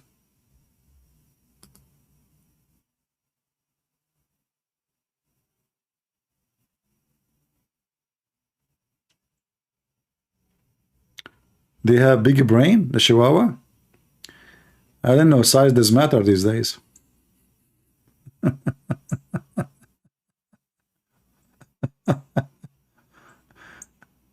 All right. A brave person, by the way, is not somebody, he attacks somebody bigger than him. That doesn't make you brave. That makes you stupid.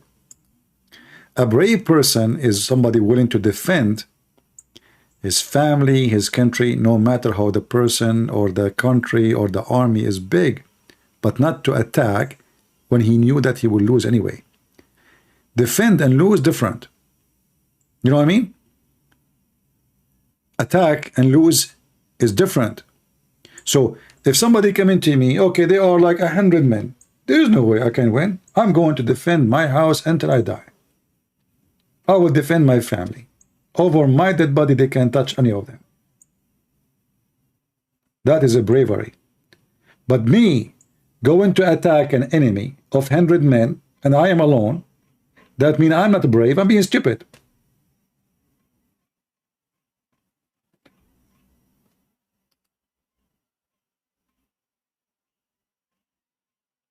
Maybe the person he like to die, you know?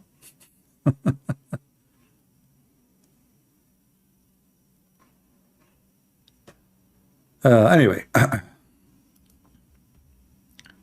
me myself, I don't like those dogs. You know, they are finding very stupid, and they keep barking, making noise, and there is no use for them. I mean, why anyone want to have them? I don't know. They don't even look good. They look weird. They look stupid. They bark a lot. They make too much noise.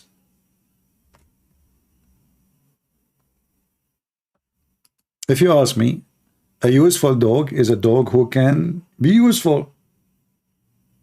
And I will tell you what does that mean.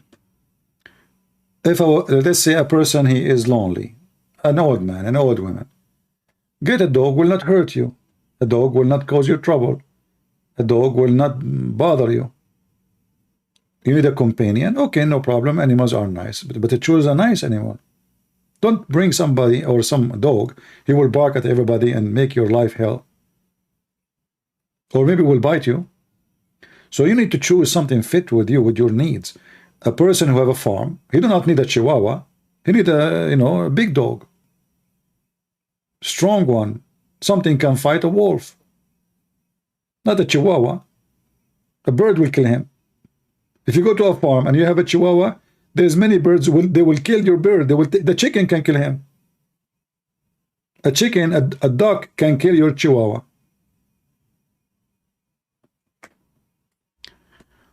What do you think about the war in Sudan? The war in Sudan is not a war in Sudan. It's the war in between Russia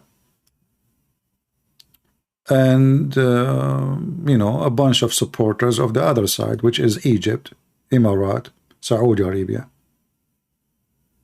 So the Russian, obviously, they are supporting the group they called in themselves the fast intervene forces. And the other side, obviously, they are more close to the American. And as usual, Islamic countries always can be fed by fire so easy.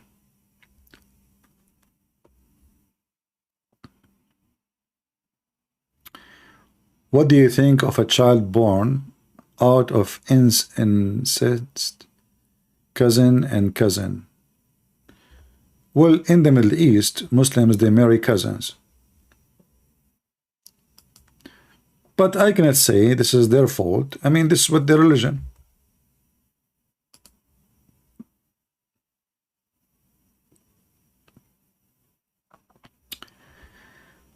Do you believe that the Antichrist could be Al-Mahdi? Al-Mahdi is a fake person, never exist and will never exist.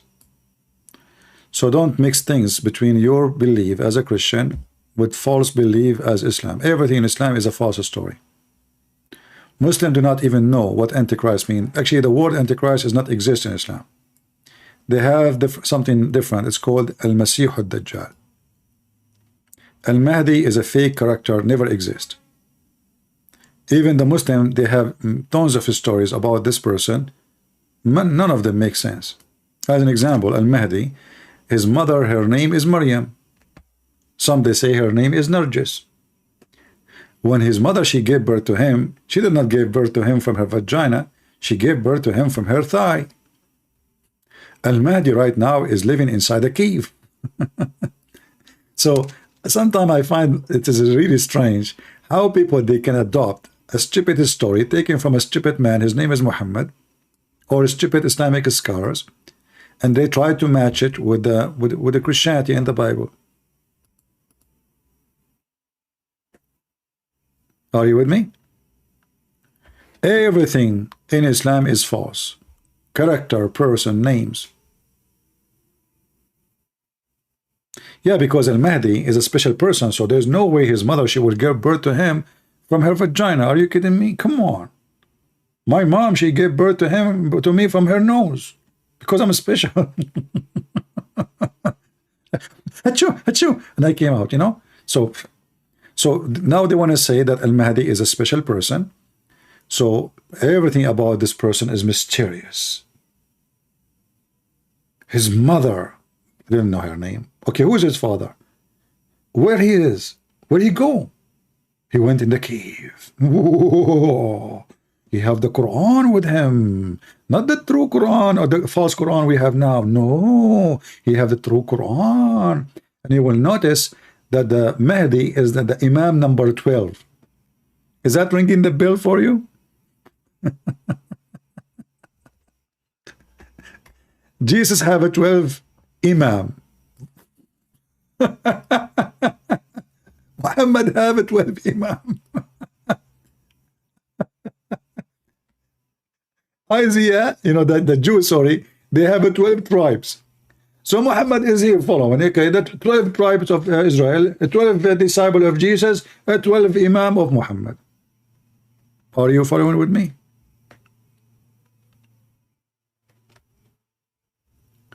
Everything in this cult is a counterfeit.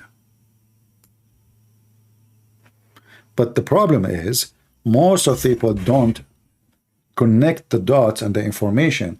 They just they are receivers, you know, they are like a satellite. They receive information, but they never connect what they receive. You need to connect what you receive. Like a while ago, put it together. Give me a second. Okay. Man, my legs are hurting from, I'm trying to stand and they hurt. Oh boy. Ugh.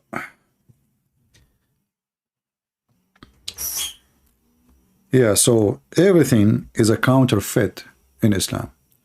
So never take what they say and never connect it to Christianity.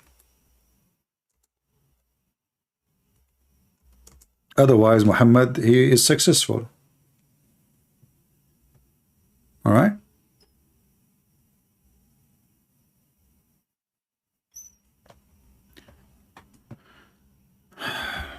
All right.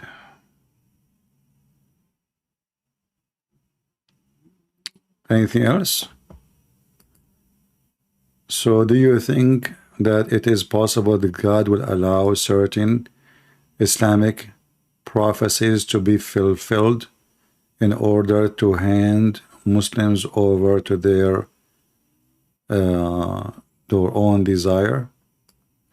First of all, what is the Islamic prophecies? What is that? You know, what is Islamic prophecy? How we can say Islamic prophecy? When you say Islamic prophecies, are you talking about Islam have a prophecies?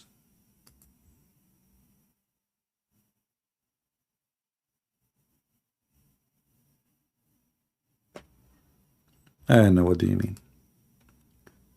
Try when you post a question, make your question full, otherwise I will not be able to understand you.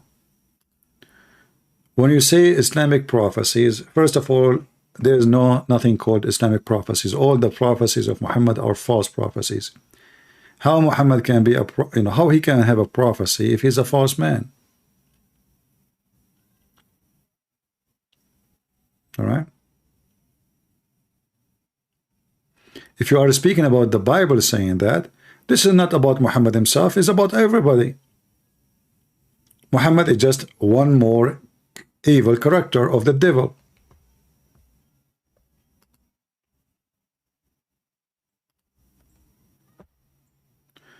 What do you think of the Giga Codex?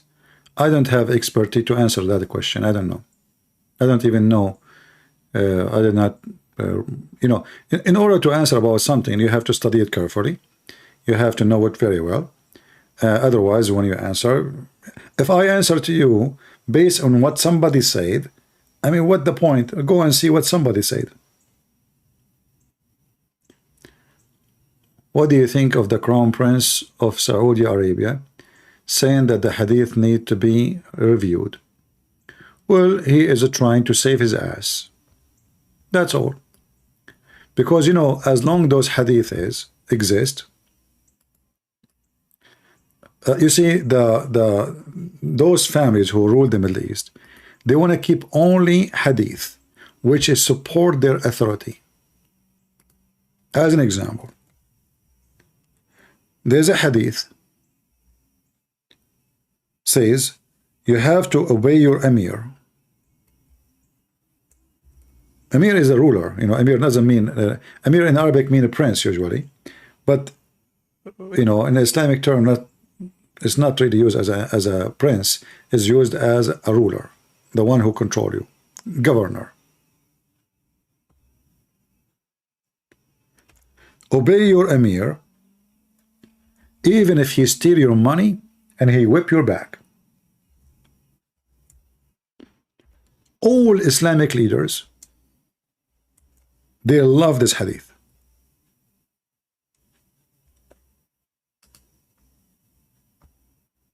They love this hadith. And you will find in Christianity, there is many government, they use those statements in the Bible about obeying the ruler because he is appointed by God. So both sides, when you have a corrupt man and a false man, he tried to use certain words in a book to make it fit with him, to give him authority. But all of us, we knew, as an example, in the Bible, that John the Baptist, he did not obey the ruler. Is that correct? Did John the Baptist lost his head, his life, for he disobey? And he stand up against a fornicator who is sleeping with the women she don't belong to him? So when the Bible says obey the ruler, the king, the Bible is not speaking about obeying a filthy king. Because a filthy king like Joe Biden, he wants me to be a transgender. He wants your children not to know their gender. That is a filthy king. I will obey only what is fit with the Bible, and I will throw the rest in my garbage. Muhammad, he made it clear. You obey your Amir, not listen. It says tuti' al-Amir, which means to obey. Obey your Amir, carry his order, even if he whip your back, he flag it, even if he steal your money. How clear it is, which means he's unjust. All right, I hope I answered you. Is it possible to forgive a friend after they hurt your feeling? I don't know. I don't think you're asking the right person for this. I hurt a lot of people feeling.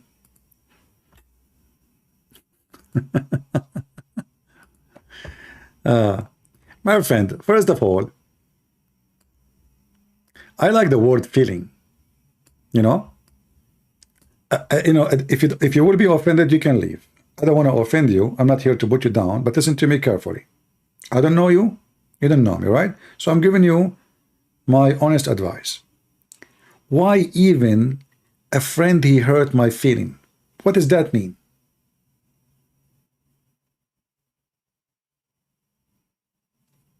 What does that mean?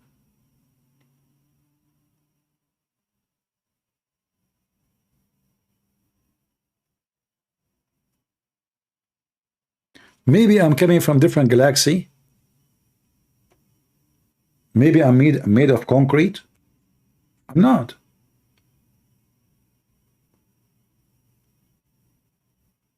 In fact, a friend who hurt your feeling, maybe he's a good friend. As an example, if I ask one of you how I look like, you say to me, man, you look horrible. You are telling the truth. I like you.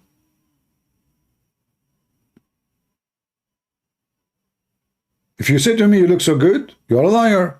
Oh boy, look what kind of a friend I have. So it's not necessarily if a friend hurt my feeling, he is a bad person. This is number one. Number two, why friendship is involved with feeling. Friend is somebody, when you need him, he is there for you. But he is not supposed not to hurt your feeling. Maybe he should. Because if you want a really friendship, it's mean he have to be honest with you in things he say or he do.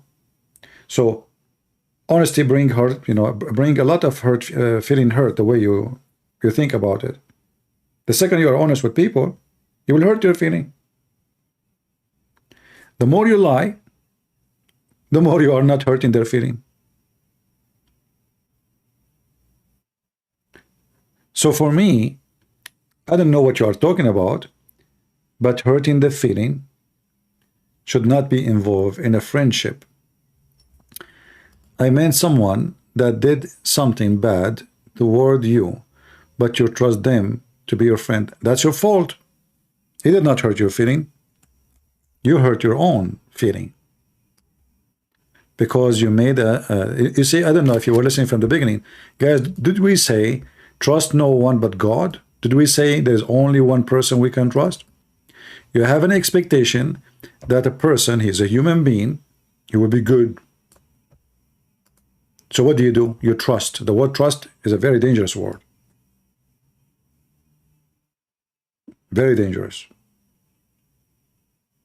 So it's not him who hurt your feeling. You did hurt yourself because you trusted. You yourself, don't you change? You yourself, don't one day used to have a friend that you don't call him no more? Because you don't feel like calling to him? Maybe you have a brother, you did not talk to him for long. So measure things with yourself, you will find that every human being is you. And every human being can be bad to you because you are bad to many. So we have expectation of somebody will be good to us forever. That's because you don't understand the human race, how it is. There's nobody is good forever. Nobody, save God. So I don't put my trust on a man or a woman. I accept what happened and I deal with it. I give them opportunity to prove themselves to be good or bad. Or let us say life will tell me if they are good or bad. But I don't get hurt by, you know, it's your fault. The word trust should not be there. Trust only God. There's something in America, I like it, when they say in God we trust. You trust the man, you are gambling.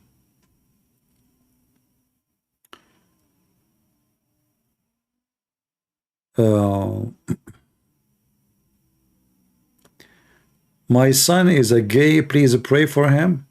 Okay, what we will pray for him to do what? If your son is gay, did you ask yourself how your son become a gay? Because you are not watching him, you are not teaching him, you are not educating him, you are not starting him from the young age, reading the gospel for him, telling him what is right, what's wrong. So now how you fix it? Pray for him. I know somebody in Africa is dying from hunger. Pray for him.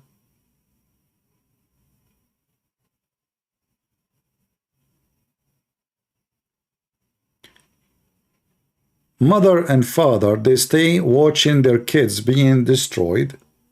And when bad things happen, they say pray for them.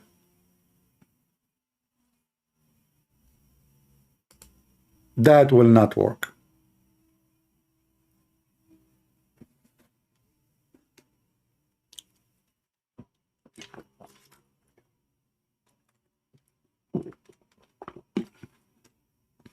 And let me tell you something. I don't care who go to hell, who go to heaven. I will never cry for anyone, even if it's my mother or my father, my son or my daughter, even I don't have any. I will never cry for anyone. But you do your job. You do your job as a parent, teaching your kids about what is right and what's wrong. And then if your kids decide to be whatever they want to be, cry not for them. The one who will go to hell, he deserves to go to hell. The one who will go to heaven, simply he deserves to go to heaven. Cry for nobody. Have a strong heart and be a strong person. Why Paul never married? That is suspicious. Why Mary never married in the Quran?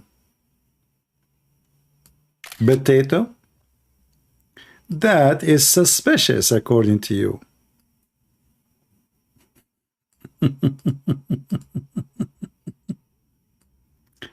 You know, according to Muslims, Muhammad was married when the fact Muhammad was a pervert. Paul was spending his life going from city to city teaching about Jesus. Muhammad, he spent his life going from house to house effing women. And when a man, he lived decency, preaching the gospel, paying his life as a price for it, suspicious. Another man, he go and he effed all his wives in one night without washing, is a good man. That is a Muslim. However, Abdul, you remind me of something very important. The stupid Muhammad in the Quran, he said that being a monk is something they invented. Something they invented. But the stupid Muhammad in other verse, he say monks are good.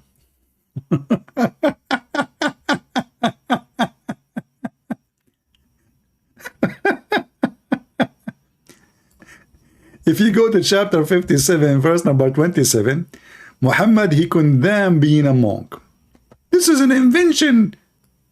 Jesus did not tell them that. Chapter 57, verse number 27. It's in front of you. Okay. So being a monk is a fabrication. It's not good. Okay. It's invented by themselves. What the heck? Then you go to other verse. Here we go. Saying that the best people for you is those who they are a Christian and because they have monks between them. This is your stupid Quran. Do you see it? Not only that, I mean, I was leaving, but the guy, you know, Muhammad, and they love my spanking. Not only that, the stupid Muhammad, he made bigger poo-poo. According to Muhammad, Mary, she was a Christian nun.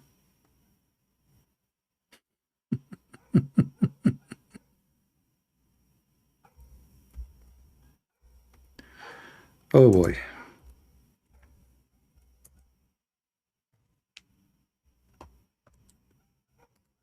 I mean, the more you read the Quran, the more you see how stupid Muhammad is. So suddenly, you know, like a woman being a monk or a nun is a fabrication. Suddenly, Mary is a nun, and not only that, she is living in her own secluded place as a nun, and Allah bring her food every day.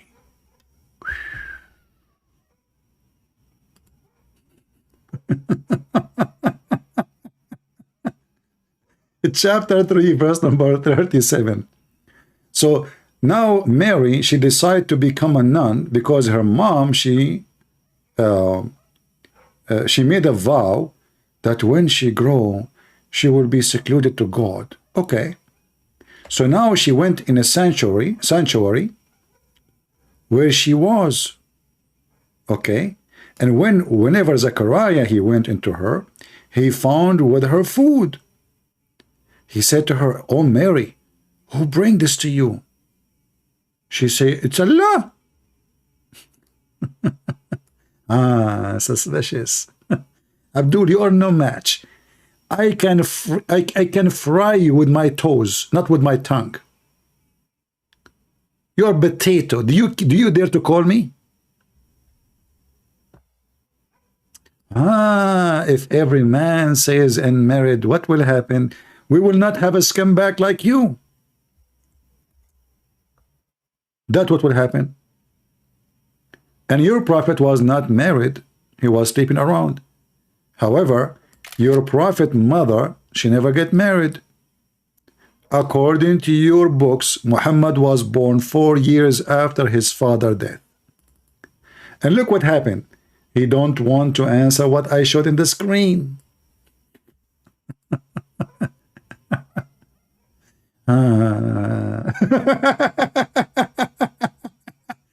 You know, the Muhammadan, they made himself, they heard nothing. Did he say anything? I mean, the verse he showed me in the screen, I did not see anything. I heard nothing. If every man did not get married, what will happen? Abdul, who said that every man should not get married? Those who want to serve God, it's better for them to designate their life to God. But this is not good for everybody. There's people they can do it, there's people they cannot. It's a free choice. But for you, because you are following a pervert, he claimed to be a prophet of God while he was making verses in the Quran. Any woman, she offer herself to the prophet to if her. Obviously, this cannot be from God. This is an ifing prophet, from ifing God, from ifing book. And I'm showing you all the ifing hadith you want. Do you have any comment? Before we send you free shipping and handling to Allah?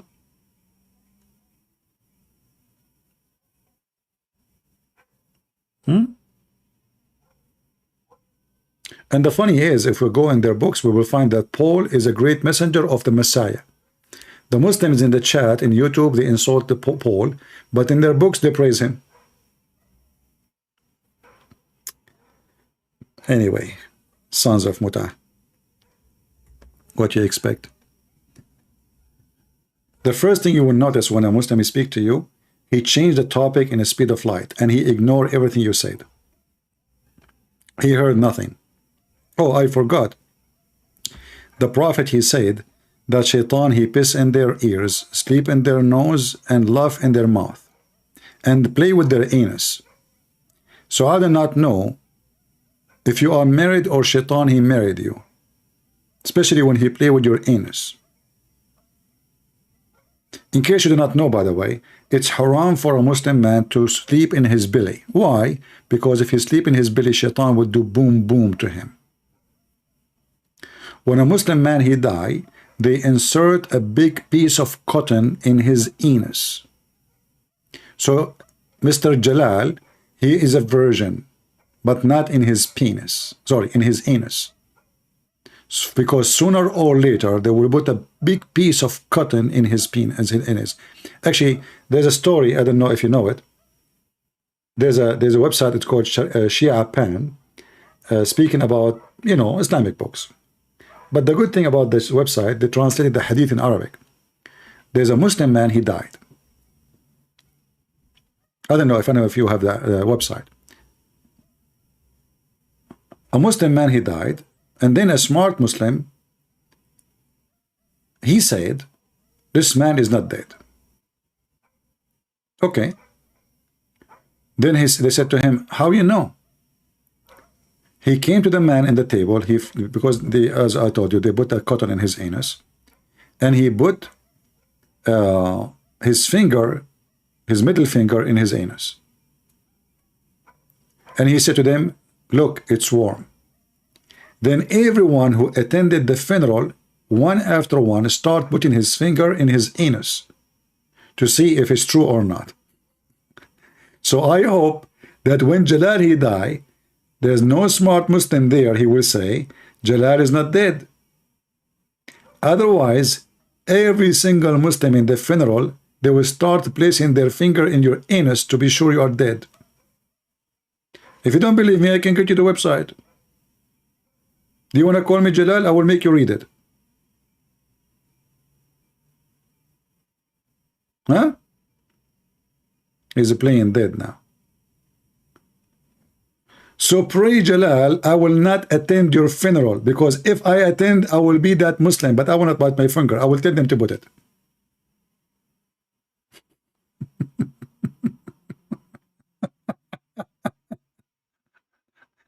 The religion of decency. Muhammadan, I know all your laundry. You are talking to Christian Prince. Every garbage is here. Everything. Be careful when you talk to me. Anything you will speak to me will use against you. So even when you try to insult, you will be fried, tortured. Anyway, next time you go to a funeral, Jalal, don't forget to practice this, because I think this is useful. Anyway, guys, I think we have enough for today. How many hours we are here now? Only 5 hours. Is it 5 hours or 4 hours? I don't know. YouTube is confusing. Here it says to me 5 hours 36, and the other side it says 4 hours and 45 minutes. Which one of them? Let me show you. Let me show you. What is that? I mean, how it can be both? If you look here, 4 hours and 46 minutes and 15 seconds, 16 seconds. 5 hours and 36 minutes. What is that? What is the 5 hour 36 minutes? I'm not sure. So what is that 5 hours there? I don't know. Allah knows best, brother. All right. So I want to say thank you guys for being here. I hope we have a good time. I hope I did not offend you when you give me your personal questions. As you know, I do not know you. But I'm a person who speaks things as it is. And I don't mean to offend you, but I mean to tell you the truth about what I think and what I believe. And it's up to you for sure to see it the way you want. But for sure, it's not our intention to hurt your feeling when you ask a personal question or you have a personal opinion. I hope you understand that. Thank you very much for being here. Feel free to download the video before we take it down. God is good, so is Jesus, and Islam is a fraud. Take care.